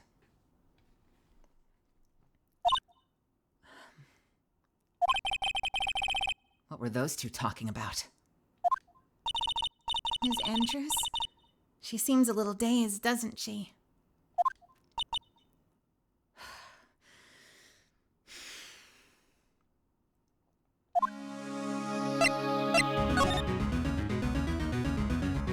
What the fuck were they talking about? Is she fucking prepping her again? Is she doing Is she doing her fucking witness tampering shit? Mademoiselle, welcome.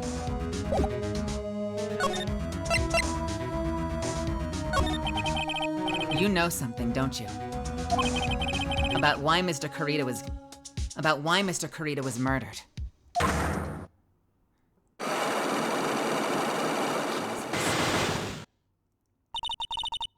Why are you asking me? Don't tell me you can see my... What does this mean? Don't tell me you can see inside my heart. No, but I can see the locks you have on your psyche. You don't remove her locks. Yeah, it's worthless to even ask. Take that! Can we do it? Let's see if we can do it. We've got 4 locks. 4 locks.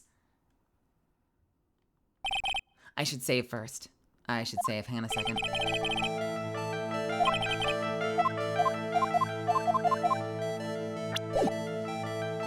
We should save just to be careful. Just to be safe. Let's save.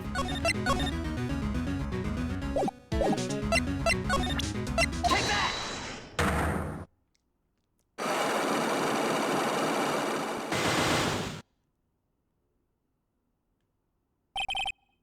Motive for murder.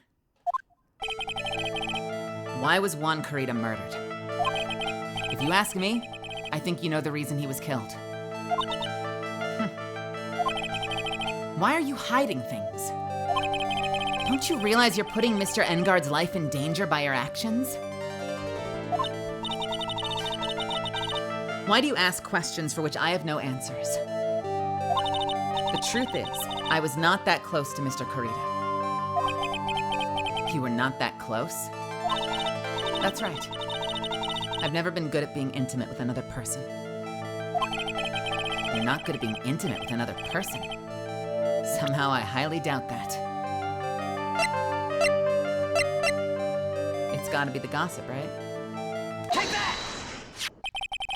You and Mr. Kurita had an intimate relationship, did you not? A silly third-rate tabloid article? If you even had half your wits about you, you wouldn't believe such rubbish. Well, it seems quite a few people have already bought into this story. As to be expected in a world filled with crooks and liars. Note to self, stay on her good side. In any case, I despise interpersonal relationships like that. I see. However, what if there was a need for you to get close to someone? Me? Need to get close to Mr. Kurita? As if there was ever such a need. Didn't you get close to Mr. Kurita for this person's sake? Take that! Do you really still not understand? What? It's not in my nature to enjoy things. Excuse me. It's not in my nature to enjoy doing things for others. But you're a manager. It's called a job. I'm in charge of Mr. Engard, the star, not Matt Engard, the man. Oh. And you're not my client. Is this my subtle hint to go home? But I know you must have had a need to get close to the victim. Me? Need to get close to Mr. Kurita, as if there was ever such a need. Didn't you get close to Mr. Kurita for this person's sake? Okay, it's the mentor then. It has to be. Take that! Celeste Inpax, your mentor. How do you know about Celeste? Miss Inpax? She committed suicide, didn't she?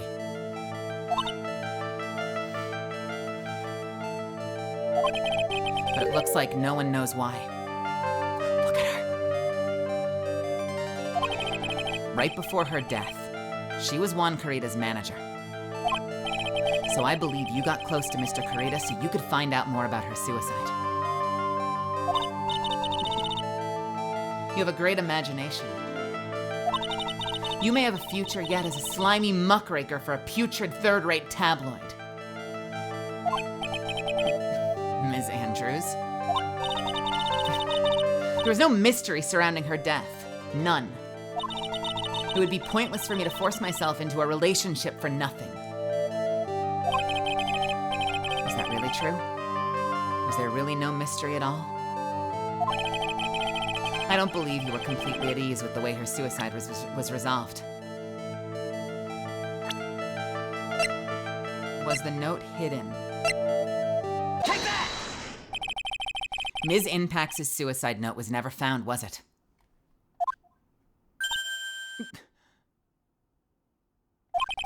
It looks like the police were under suspicion that someone had hidden it. Like maybe the person who discovered her body, Mr. Kurita. Juan? And Ms. Andrews, I believe you thought the same thing.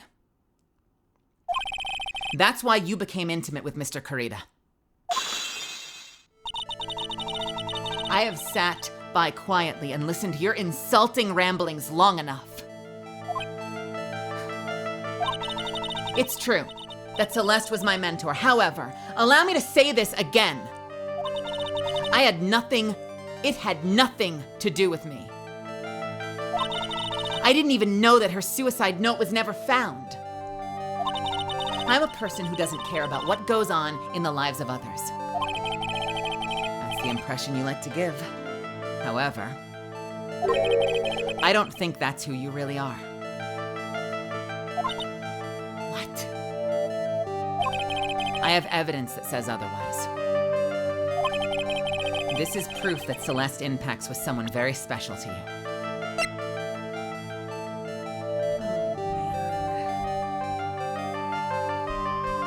You guys. I gotta have an Oreo. This needs an Oreo. You guys, this is mean. This is feeling mean. This is feeling mean. Like, for a second, it was fine. She was being a bit of a bitch, but right now, this is kind of feeling mean, dude.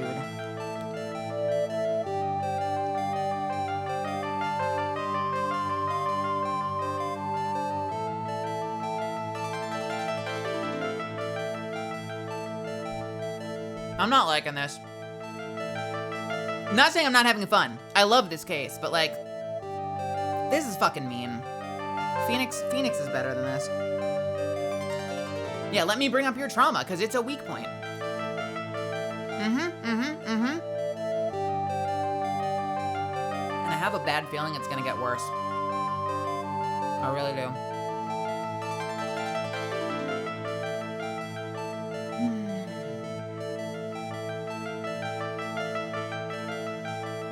Alright, I'm gonna take a quick sip of water. One sec.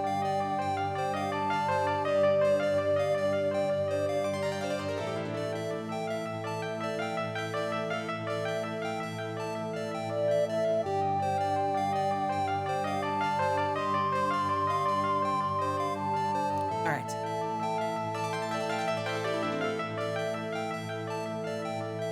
Here we go. By the way, this is going to sound like a humongous random nothing, all right? But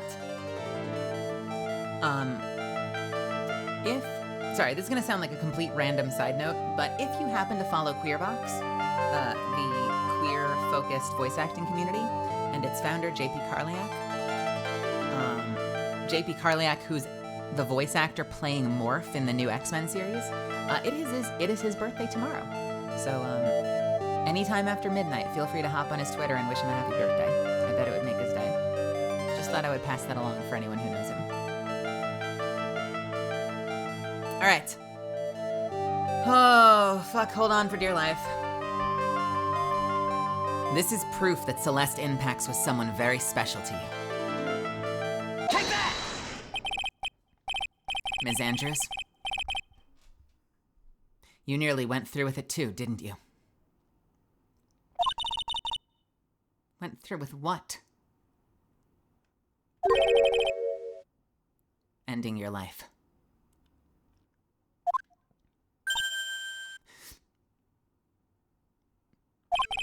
Ms. Andrews, you look and act like a very strong woman who has it all together.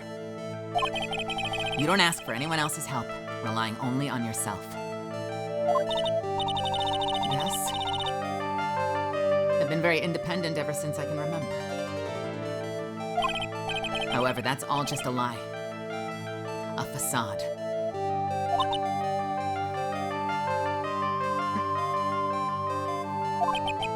You've always searched out people on whom you can depend on.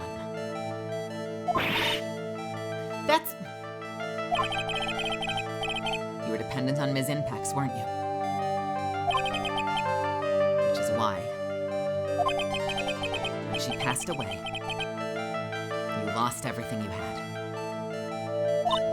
Stop!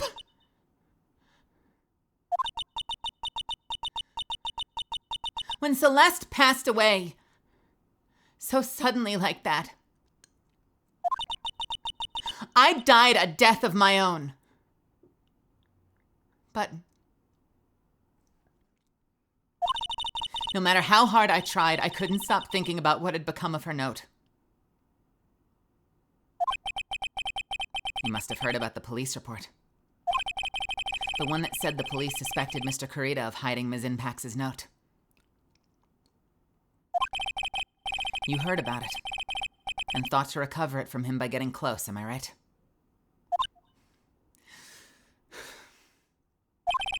If that's the case, then everything changes. What do you mean? What topic did we start this conversation on again? It was... Why was the victim killed? Exactly. Somehow, Ms. Andrews, it seems that you may have become the one with a reason to want Mr. Kurita dead. Me? Ms. Inpax was everything to you. And then she died. And you would do anything to find out why she killed herself. Even commit murder. Murder?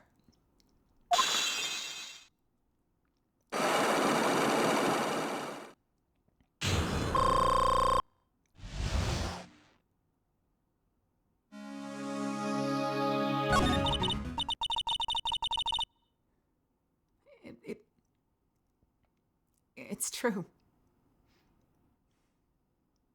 I'm a woman who can only live in insecurity. I'm physically small, and I don't really have a lot of self-confidence. I've pushed against all that, though. I've tried to live strongly.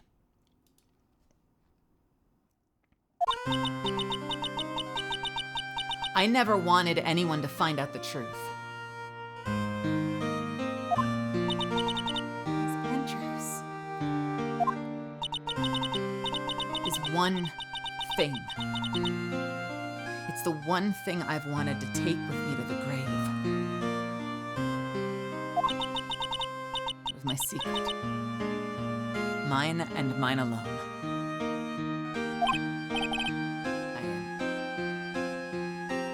I'm sorry. You probably think I'm a worthless human being right now, don't you? Please, Miss Andrews, all I want to know is the truth.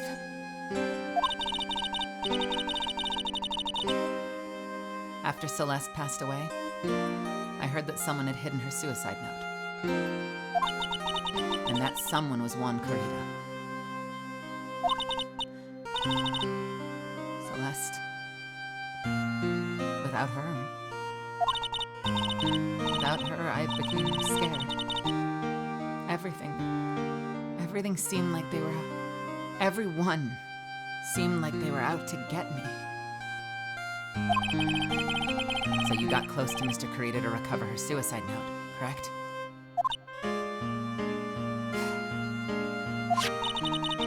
It's like the tabloid reported the truth after all. Ironic, isn't it? Like they say, where there's smoke, there's fire. Now, they purposely add fuel to the fire. They keep the celebrity world burning.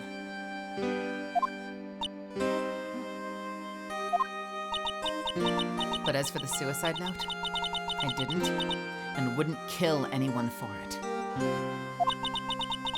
It just doesn't suit me, that's all. That's enough for now. I still have work to do, so.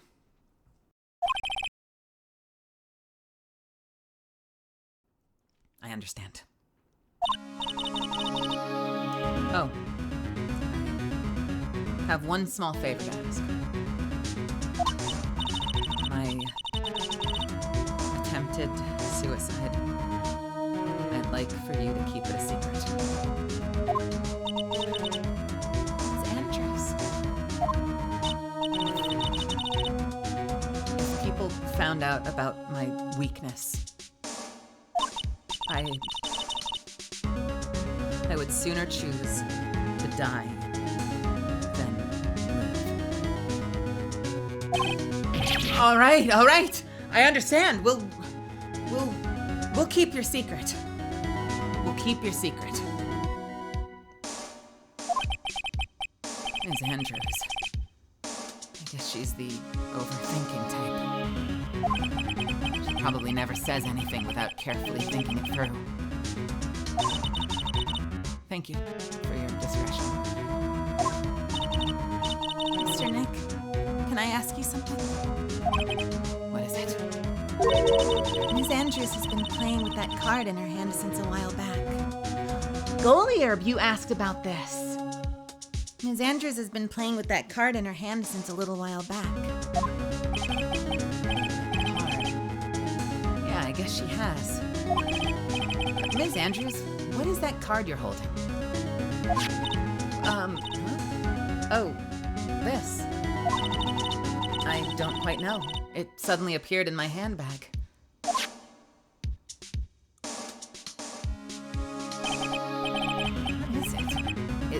looks like a seashell. That's what it looks like, doesn't it?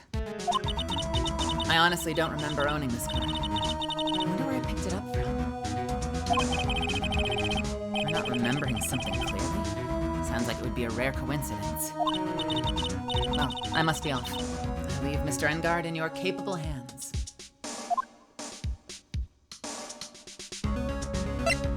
Okay. Oh my god. Jesus Christ. So. This is not a dark case. Thank you for sticking with me through that. That might have been one of the most uncomfortable interrogations we've had so far in this game. I fucking feel really bad for her. God. I don't even know how to play that cold read. I hope I did her justice.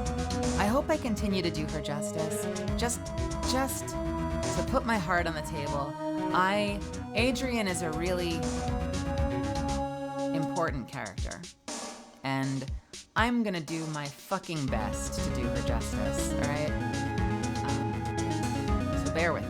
I'm giving it my all here. In and around the jokes, in and around like the cold reading, not knowing what exactly is about to happen and having to just roll with it. I really like Adrian. She comes off really powerful. It's kind of a weird bait and switch, right? To have her come in like a fucking,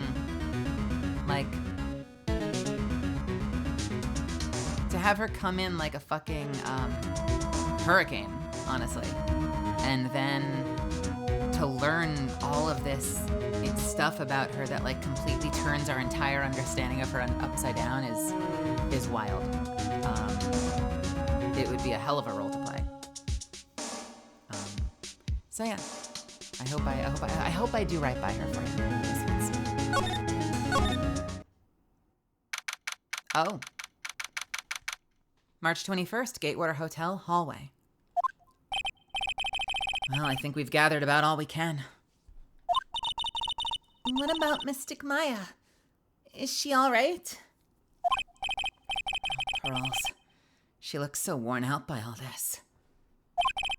She hasn't slept at all, and she's been walking all over the place with me today. That's not the emphasis we want. She hasn't slept at all, and she's been walking all over the place with me today. What's wrong, Mr. Nick? Let's go back to the office for a little while. You're really tired, right? Oh, no. I'm okay, really. I'm fine. I really am. You don't look fine to me. I don't believe her for a second.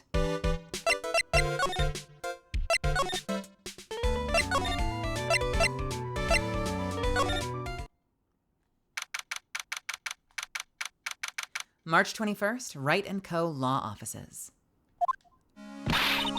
So, what now? Well, we did find one thing out for sure. Ms. Andrews has a motive.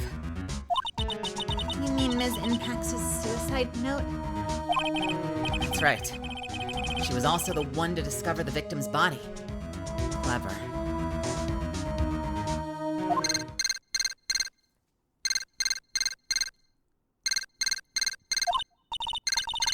Mr. Nick, the transceiver. Hello? Wright & Co. Law Offices. Mr. Attorney, you're not answering a phone.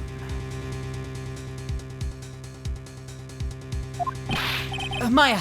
Where's Maya? As I promised, I've not gone within a few feet of her this whole time. Phew. Which is why I suppose she's absolutely famished. What? So I suggest you win a quick acquittal, my friend. At any cost, wouldn't you agree? Wait, Maya, let me hear her! Very well. Ask my... Maya, is that you? Sis! Ask my sis!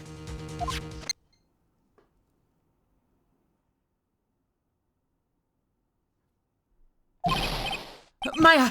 Maya! Oh, damn it, he cut me off! Mystic Maya said, ask my sis, didn't she? Sis? What does she mean by that? Come on, Phoenix. You're a hopeless one. Sorry. Mia! I have a message from Maya. So come, ask me anything you want about her. Holy shit. If Maya can channel Mia, and if Pearl can channel Mia, we can talk to Maya. That's incredible. Hold on. Do the clothes grow? Apparently. You'd think she'd like She-Hulk out and break all of her robes, right? I have a message from Maya, so come, ask me anything you want about her. How is Maya? She's safe. For now. That kidnapper is one to keep his word, it seems. I'm glad to hear she's safe. But Mia, how did you know? As soon as she was locked up, Maya called for me. I read the note she left. Then I gathered as much information about her surroundings as I could. I didn't know you could use spirit channeling like that. Pretty smart of her.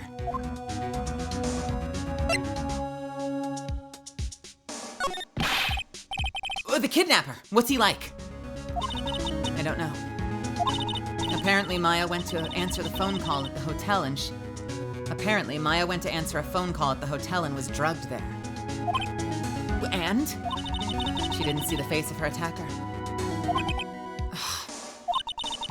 Maya's locked up in a very dark place right now. I'll tell you everything I can. I'll tell you everything I heard when I was with her. Fuck. I'll tell you everything I heard when I was with her. When you were with her?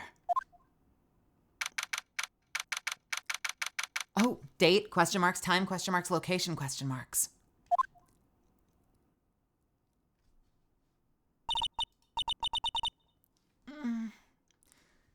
I'm starving. I could really go for some apple pie. I mean, at a time like this, sweets are the only way to go. I have to stay positive. He promised he wasn't gonna kill me. I'm not gonna die. Sis, I wonder if you're with Nick right now. Oh my god, I can be Maya. If I don't do something to the door first, Excuse me. If I don't do something to the door first, I don't think I'll be moving anywhere.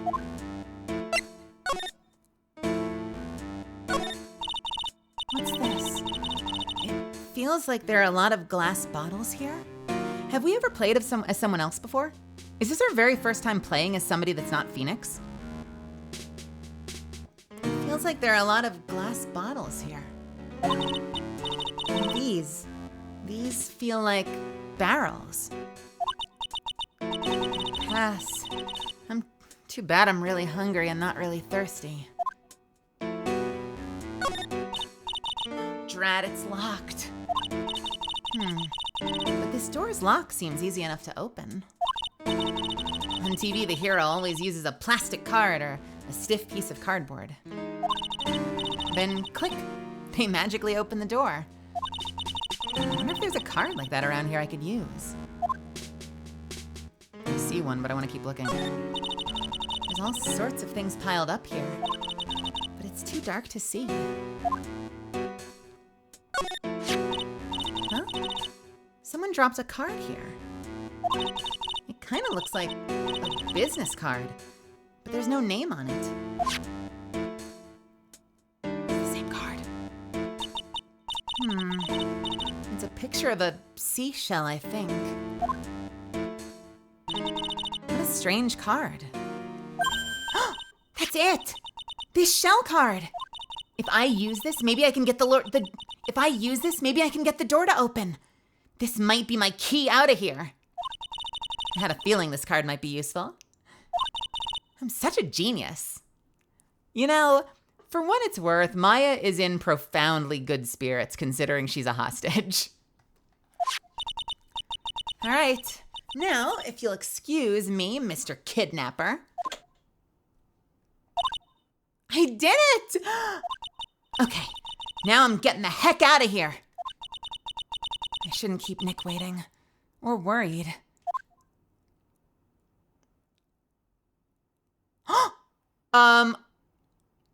Did she escape? Oh, let's go!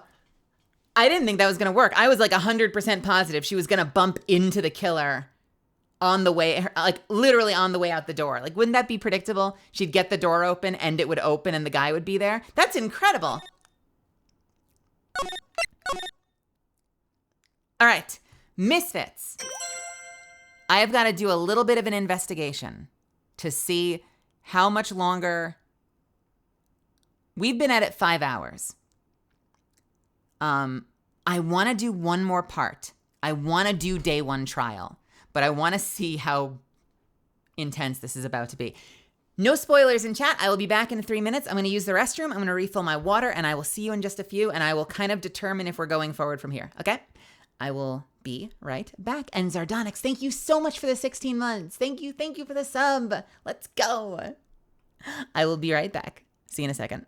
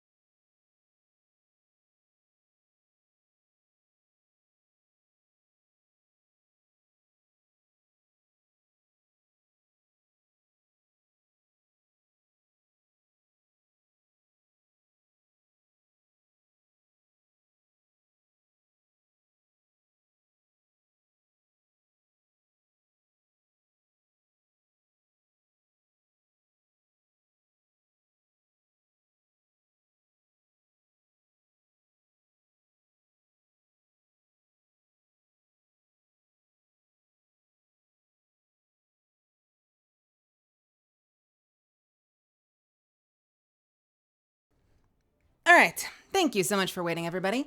Welcome back. So, we have a decision to make. And I'm trying how best to hash this one out. Hello, everybody. I love to always get through one investigation and one trial day. So I want to go into the trial, but we are at 5.5 hours. And most of our streams only go for maybe another hour and a half, tops. So I am worried if we go forward now, we might have to stop in the middle of the trial. Like if we hit a recess or something. If we stop now, then it means we're picking up tomorrow, like at the trial day without all the information fresh in our mind. So we're kind of coming in like having sort of forgotten bits and pieces about the investigation. Are you comfortable starting the trial if there's a chance we don't finish the trial day? I'm going to do that as a poll real quick because I'm happy to do this. I just want to warn you, I want to go on. But if I go on, there's a chance I might need to just stop in the middle of the day.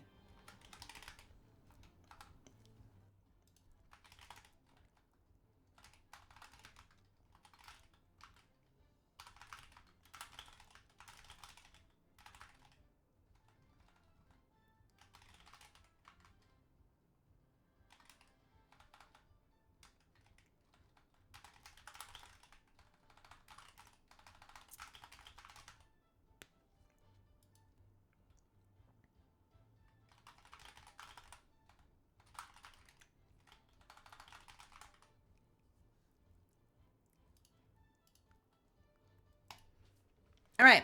If you can hear the sound of my voice, there is a poll happening right now. So tab back over if you like to listen to this like a podcast and let me know. I tend to like to do an investigation and a trial day. So I want to move on, but I'm conscious of the fact that it's been 5.5 hours. My voice is feeling good. But there's a chance we'll have to stop in the middle of the trial day, depending on how fucking crazy this trial's about to get. If you're okay with that, we'll push forward. Maybe we'll finish, but maybe we won't. Otherwise, we'll start tomorrow. We just won't have everything fresh in our mind, and we'll have to kind of recap ourselves because we'll be starting with the trial, and we'll sort of have to figure it out from there. I will do whatever the people say. Why did I get timed out? I don't know. Why did you get timed out? When?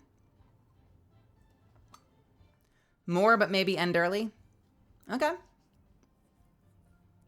Here we go. We move into trial. Let's fucking go. Ugh, ow. Fucking, how much water do I have left? How much am I gonna wish I'd gotten water during my break? I actually have a decent amount of water. I got a decent amount of water. All right, here we go.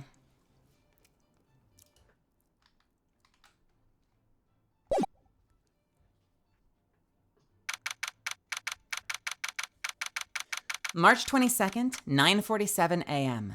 District Court, Defendant Lobby, number 3.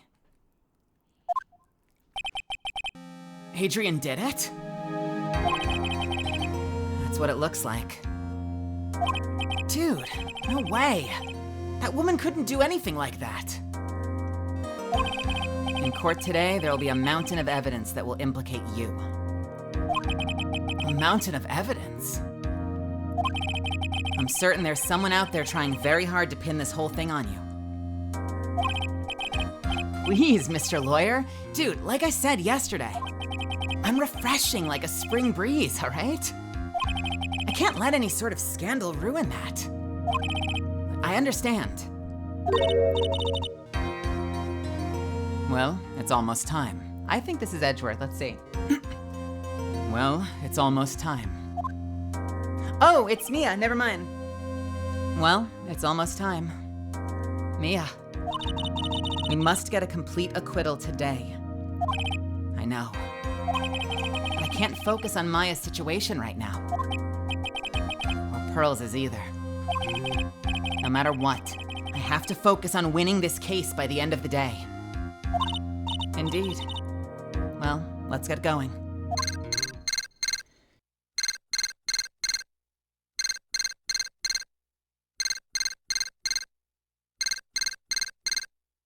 The hell?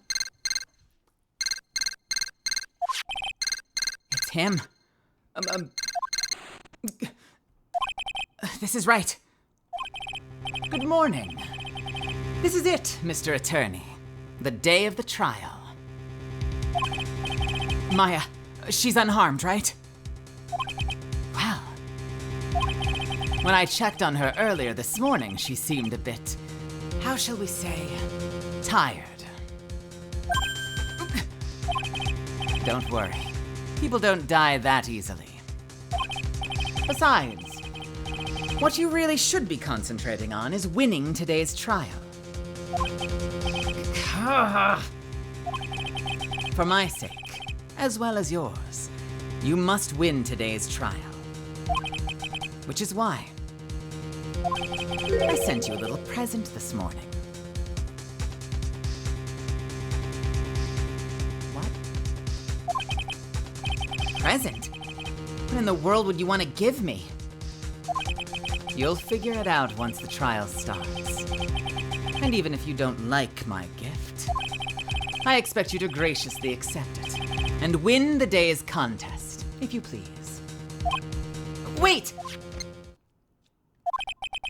The kidnapper sent me a present? Mr. Lawyer Dude? Who is that?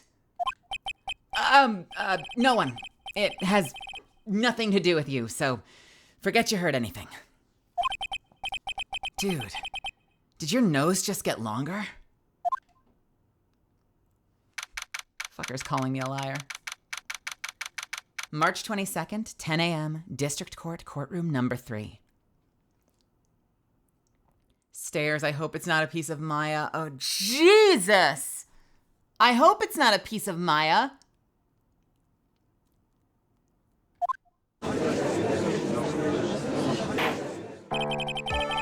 Court is now in session for the trial of Matt Engard. Hey, Flankman. Are the prosecution and defense ready? The defense is ready, Your Honor.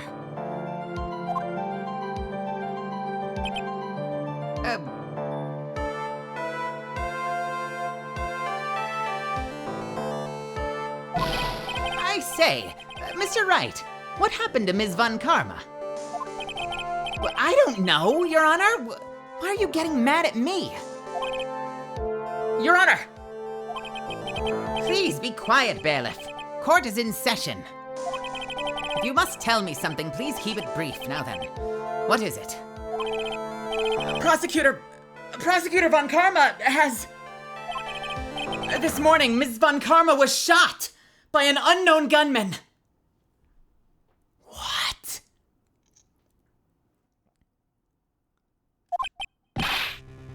What? Shot? Somehow, I think this is the present that man was talking about. His present? Ms. Von Karma is one of the top prosecutors in the country at the moment. If she were to disappear, it would be to your advantage. This is totally insane. Ms. Von Karma, is she all right? I don't have that answer. She's alive and in stable condition. That's good. Phew. You're... I thought he'd show up. Your Honor? Due to the circumstances, Ms. Franziska Von Karma cannot appear in court today. I, Miles Edgeworth, will be taking her place. The prosecution is ready. Naturally. Let's fucking go! Yo, it's been a whole game, but we got the boy back. Ms. Von Karma was shot in her right shoulder. Oh. She's been shot in the shoulder.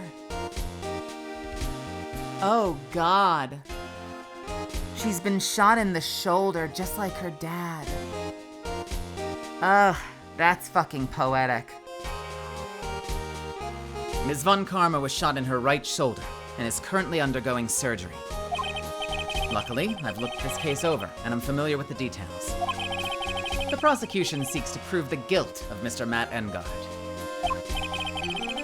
The court acknowledges the prosecution. Right. I finally found the answer that I was struggling for on my long journey this past year. By the time this case comes to an end, you too will know the answer. Now then, the prosecution would like to call its first witness. Please bring Detective Gumshoe to the witness stand.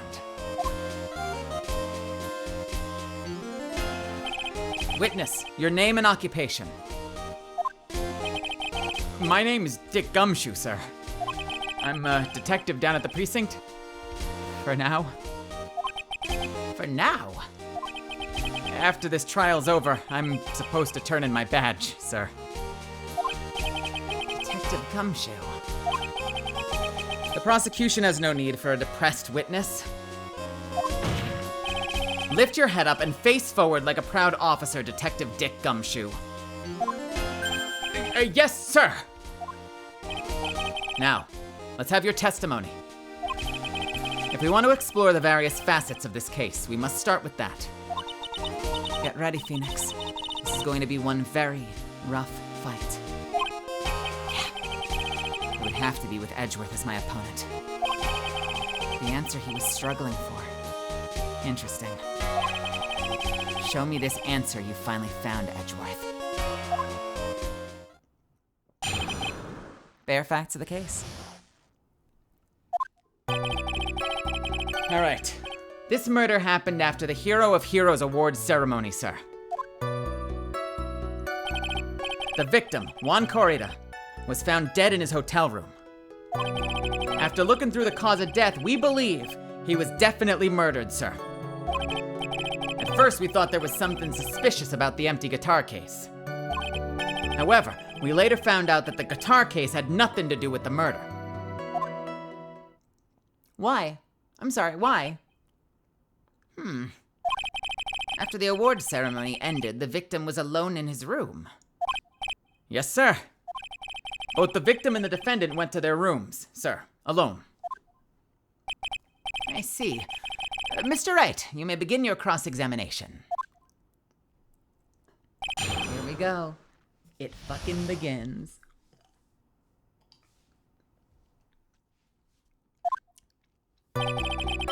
This murder happened after the hero... One more time. This murder happened after the Hero of Hero Awards ceremony, sir. Would you please give us a brief timeline of what happened after the ceremony? Okay, pal. The ceremony started at 6 p.m. It ended around 8 p.m. And then there was a short break. A special post-ceremony show was supposed to start in the lobby 30 minutes later. And that's when the victim's body was found, correct? Which is to say the murder occurred during that 30-minute break period. Please continue with your testimony, Detective. The victim, Juan Corrida, was found dead in his hotel room. The person who discovered the victim's body was Adrian Andrews, correct? Yeah. Who is this Adrian Andrews you're talking about? She's the defendant, Matt Engard's manager. She's a really pretty lady, sir. Ah, so she's a pretty lady. I wonder if she'll grace us with her presence. When the post-ceremony show is about to start, she went to get Mr. Edgeworth. After visiting his room, she next went to the victim's room to get him for the show, sir. I see. And that's when she found the victim's body? After looking into the cause of death, we believe he was definitely murdered, sir. The cause of death. Wasn't that because Mr. Kurita was stabbed in the chest? Only a careless amateur would believe something so brainless as that, pal. Take a good hard look at the crime photo. Now, a real pro's attention would be drawn here, to this bandana. Banana. Banana. His bandana, sir? That's the thing wrapped tightly around his neck, sir? Ah, yes, I see. His banana-scented bandana. Then, okay, well, what about the knife? Money, welcome. Hey, money. It seems to have been stuck in the victim's chest on purpose after his death. We have a crafty murder on our hands here. Time of death 8:15 p.m. Cause strangled with a scarf, then stabbed with a knife. Okay. At first, we thought there was something suspicious about the empty guitar case.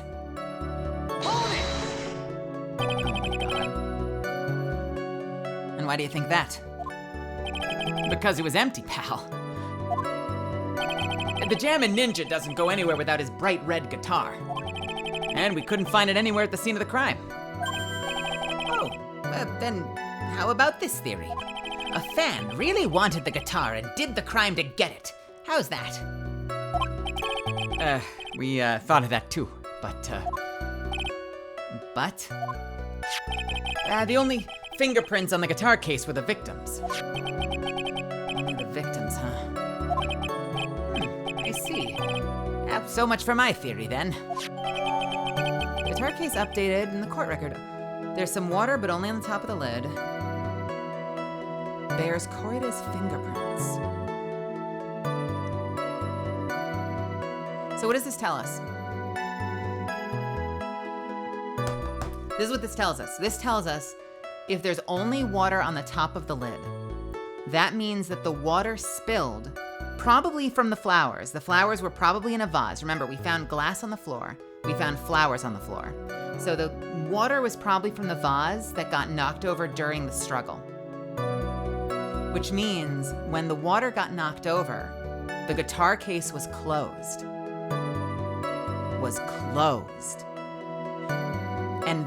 And after the murder was committed, after everything was knocked over, two things happened. The guitar case was opened. Was the guitar taken? Who knows? We don't know if the guitar was in there, but the guitar case was opened and a wine glass of tomato juice was placed on the dresser. And we know that happened after the struggle because everything else on the dresser was knocked off to the floor. So two things happened after the murder. Tomato juice left on the dresser, guitar case opened. We gotta keep that in mind. However, we later found out that the guitar case had nothing to do with the murder. What convinced you that it had nothing to do with the case? The guitar wasn't in the Gatewater Hotel then. The guitar wasn't at the Gatewater?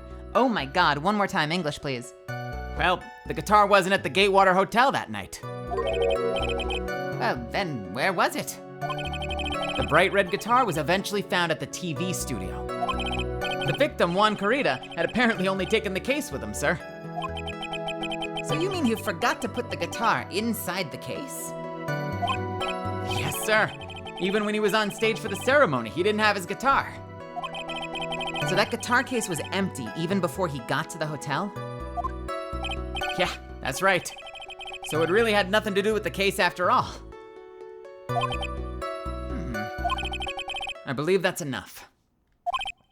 First, the victim was choked to death with his bandana.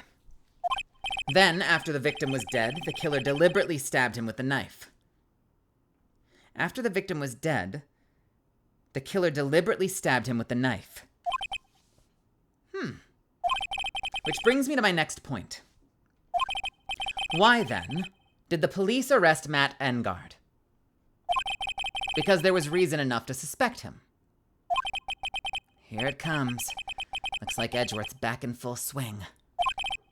Very well, Detective Gumshoe. Please testify about this matter. Yes, sir. Well, that was easy. I thought we'd have a contradiction. I was positive that the guitar definitely had nothing to do with it, was going to be the contradiction.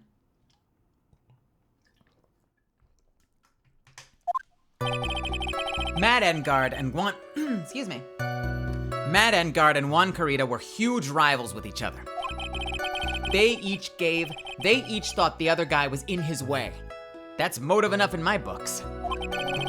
As for evidence, there's the Jammin' Ninja's button. It was ripped off the ninja costume and was found in Mr. Engard's Hakama. The defendant's fingerprints were also found all over the knife. The defendant bought the knife for the crime, which makes this a premeditated murder.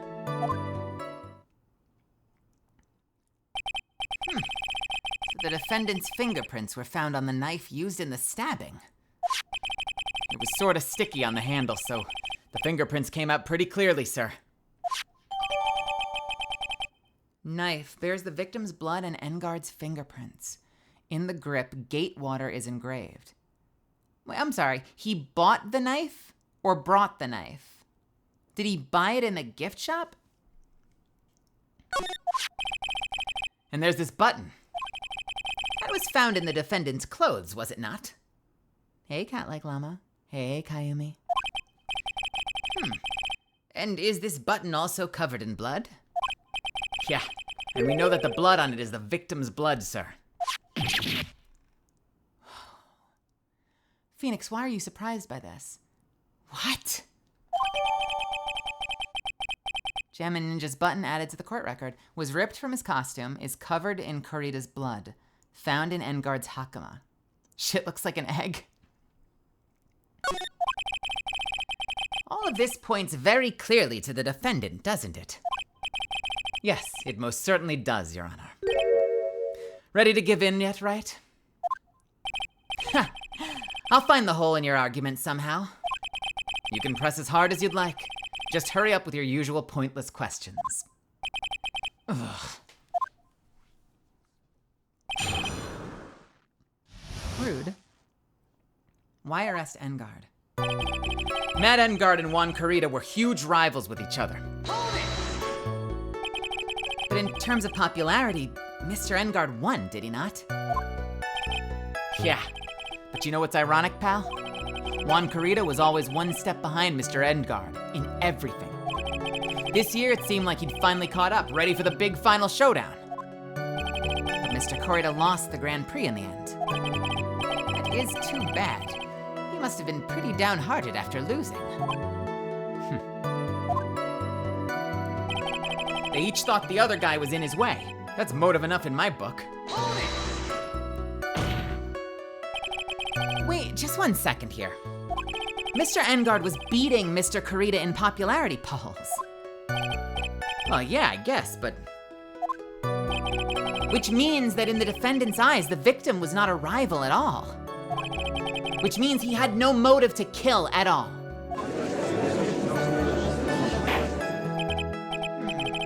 Yes, I quite agree. Well, Detective?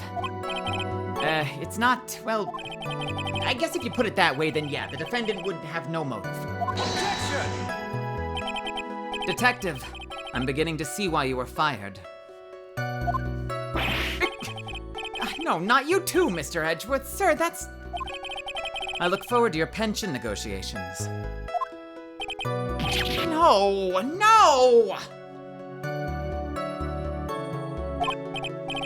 Now, Detective, let's continue with the testimony. No, and not my poor pension, too. Detective, if you value your money, I suggest you proceed. Yes, sir. We can talk about my pension later, sir. What about what I was saying? Hello? Anyone? As for evidence, there's the Jammin' Ninja's button. Do you have any proof that the button belonged to the victim? What do you mean, pal? Oh, let me put it this way. I'm asking if you have any evidence to back up your claim that this button was ripped off the Jammin' Ninja's costume. Can't you just tell by looking at it?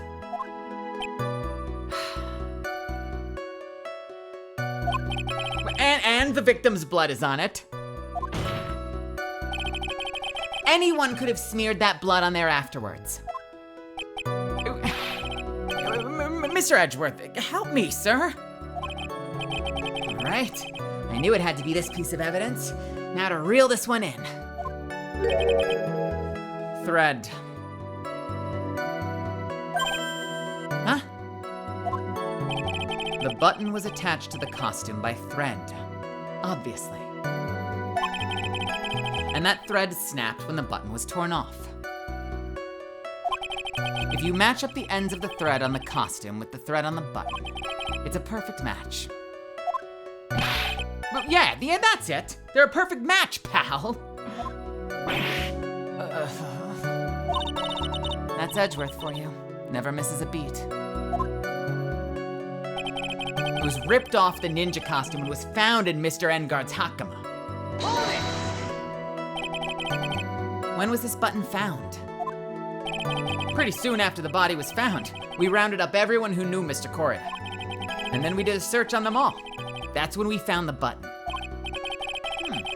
So it was almost immediately after the murder. The police didn't have the free time to lollygag and play tricks, unlike some people.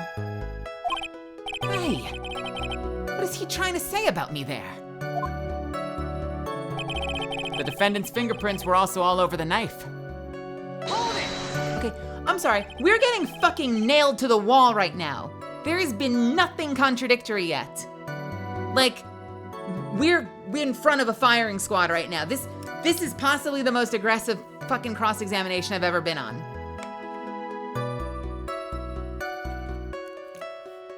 How are the fingerprints arranged on the knife? What do you mean, pal? By examining the fingerprints, you can determine how the defendant held the knife.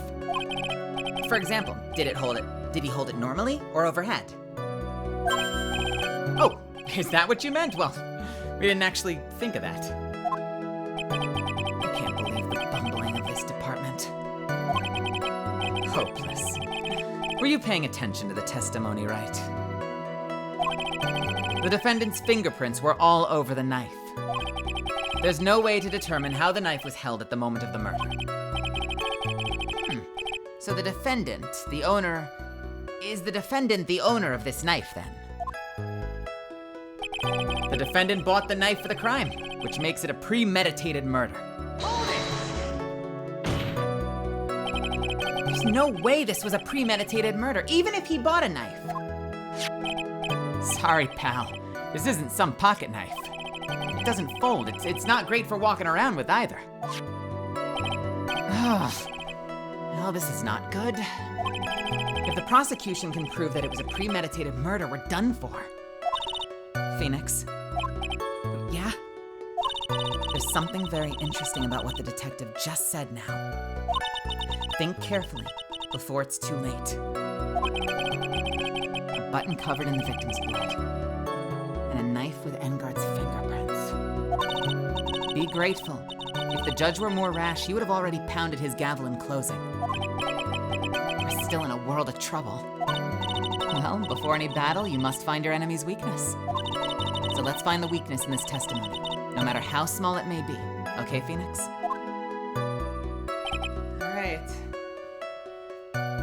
All right. Huge rivals. They each thought the other was in their way. As for the evidence, there's the button. It was ripped off of the ninja costume and was found in Mr. Engard's Hakama. Hold, please. Let's look at the evidence.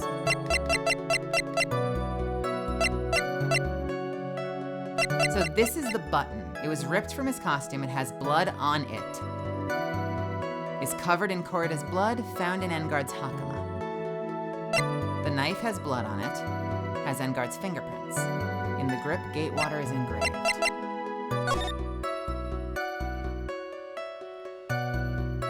There is blood where the button used to be. You can see blood in the photograph. Interesting.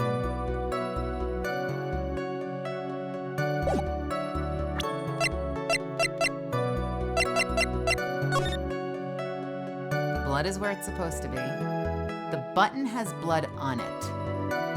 You know, the only interesting thing... Well, I was gonna say the only interesting thing is that, like, the knife kind of went in where the button was, so does that mean that the button had to be removed first? But he's kind of stabbing to the side. So I'm not sure that's solid.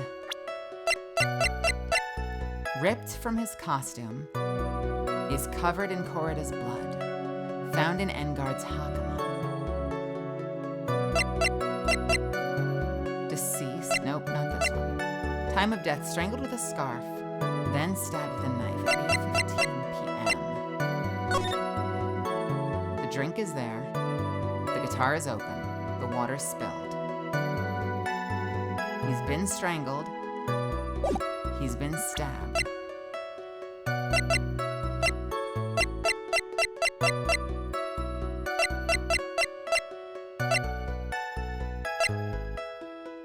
Do we have a picture of him? We don't really have a picture of his costume, do we?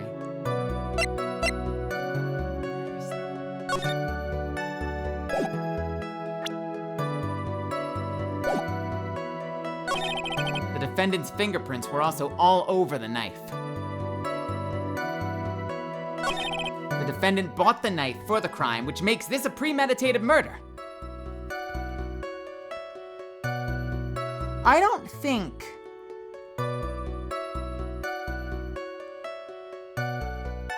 I don't think.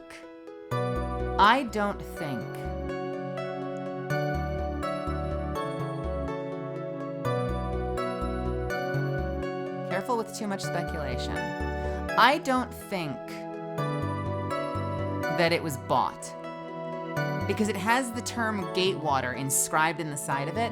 I don't think that this was... I genuinely don't think that this was a knife he purchased. I think this is a knife that, like, came with room service.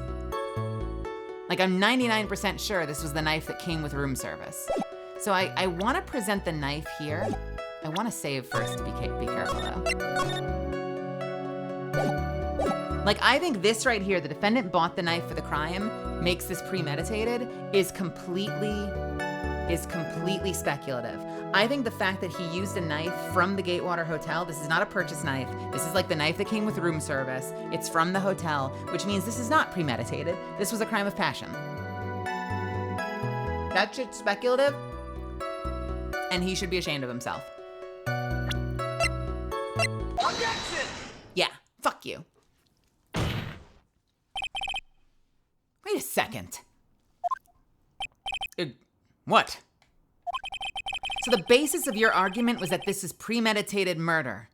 So the basis of your argument that this was premeditated murder is simply that my client bought a knife beforehand?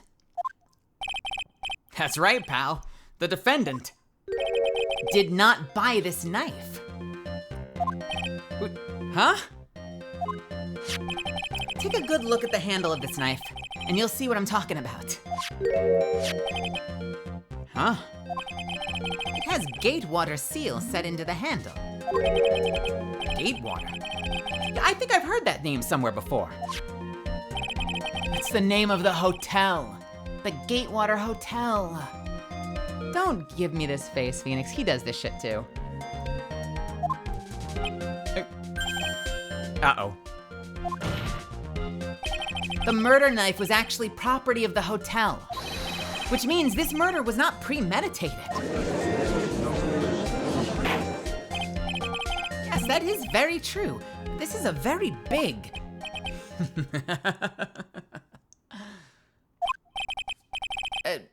what is it, Mr. Edgeworth? I'm sorry, but the defense is simply too careless. What? I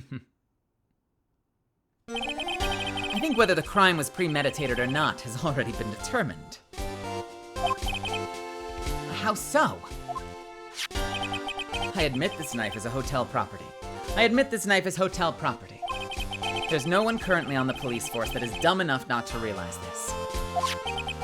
But I didn't... Oh. Currently on the police force.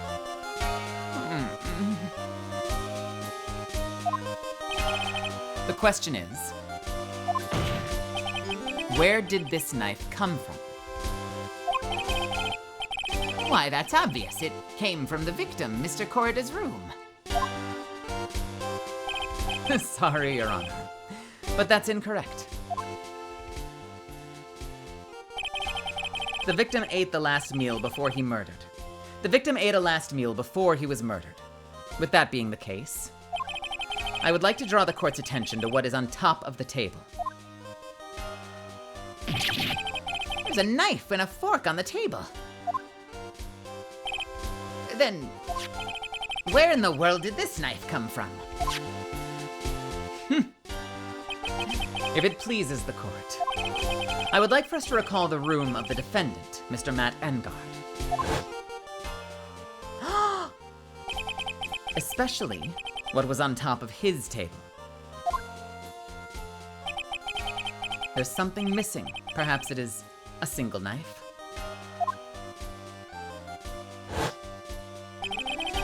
We investigated the leftover dishes for fingerprints, and while we were investigating, we came to the conclusion that Mr. Matt Engard's knife was missing. Oh, no. Mr. Engard has gone to the victim's room. Mr. Engard had gone to the victim's room with the knife he had used during dinner. Why would he carry a knife on a visit? To kill, of course. And with that, I believe the prosecution has proven this was a premeditated murder.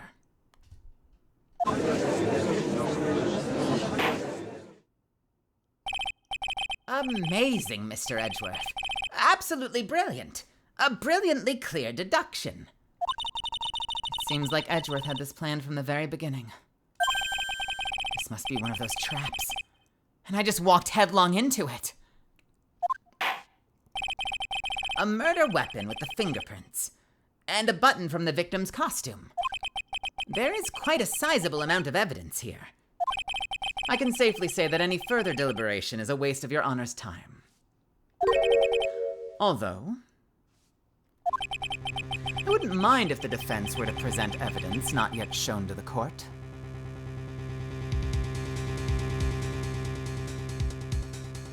I'm sorry, what?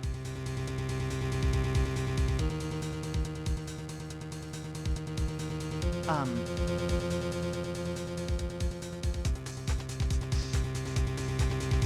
wouldn't mind if the defense were to present evidence? What do you want, dude? Evidence not yet shown? He means evidence that the court hasn't seen yet. In other words, new evidence. What does the defense have to say about this, Mr. Wright? Well, Phoenix, the judge is favoring the prosecution right now. If we answer with something wrong here, that gavel of his will be ringing out to the sound of our defeat.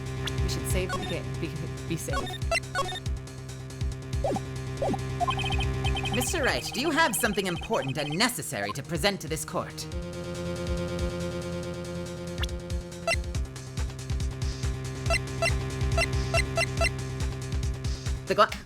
Okay. Ah! Almost threw my controller. Caught it. Midair. The glass. What we don't know yet, we don't know. They ruled out the guitar case, but we don't know why there is a full glass of tomato juice that was set on the dresser after the struggle. I choose to believe Edgy knows everything about the truth of the case and is fucking with Phoenix because it's fun. Oh my god, I hope so, Vonzio. I fucking hope so. There's one...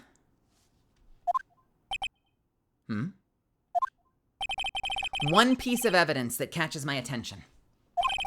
Something that this court has yet to see. Mr. Wright, I will say this one more time. I do not feel this trial needs to continue at all. However, I'm giving you one chance, and only one. What the judge is saying, right, is don't try pulling one of your usual bluffs here. If I mess this up, it's curtains for all of us. Oh my god, it's the whole bar! Ah! You may now present one and only one piece of evidence.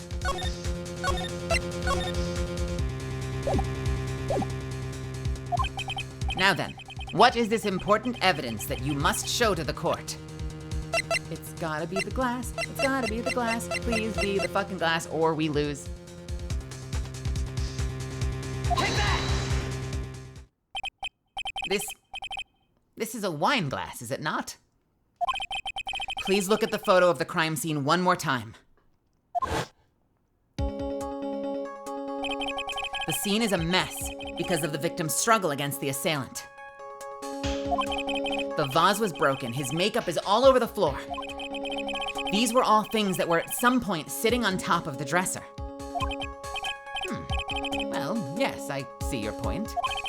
However, this glass that is sitting on top of the dresser is mysteriously untouched. The only thing that had not fallen over along with everything else is this wine glass. This piece of evidence is more than strange enough to warrant further consideration. Huh.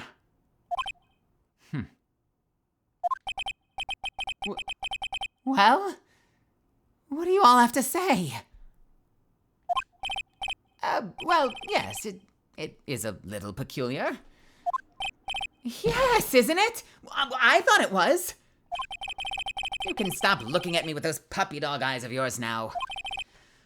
Mr. Edgeworth. What is it, Your Honor? Your opinion? You don't need my opinion. What the fuck? Dude. Because there is no special meaning to that glass. What? It's safe to say that the glass was set there after the crime took place. By the person who discovered the body, Adrian Andrews, for example. She could have easily been so shocked that she set the glass down without thinking. That does sound very plausible. Mr. Wright. Could Ms. Andrews really have set the glass down without thinking?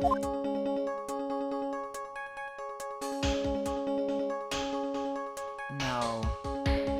There's no way. There's no way. There's no way. Because even though we know that she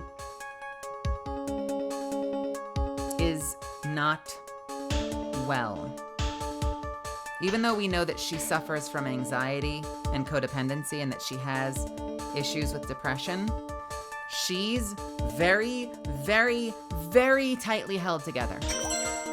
So I don't think she would have absent-mindedly set down the glass. I don't think so. Hey, Brutus, thank you so much for gifting a sub to Amelia. Could she have?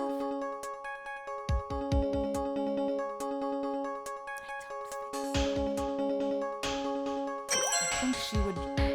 Yeah, if she walks into a crime scene and she discovers a body, she's not gonna calmly sit the. Well, this is the thing, right? This is the thing. We're sort of like, we're up against two things right now. Would she have been so shocked at seeing a dead body that she drops the glass?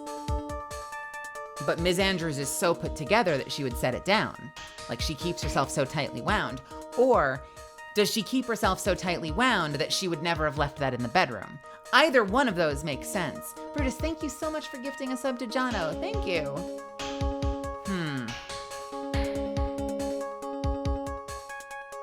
I don't think so. I'm gonna save, but I don't think so. Hey, thank you for gifting a sub to Haley, Brutus.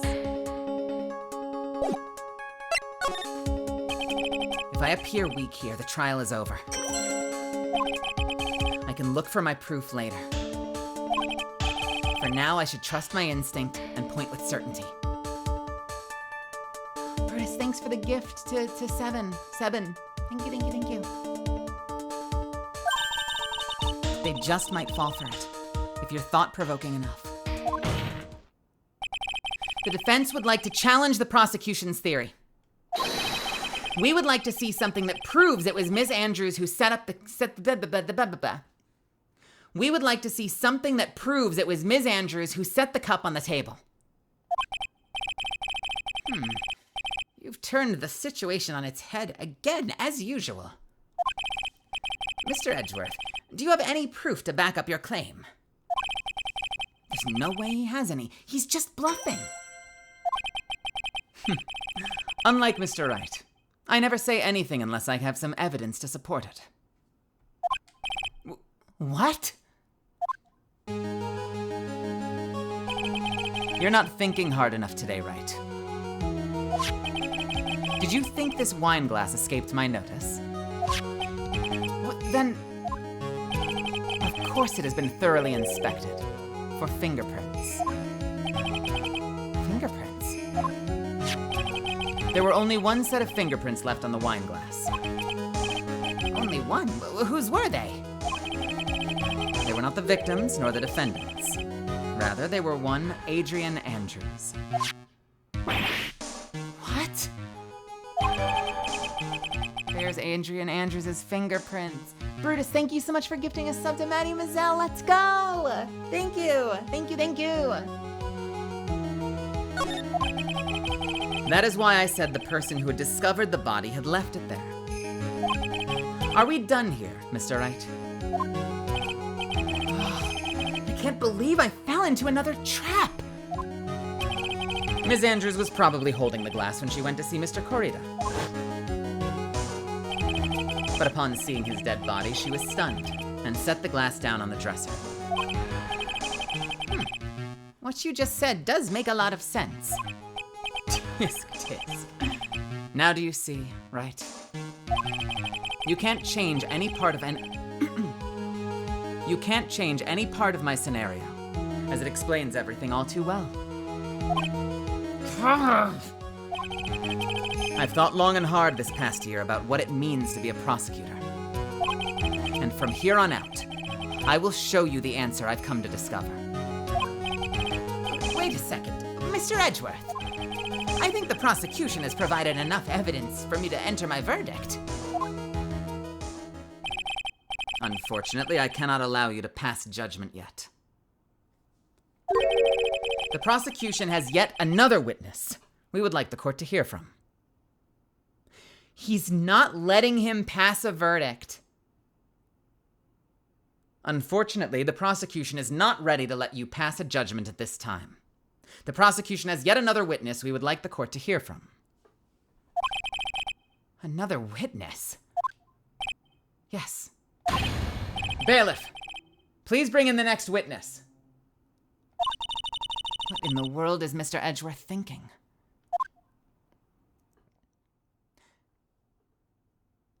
Sky Ooze, welcome, welcome, welcome. And welcome, Brutus. Now then, witness, please state your name and occupation.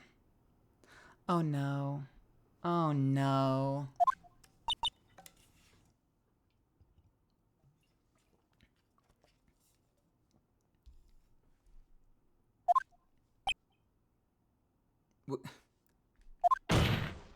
Witness, your name and occupation. Gotcha! I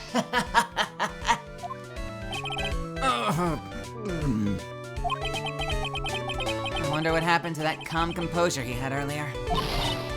Oh, Edgy boy! It's been, what, a year since we last met, hasn't it? You should be more happy to see me. I saw the report with her testimony, but who knew that underneath that helmet was the wicked witch of the witness stand? I'll tell you this time. I know what I'm supposed to do. So today, I'm gonna tell you everything and anything.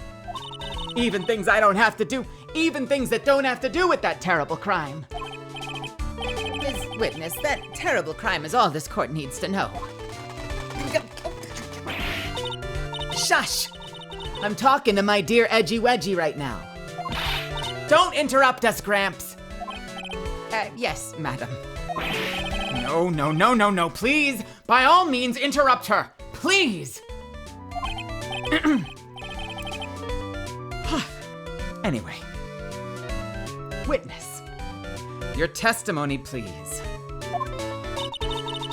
It's true what they say, that youth are hot-headed nowadays. Not that I mind at all, Edgy. Now then, what should I start with? The witness was on a security detail at the hotel the night of the murder. Is this correct, Ms. Oldbag? It was a great job being able to see my dearie one. It was almost too much for my little heart to handle. You mean you were a fan of the victim? Look, everyone is crazy over that Engard, saying he's cute in a fresh way or something. But not me. I wouldn't say anything so silly. After all, I got no interest in a little child like him. I'm only interested in a real man. One Corrida. But those two were the same age. Anyway, as I was saying, I was pacing in front of his room that night. Very well. Please tell the court what you witnessed the night of the murder. Leave it to me, Edgy Poo. And on that note, I'm taking a quick break. I gotta pee. I wanna rest my voice for a minute. So we will be right back in just a few minutes. Don't go anywhere.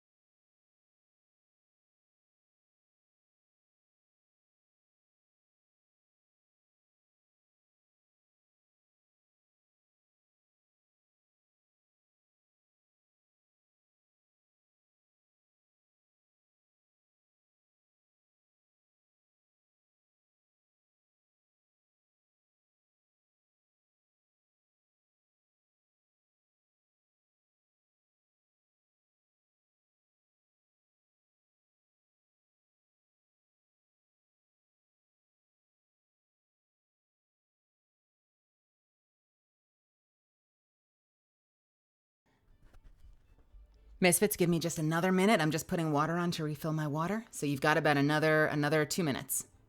Okay? BRB.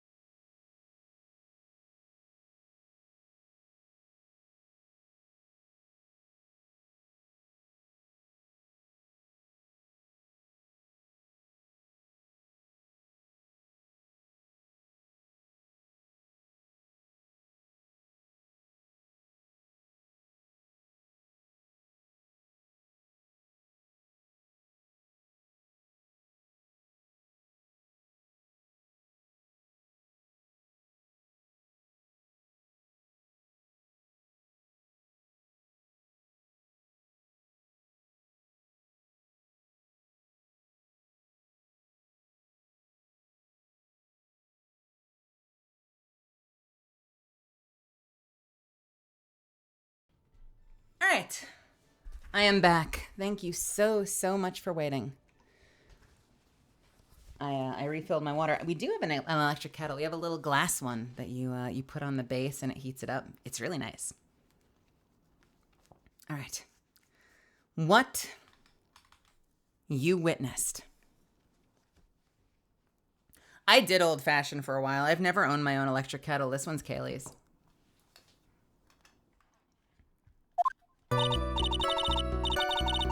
Anyway, after the ceremony, I went to pace around in the hallway in front of his room. There was something I was interested in finding out, you know. Well, since I was on the job, I made sure to keep a good eye out the whole time. That's when someone showed up. It was a man coming out of poor Juan's room. It was Engard, Matt Engard. He was trying to sneak his way out of Juan's room.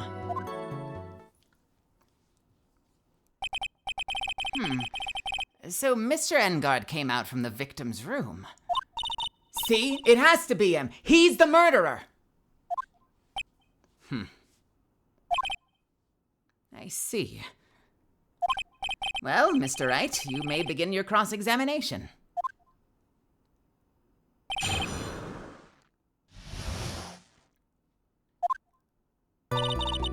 Anyway, after the ceremony, I went to pace around the hallway in front of his room. Ms. Oldbag, what was your post on that night? The lobby. I was supposed to help set up the stage for that trifling show. But I refused to help. I'll have you know, it was for that lead-headed samurai show. I even took out a few of the nails. Maybe it was a good thing the show didn't go on. Besides, that manager with the glasses seemed to be working hard at it without me. So I thought I'd take a break and spread my wings a little. And that's when you went to hang out around the victim's door? There was something I was interested in finding out, you know.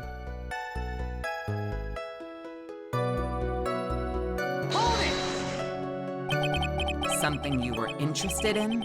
And just what was that? It's not some little thing I can just go around telling everyone, you know. It's top secret between me and Juan.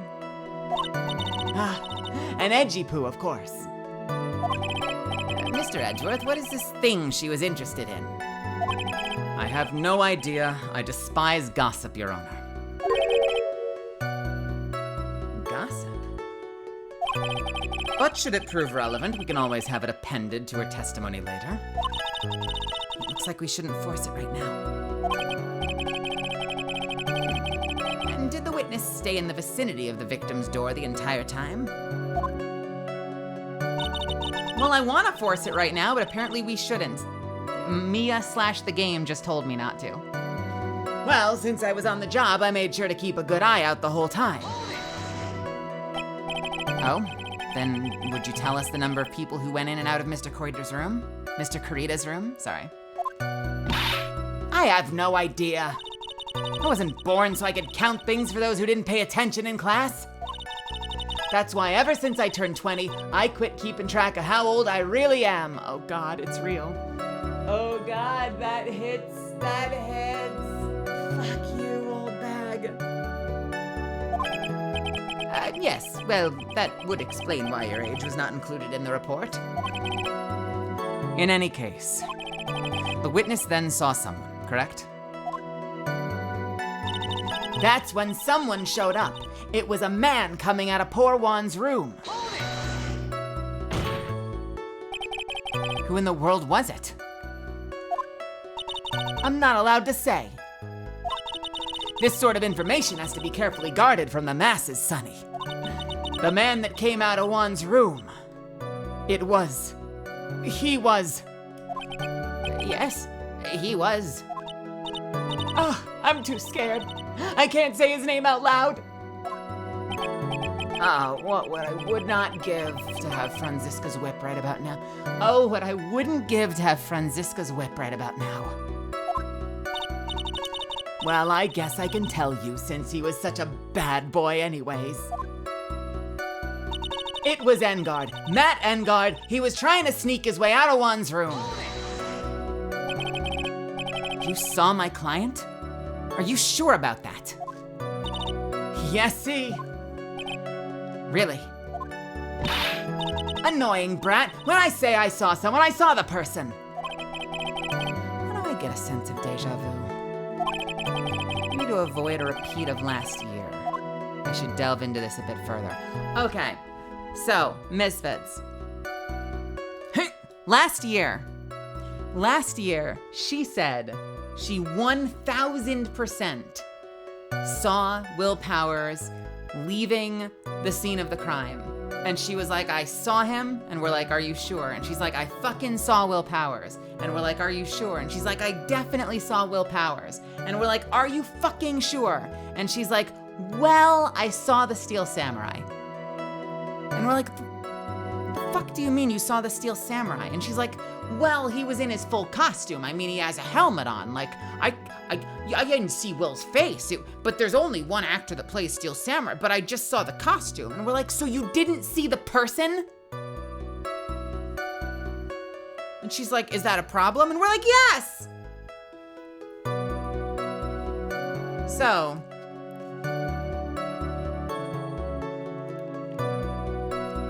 maybe to avoid a repeat of last year, I should delve into this a bit further. Please tell the court about the man's face in more detail. You don't need me to tell you about his face. That soft, gentle look in his eyes and his effeminate lips. Rude. His right eye covered by his silky hair, his sparkling, shining teeth. Oops, sorry. Squee. His teeth were shining. Well, he's shining all around in this week's pinup poster, dearie. This week's pinup. Why do you... I mean, I don't care how he looks in this week's issue. Please stay with what you saw that night. What? Engard's face is the same no matter where he is. You know, you whippersnapper. So, Mr. Wright, was this testimony just now important or relevant in any way?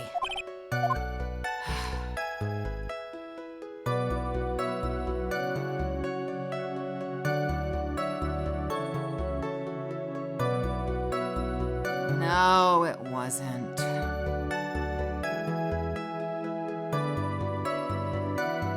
don't think it was. I guess it really wasn't that important after all. Mr. Wright, do you know why we say time is valuable? If not, I suggest you learn. You've wasted 3 minutes of this woman's youth. That's more valuable than gold to me. Why do I suddenly feel old in the presence of her childish whining? She may not remember things and be mistaken here and there, but I don't think she's lying. It's bad for us. Really bad. But that's how the human mind is. It also has the tendency to jump off topic. She's strayed onto a few interesting side topics this time too, hasn't she? But that's what makes her a sweet old lady, right? It's because you're not the one who has to question her. All right, let's try a different one.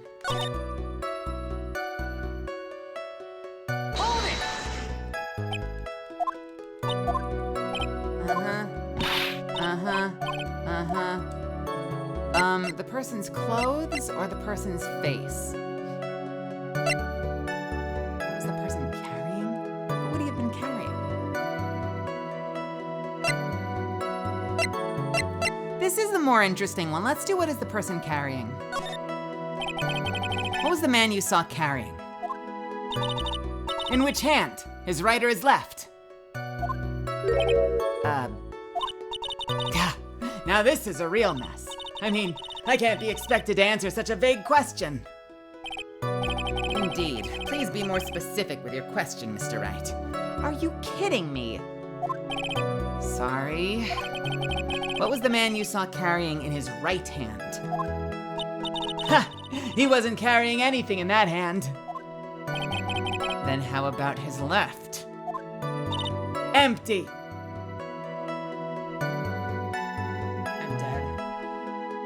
Fucking dead. I'm taking Cheez-Its because of that. Fuck you. Fucking hate this woman. Ow.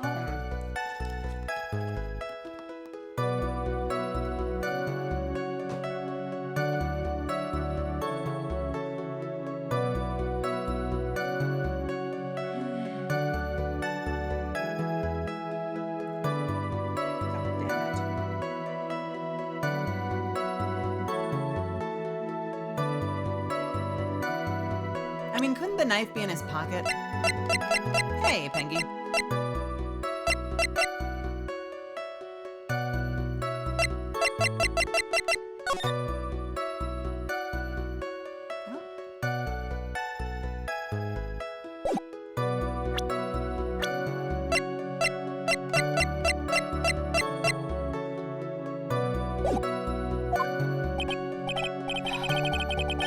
This whole thing has been a lot of nothing.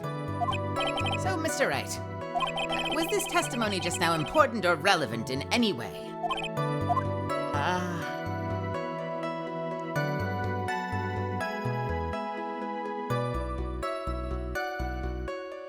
Yeah, but...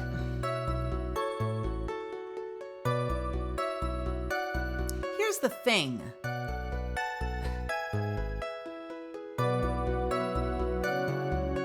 He could put the knife in his jacket pocket for all we know, you know? Thank you. We'll circle back to this. Here's what's important, and here's what I wonder if this is going to become critical. We know that the button was found in his costume, right? In his costume. So if she says she saw him in his stupid jacket, she's lying. Because if he was in his plain clothes, the button couldn't have gotten to his pants. So that's what I'm curious about. So let's see. She might thwart me. Oops. But I want to see if she says he was in his plain clothes and not his costume. Getting us back there. Bear with me.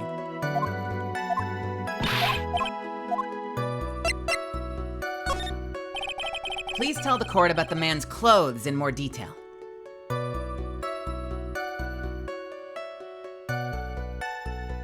You know, that's interesting. She said she could see his face, because of course she could see his face. Which means it never came up that he was wearing the costume without the helmet. So I wonder if she didn't think that was worth sharing. because she thinks he's in plain clothes. Please tell the court about the man's clothes in more detail. Oh, what a troublesome man you are, really, as if something like that matters. But it does. Now what was it? Oh, yes, it was that thing. What thing? That gaudy thing he's always wearing, that racing jacket! That racing jacket, you lying bitch. Oh yeah, he was wearing that at the detention center too. That thing's meant for nothing but seducing women out of their pantaloons.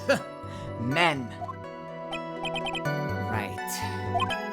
So, Mr. Wright, was this testimony just now important or relevant in any way?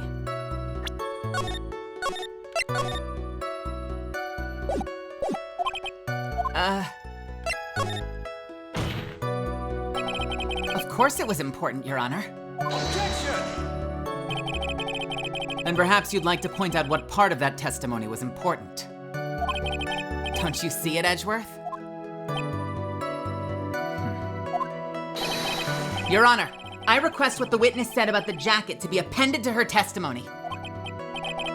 I don't quite see where you're headed with this, but all right, witness, please. Well, I don't like to badmouth anyone without reason, but if I must. He was wearing his flashy racing jacket. Honestly, it's all just for show.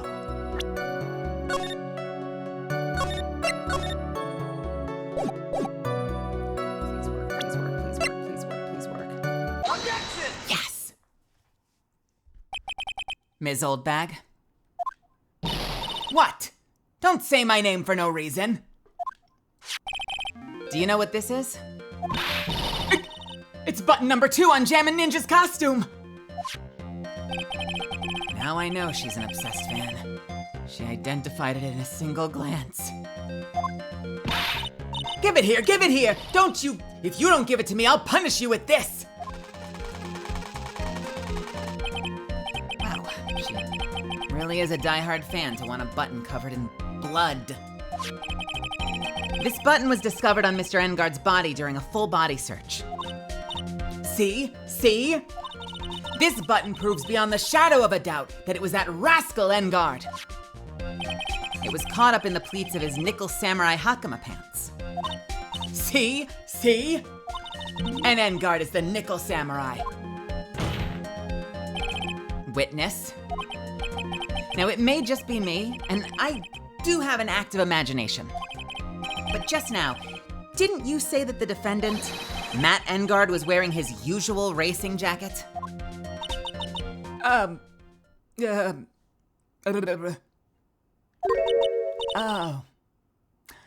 I'm so sorry. Sorry that you judge people based on what they wear.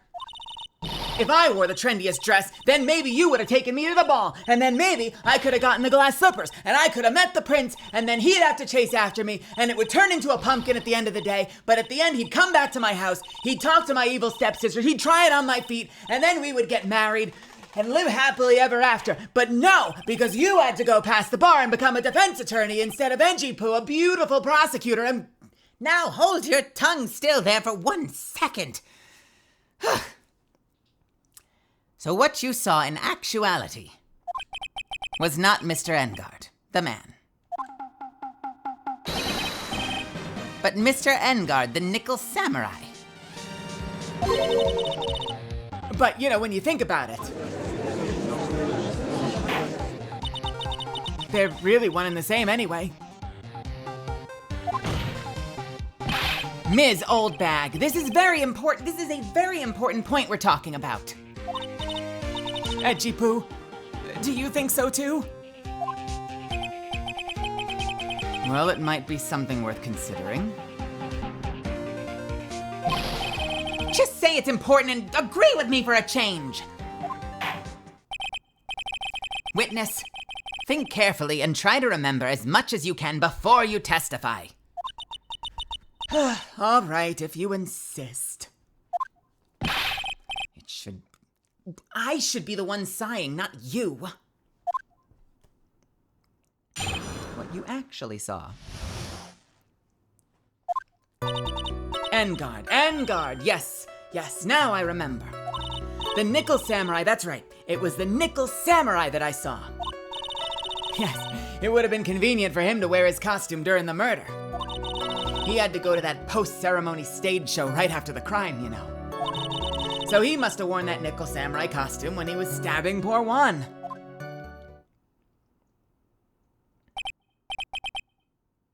I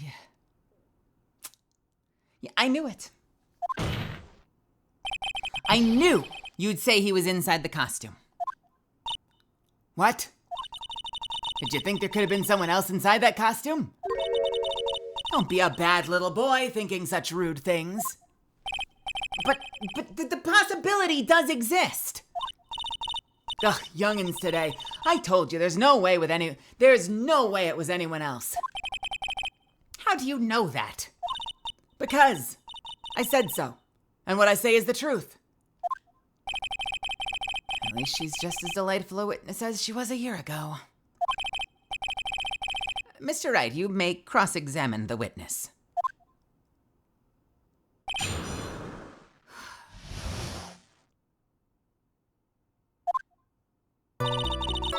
Engard. Yes, now I remember. Let's take a quick look. The Nickel Samurai. It would have been convenient for him to wear his costume during the murder. He had to go through that post-ceremony stage show right after the crime, you know.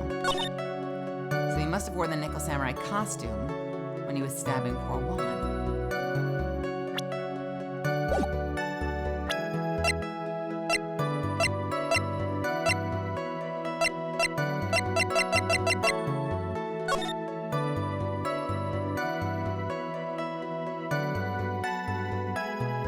Well, it feels incredibly unlikely that with that giant metal arm he would be stabbing anybody.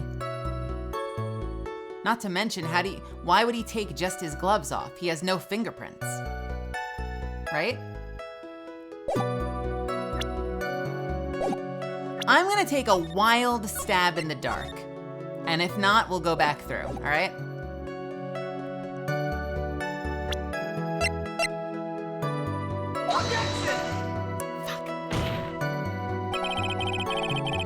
The witness's statement is clearly faulty, Your Honor. I'm sorry, but I can see nothing faulty. Unfortunately, I will have to penalize you, Mr. Wright. I must be on the wrong track.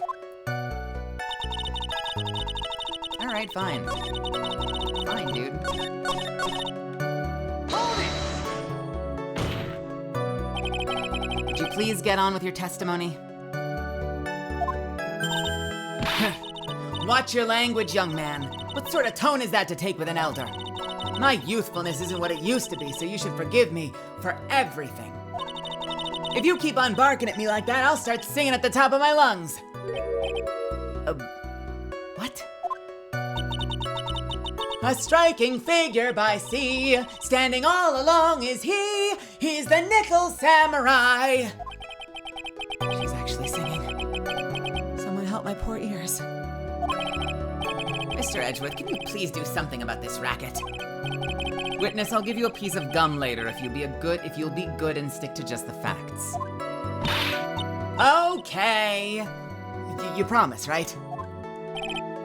Right, I'll be sending you the bill for the chewing gum to your office at a later date.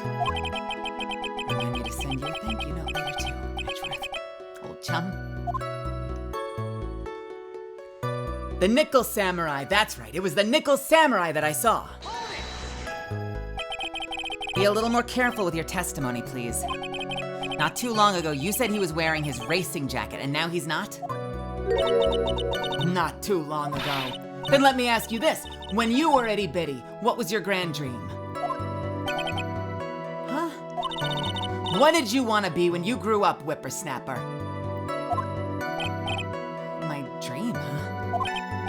Well, I wanted to be Judge Wagner, hero of the public's court. So what? See? And look at where you are now. You're not Judge Wagner, are you? Are you? Well, What I said earlier. Who puts any weight into things like that? The now is everything, baby. I can't be held responsible for the past. Since when did court become theatrics over testimonies? All that matters is that man was inside the costume. Isn't that enough?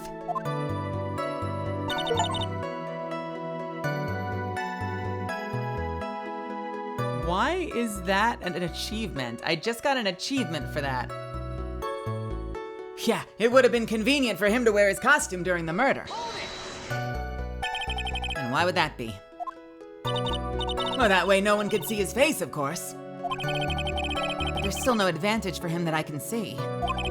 In fact, you'd think the costume would make him stand out all the more. You are such an annoying child. You know that? You disagree with everything I say. Isn't that what you're always doing to me? I got it. Maybe it was more troublesome for him to change in and out of his costume. He had to go to that post-ceremony stage show right after the crime, you know? Was there anyone else scheduled to appear at the post-ceremony show? Well, all the contestants were supposed to go on stage in a friendly gesture thing. And that included the Jammin' Ninja. Of course it included him. That's why when Engard came out of Dear Wan's room, I didn't give it a second thought. I see. Well, anyway. So he must have worn the Nickel Samurai costume when he was stabbing poor Wan. So let me ask you one last time. The person you saw, it really was the Nickel Samurai? As showy as ever. Haven't I been saying that from the very beginning? Can I throw in the towel yet? You don't need to think too hard on this one. Huh? There's a contradiction in her testimony and it's sitting in plain sight. The question is what that contradiction means for us. I have yet to figure out what you're talking about first, but okay. There's a contradiction in plain sight. Let's see. It was the Nickel Samurai that I saw. It would have been convenient for him to wear his costume during the murder. He had to go to that ceremony right afterwards. So he must have worn that Nickel Samurai when he was stabbing poor Wan. So you know what? I think maybe it's the knife. Let's try the knife. Because the costume has gloves, right? And the knife has fingerprints all over it. So let's try this. Objection! Hell yeah. Please take a look at this. Yes, so? It's a knife. Big deal. If you're trying to scare me with that, I'll have you know it won't work. No, that's not my intention at all. That's the knife that was used in the murder, correct? Your Honor? Do you know why this piece of evidence is important to the case? You don't even have to ask. It's because the defendant's fingerprints are on it.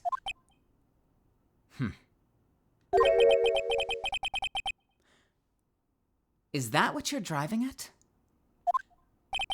That is exactly what I'm driving at. What are you driving at? And whose car are we driving? If Mr. Engard was really in the Nickel Samurai costume at the time of the murder, then it's impossible for his fingerprints to have been left on this knife. Actually, he would have wiped off all previous fingerprints this knife. Actually, he would have wiped off... Oh fuck, let's try a third time. Actually, he would have wiped all previous fingerprints on this knife right off.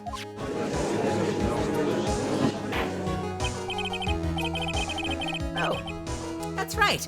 The Nickel Samurai wears gloves, doesn't he? Objection! He probably took his gloves off before he began the stabbing. Objection! And why would he do something like that? To leave his fingerprints on the murder weapon? There is no way he would do something like that. However, there is one possibility. Then let's hear your possibility. It's very simple. The defendant went to the victim's room while in costume as the Nickel Samurai. At that time, the defendant held no intent to murder. He was probably just going to relax and talk with the victim about the stage show. Which is why he took his gloves off. but the murder still did take place. It's well known that there was bad blood between the defendant and the victim. Yes, I've heard that before. Well, Mr. Wright, what do you have to say about Mr. Edgeworth's theory?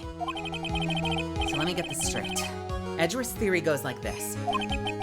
When the defendant went to the victim's room, he had no intent of killing him. Now, up to this point, are there any problems with his theory? There's a contradiction. Plain sight. This theory contains something... Wait, this theory contradicts something in an earlier testimony. What are you babbling about? Now, for argument's sake, let's suppose Mr. Ongard was the killer. If that's the case, I think it's impossible for the killer to have gone to the victim's room without intent. Take that! This knife. This was used by Mr. Ongard at dinner. Yes, we did establish that. Which means that if my client was in fact the killer, then he brought this knife with him when he went to visit Miss Corrida. Ms.? When he went to visit Mr. Corrida. I suppose. However, you just said yourself, at that time, the defendant held no intent to murder. If that were true, then why would he bring a knife? He wouldn't, would he?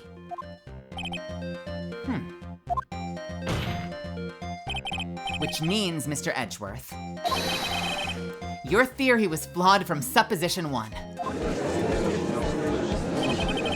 And one more thing. If the murderer was wearing the costume at the time of the murder, then there should be glove marks left on the knife.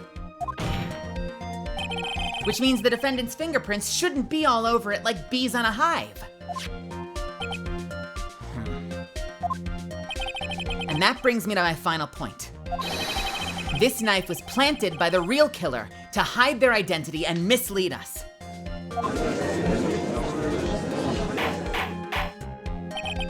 Order! Order, I say! Order in the court! Was this knife really planted by the killer? Why would the murderer do such a thing? I mean, to frame him, dude. It's to frame my client, Mr. Engard, of course. To frame? Objection! Aren't you forcing the interpretation just a little too hard on this one? Objection! But we just established that the witness saw the Nickel Samurai in costume. And if that were true, then there shouldn't be a single fingerprint on this knife. Witness? Hey, Jared. Looks like I've made your life a tiny bit more difficult, huh, Edgy Poo? Witness, did you or did you not really see the Nickel Samurai? Well, I guess at first I might have forgotten, but... Are you saying you mixed up Mr. Ongard with the Nickel Samurai, his character on TV? But I mean, I can't really do anything about that now. Look, I was waiting around in front of the door because, well, I wasn't waiting around for the Nickel Samurai, that's for sure.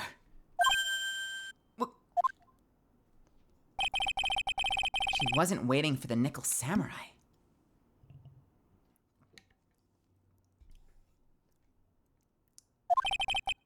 All right then. Who were you waiting around for then?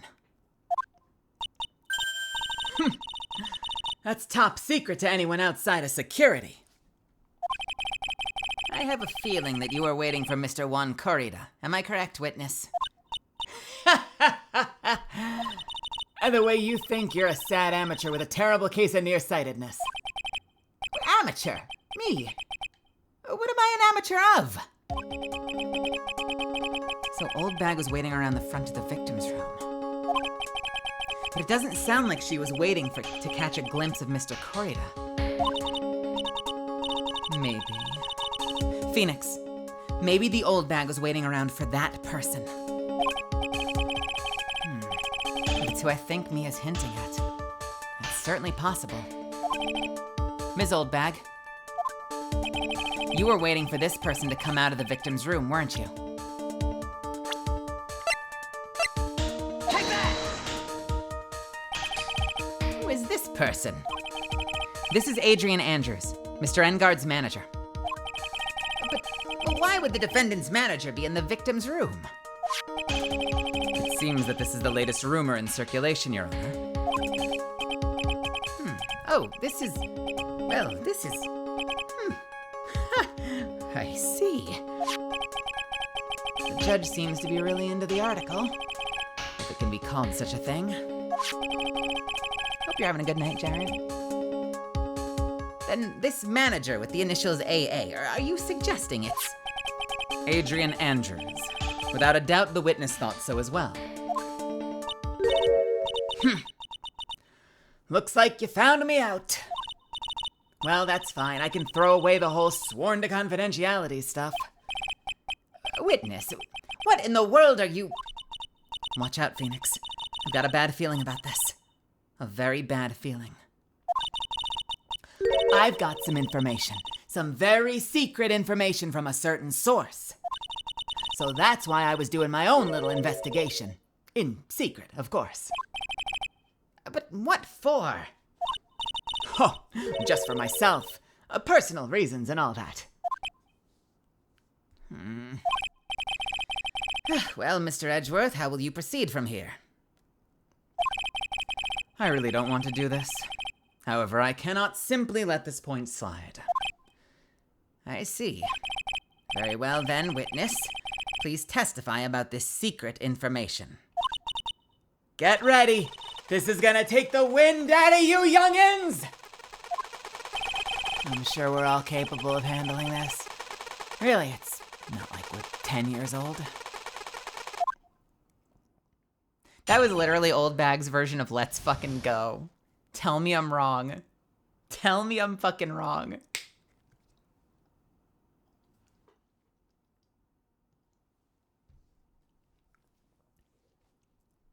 Secret information. I am not gonna be that in 5 months. That is not what I'm debuting as. That Engard is one evil, evil man. He thought he could ruin poor Juan by causing a huge scandal. So to do that, he sent his own manager to get in close with Juan. I cannot condone such dirty tricks, so I took action. Oh, and this is top secret, you got that? Nobody else but you and me know yet, okay? For the next DLC, you have to get rid of your Vanguard bounties since they're getting rid of them. Oh, I heard that. Yeah. So no Crucible, no Gambit, no strikes. The defendant sent his manager. What a distasteful topic for this court. What? Nobody's above gossip. And isn't there a saying, the truth is never pleasant? Never heard that one before? Mr. Edgeworth, what about this Adrian Andrews person? We've looked into the matter and found that the truth the article proposes is, in fact, baseless gossip. But should this be true, then this proves that the defendant did bear ill will toward the victim. So this means I have to smash this rumor once and for all. Now then, Mr. Wright, you may cross-examine the witness. Be careful. The old bag seems rather excited right now. That's right! Engard is nothing but your average foul-blooded youth. Well, as the old saying goes, you gotta burn old bags with fire. Time to fire up the afterburners and hit the highway to the danger zone. Or something like that. Did we really? Did we need that line? Like, really? Phoenix, really?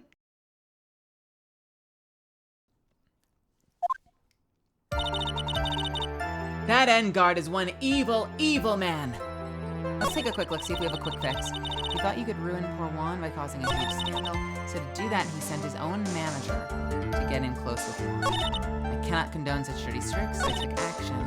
Oh, and this is top secret. Nobody else but you and me know yet, okay?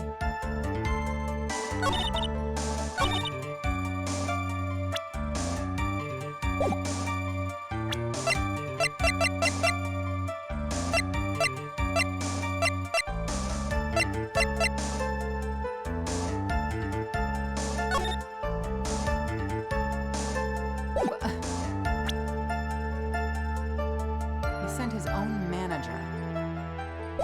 All right, let's start from the top. You can't say something like that without proof. That's just slander. But it's true. That woman was getting intimate with poor Juan. Look, it says so right here, doesn't it? Manager to the stars, Ms. AA. But the name of the magazine this came from is Gossipland. Are you saying that gossip is all just a pack of lies? Huh. What do you know? I suppose next you'll swear to me that news is 100% truth. Honestly, Sonny, you can't discriminate between the news and gossip. Yes, discrimination is bad, Mr. Right. Discrimination? When did I do anything like that? Anyway, Engard will never get me to say touche. What? He thought he could ruin poor Juan by causing a huge scandal. A scandal? What do you mean by that? You're a dim-witted one, aren't you? I can't believe you don't know what a scandal is. Honestly, what are they teaching kids in middle school these days? No, I wasn't asking what the word scandal means. Even I know that much. Well, that Engard thought he could own a monopoly on popularity. So to do that, he sent his own manager to get in close with Juan. You don't have any proof that Mr. Engard did such a thing. You must be suffering from shock. The shock of hearing the truth. And now since you're in so much shock, you can't do anything right. You're right, I can't do anything, but boy do I wish I could do something about you. All right then, Sonny, show me what you got. Can you show me proof that Engard didn't bear any ill will toward Juan?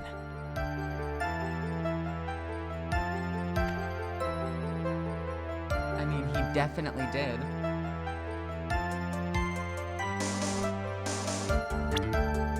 I mean, he definitely did.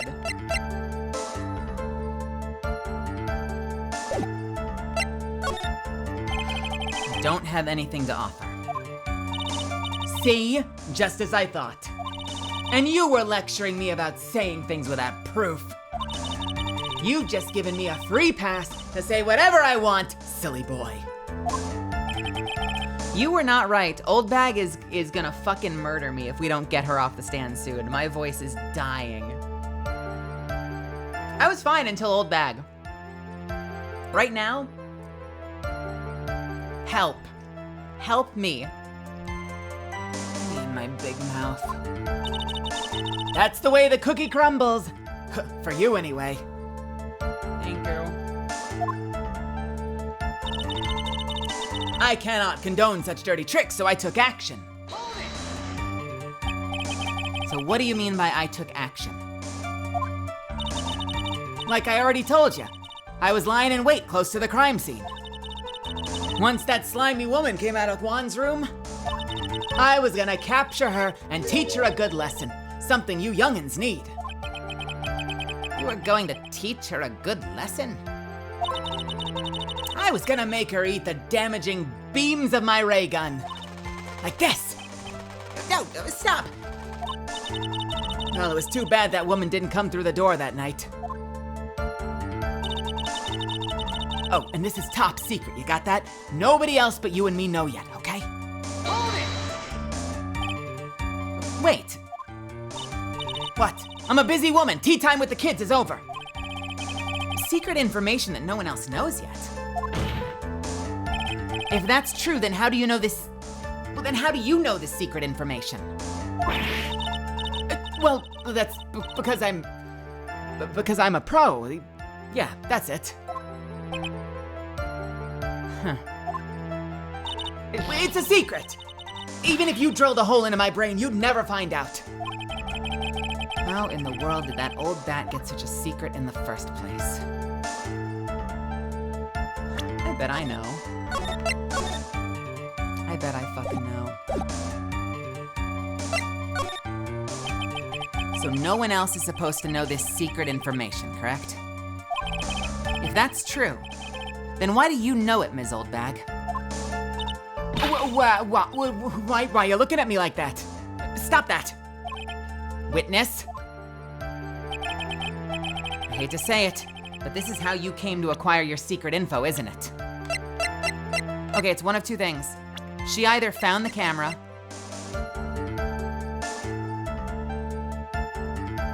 or she heard it. Lotta Heart wouldn't tell me, no matter how much I pressed.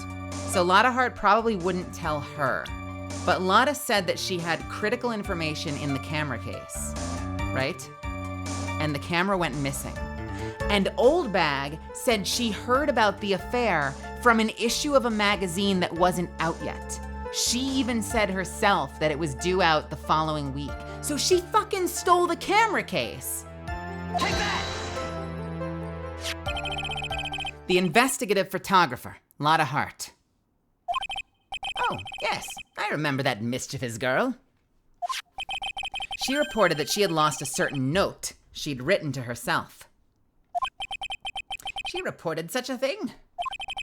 On that piece of paper, she'd written down some of her impressions about the relationship between the victim and Ms. Andrews. About the relationship between the victim and Ms. Andrews. Outrageous ideas, you say? No. I said impressions. Well then everything written on this piece of paper is completely meaningless? Ah, that's it! That's the note! No. You see, this is something completely different. This is my top secret list of groceries to buy. Then you're the one who took Ms. Hart's note. I'm a huge fan of wands, that's why. That infamous puffy-haired whippersnapper. She's working with that evil Engard. She said so herself. Engard, I'm his sidekick. She was so happy, smiling like a silly duck. I was only checking what she'd written.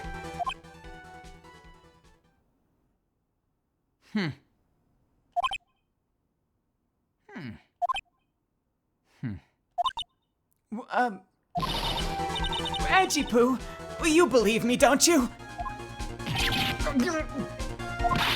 I was only trying to help out like the angel I am. It's only one little piece of paper. I've never taken anything else before. You really should come up with a supply of cheese to match your vintage wine. It was only a piece of paper. I suppose we can overlook this just once.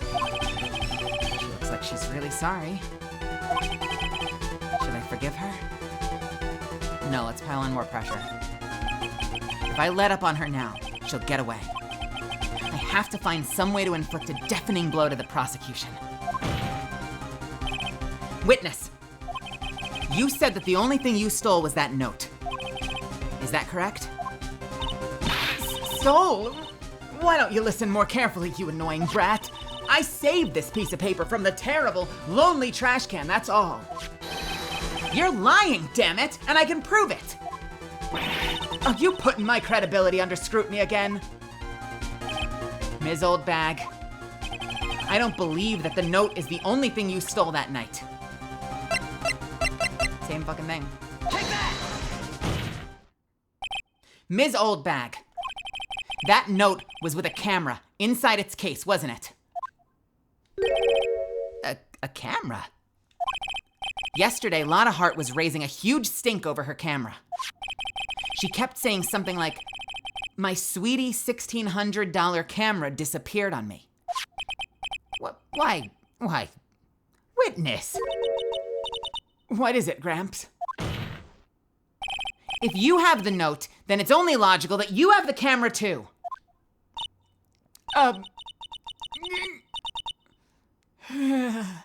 Looks like you found me out again, Sonny. Is this the camera you're looking for? That's... What? Even though I look like this, I'm still a person, you know? I still eat meals like you. I fall in love and borrow things from people. I think your definition of borrow is a little off. I saw that woman's business card, and that's when I noticed it said, Slime Bag Celebrity Photographer Extraordinaire. Well, when I saw that, I had to know what sort of pictures she'd taken. I'm a professional security guard. It's my business to know these things. Fairless! Check this camera's photos, hurry! We must examine them at once. Oh my God. Well, Mr. Edgeworth, what do we have?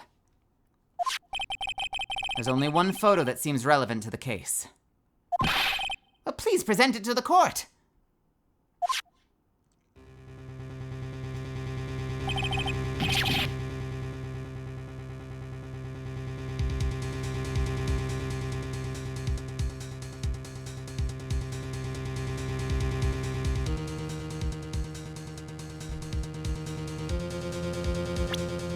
This is the same fucking case, isn't it?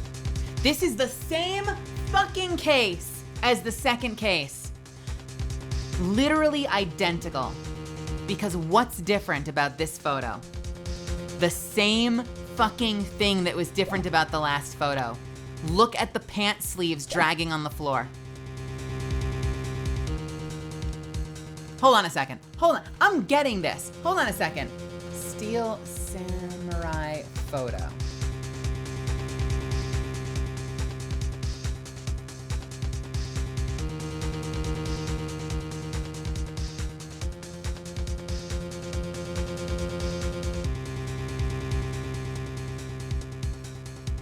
History fucking goes in a circle. Look at this.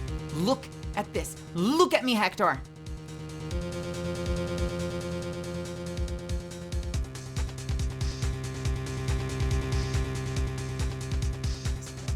I need to clean my fucking desktop. This was the photo from the last case. This was the photo from the last case, and it was a decisive piece of evidence at a certain point in the trial because we pointed out that, like, they're literally walking on the pant legs. And it was also a photo she produced. It was literally the same bitch producing this photo last time. You could see them standing on the pant legs. And so it was clearly someone much smaller than Will Powers. And once again, get that off my computer now. Once again, we see a photo of the Steel Samurai, right? And he's standing on the fucking pant legs. It's not quite as bad as it was last time, but look at the photo. The pant legs end before his feet. Unbelievable. Unfucking believable. And the gloves, yeah, we already poked a hole in that, but yeah. This is the Nickel Samurai. See, I told you, that's the guy I saw. This proves that the witness was not lying earlier about this matter. Modest photo added to the court record. What does all of this mean, Mr. Edgeworth? Well, this photo by itself does not prove that the person in this is the defendant. However, in his own confession, Mr. Engard clearly stated that at the time of the murder, he was still in his Nickel Samurai costume. If that's the case, then this Nickel Samurai is... The defendant.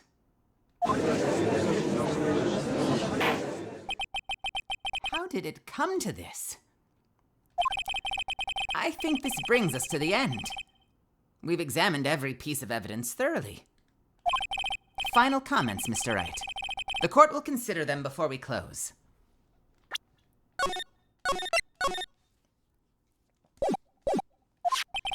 Do you agree that this photo is decisive evidence against your client? If this photo really is decisive, then we're done for. If I raise an objection here and blow it, then that would put Maya's life in jeopardy. I can't make a mistake here. There's only one road out of this mess. This photo that Lotta took,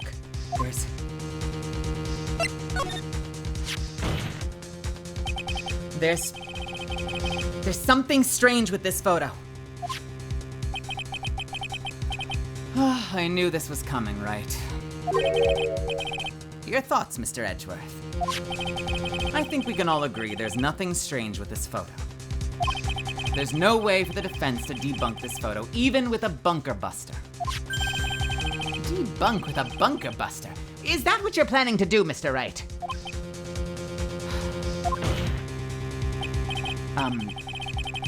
Anyway, please look at this photograph one more time.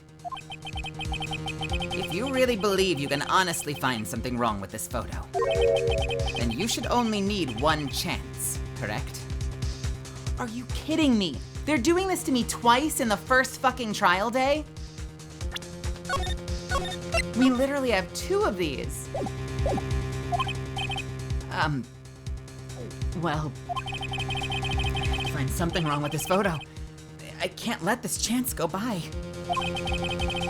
Where in the heck did she take this photo from anyway? It's all out of focus. Why can't I get a good shot, especially when it counts? Now then, let's hear your objection. What about this photo is strange? It's the pant legs, right there. Bam. Why can't we see the feet? I want feet. There should have been feet for free. We have no feet. Take that! I would like to direct the court's attention to this one area right here. What are you pointing to? His ankles? If you could see this person's ankles, that would be one thing. However, you can't. And? What does that mean? The costumed person in this photo could not have been Mr. Engard. What is the meaning of this? Objection! I wonder if you'd care to elaborate, with actual facts, that is. Let's take a look at the Nickel Samurai's poster. Please pay particular attention to the area around the bottom of the hakama. His socks. You can see his socks. And not only that, Your Honor, you can see the precious tootsies underneath. Wait, no, that's not the line. Hang on. Exactly. However, in this photo, the Nickel Samurai is clearly holding his hakama up just to walk.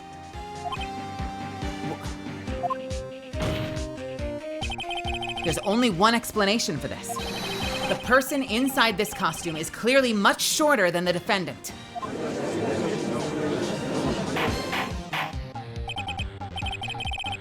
All right.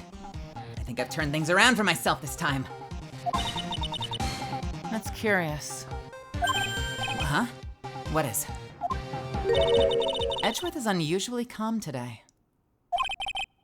That's true. He's just letting the trial run itself, as if he's only along for the ride. Along for the ride? What do you mean by that? I can only guess that perhaps he doesn't feel under attack at all. He doesn't feel under attack? Then I haven't damaged his case at all? Mr. Edgeworth, where does this leave us? If the person in this photo is not Matt Engard, then everything the prosecution has tried to prove has become meaningless.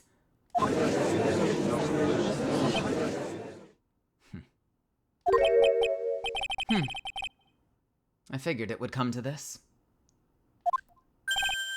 What? Right. I have something I want to ask you. I think you have proven that the person inside this costume is not Matt Engard. In that case, who is this a photo of?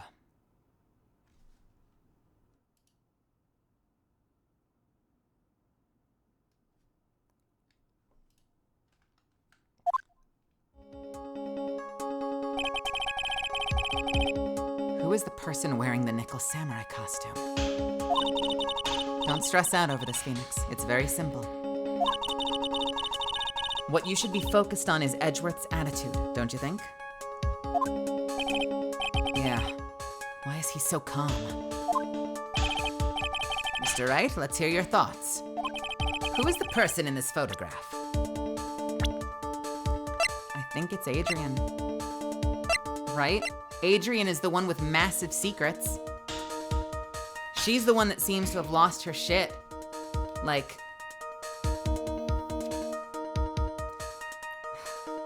what do we know? We know she's the one that was... I'm trying to find a delicate way to put this. She's the one that's been incredibly intimate with Juan Corrida. She wanted to find the note because she thinks that the suicide note of her beloved mentor, we're gonna put with big asterisks around it because I kind of feel like they were together. I kind of feel like they were in love. Her mentor took her life. The suicide note was never found. She got really close to Juan Corrida for the purpose of trying to find that note. We know that she's a little unstable because she's a little disturbed. That's probably an insensitive way of putting it, but she's not in a good headspace. Let's just put it that way. She's not in a good headspace. I wonder if she was trying to frame Matt or if she was trying to find the note. If she went in and something got out of hand and Juan Corrida was killed, I don't think she went there specifically to frame Engard. I think that was her messy cleanup act. I think she went to try to find the note. I think she was caught. I think a struggle ensued, and I think that she could have taken Juan Corrida's life. I think she then decided to dress the scene because she had to try to avoid blame. And I think in returning to dress the scene, I think that gave her a way to dress the scene. She left the drink there. She came out as herself later. She was the one that found the body. I think that's the case we're building. Is that true? I don't know. But I think that's the case we're building. And she's also very short. Yes, she's also very short. So I think it's Adrian. Who is the person in this photograph? Adrian Andrews. If you want to know who that nickel samurai is, it's none other than this woman. And why would you say it must be Ms. Andrews? What in the world points you to her? Well, for starters, she's short. And she can freely move in and out of Mr. Engard's room. Finally, she had dinner with Mr. Engard that night. And how does all that add up? It means that it makes it very easy for her to get a certain item. A certain knife with Mr. Engard's fingerprints, a certain knife with Mr. Engard's fingerprints all over it. The knife that was used as the murder weapon. Why don't you just say what it is you want, Mr. Wright? I have to do this now. This is my last chance to turn things around. The defense moves to indict Ms. Adrian Andrews in the murder of Juan Corrida. It was Ms. Andrews who tried to frame the defendant for the crime. Order! Order! Order! It looks like this trial has hit a most unexpected development. Mr. Edgeworth. Yes, Your Honor. This court is issuing a subpoena for Ms. Adrian Andrews. A verdict cannot be passed without first hearing her testimony.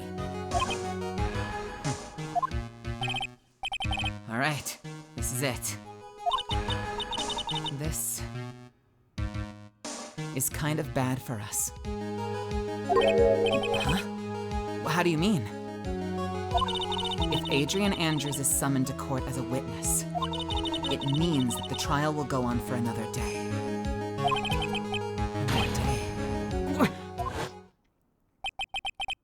If I don't get a verdict today, then Maya... Now then, we shall set Ms. Andrews' testimony for tomorrow.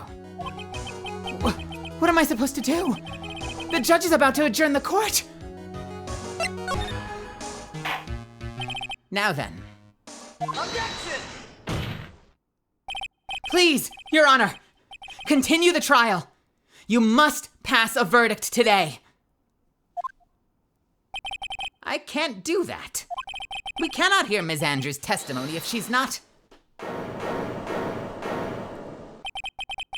I abhor wasting such valuable time. Edgeworth?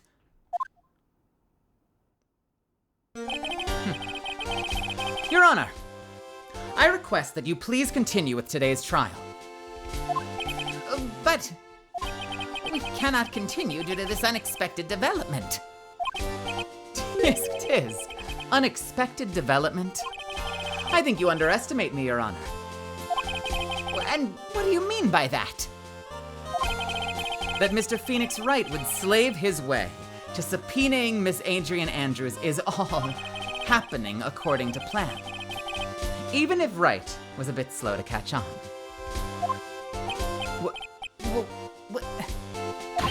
What?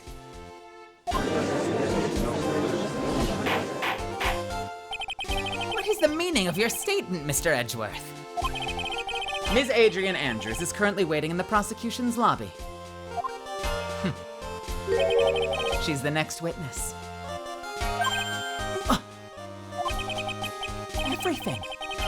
Everything was planned out in advance by that man. Somehow I knew there was no way Edgeworth would overlook Ms. Andrews. Looks like this battle is far from over. Exactly. Very well. We will call the next witness.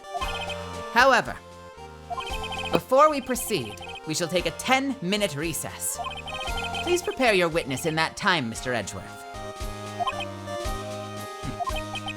The court will now take a 10-minute recess.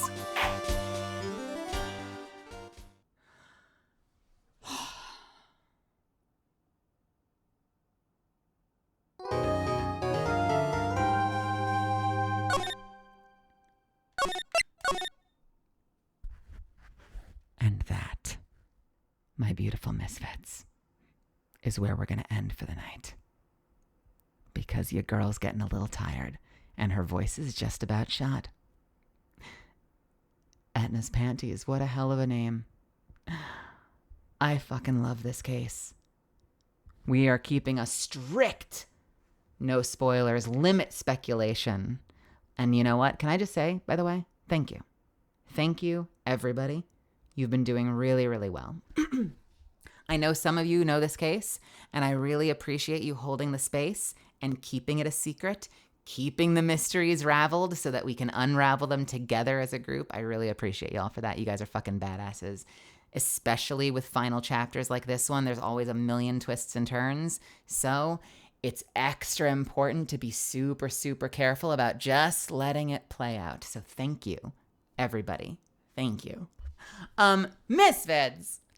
I know, I want to do one more so badly. You know how much I hate to end in the middle of a day. You know how much I hate to do this, but I am so tired. We are at 7.5 hours, so I think that means this is going to be a 3-week case. I think we're doing this in 3, because I'm looking at the next couple of days. I think we're doing this in 3. So thank you so much for being here tonight. Seriously, I know there's a million places that you all could be. The fact that you choose to hang out with me, especially if you're here from someone else's community, if you're here from Hambino's community or anybody else, thank you so much for sticking around and hanging out with me tonight. Fridays are exhausting for me. This is the most work I ever put in on stream, but it is also the most fun I have on this platform, is being able to do little performances for you like this. Even though they get like fucking anime as fuck and campy as fuck, I have so much fun doing this, and I hope you do too. So thank you so much for spending this time with me. I am going to take us over to Star2D2's channel because I have not seen her live in a while. Star2D2 is a really fucking cool gamer, and I think that you'll enjoy watching her. She's playing Overwatch. She's probably going to be hyper as hell if she's not sleeping right now. She just debuted a new outfit and a new hairstyle. So why don't we go give her some love and introduce ourselves? I think I've played with her once before, so I don't think it'll be an introduction, but let's go reintroduce ourselves. If you're here for the first time, if you've never been here before and you like the vibe, Ace Attorneys are Fridays. I play usually about 6 days a week, 5 to 6 days a week. I'm a variety streamer. I do a lot of single player. I've been doing Baldur's Gate lately. I do Apex occasionally because I'm in Apex. I'm the voice of Catalyst. So if you had fun, I'd love to have you back. Throw me a follow if you don't already. Consider joining my Discord. We've got a really cool community. Feel free to follow me on Twitter because that's where I post things like role announcements and other stuff, weird memes occasionally. I'd love to have you back. I love doing this. We're going to keep growing this community as much as we can. Thank you so much for supporting me. Thank you for the subs. Thank you for any subs that were gifted. That also helps keep me doing this, and it means the world to me that you enjoy being here enough to, throw me some copper. Because in the long term, that's going to help turn this into a real thing that can be a main thing for me alongside my acting. And that's all I've got to say about that. So thank you, Misfits. Thank you so much for hanging out tonight. I'm going to set up the raid. If you can do me one favor when you get there, pick an emote that you have access to. I'm a big fan of the hearts and the raids. Paste out 2 of them. Copy it, spam it until it doesn't let you anymore. Whatever you've got access to, whatever makes your heart sing, let's just fill her chat with emotes. And let's make her day. Let's put a big smile on her face. I love giving love to other people. I especially love rating people that I haven't met before, that I haven't spent a lot of time with. I think it'll be fun. She's in the middle of a match, so she may not recognize this immediately, but like let's just fill her chat with love and help make her day a little brighter. Thank you again. Have a wonderful night. Stay hydrated. Be kind to yourselves. Tomorrow, I'll let you know. You know me. Sometimes these Fridays kick my ass enough that I've got to take off Saturday. If we stream tomorrow, we might be back to Baldur's Gate, or we'll be back in Destiny doing bounties. I will let you know which. If I end up taking off, I'll let you know as well. So have a wonderful night. Sleep tight. Mwah. I love you lot. You're the awesomest fucking community in the world, and I will see you later. Get the hell out of here. Go. Be gone. Be gone. Be gone. I'll see you later. Night, night.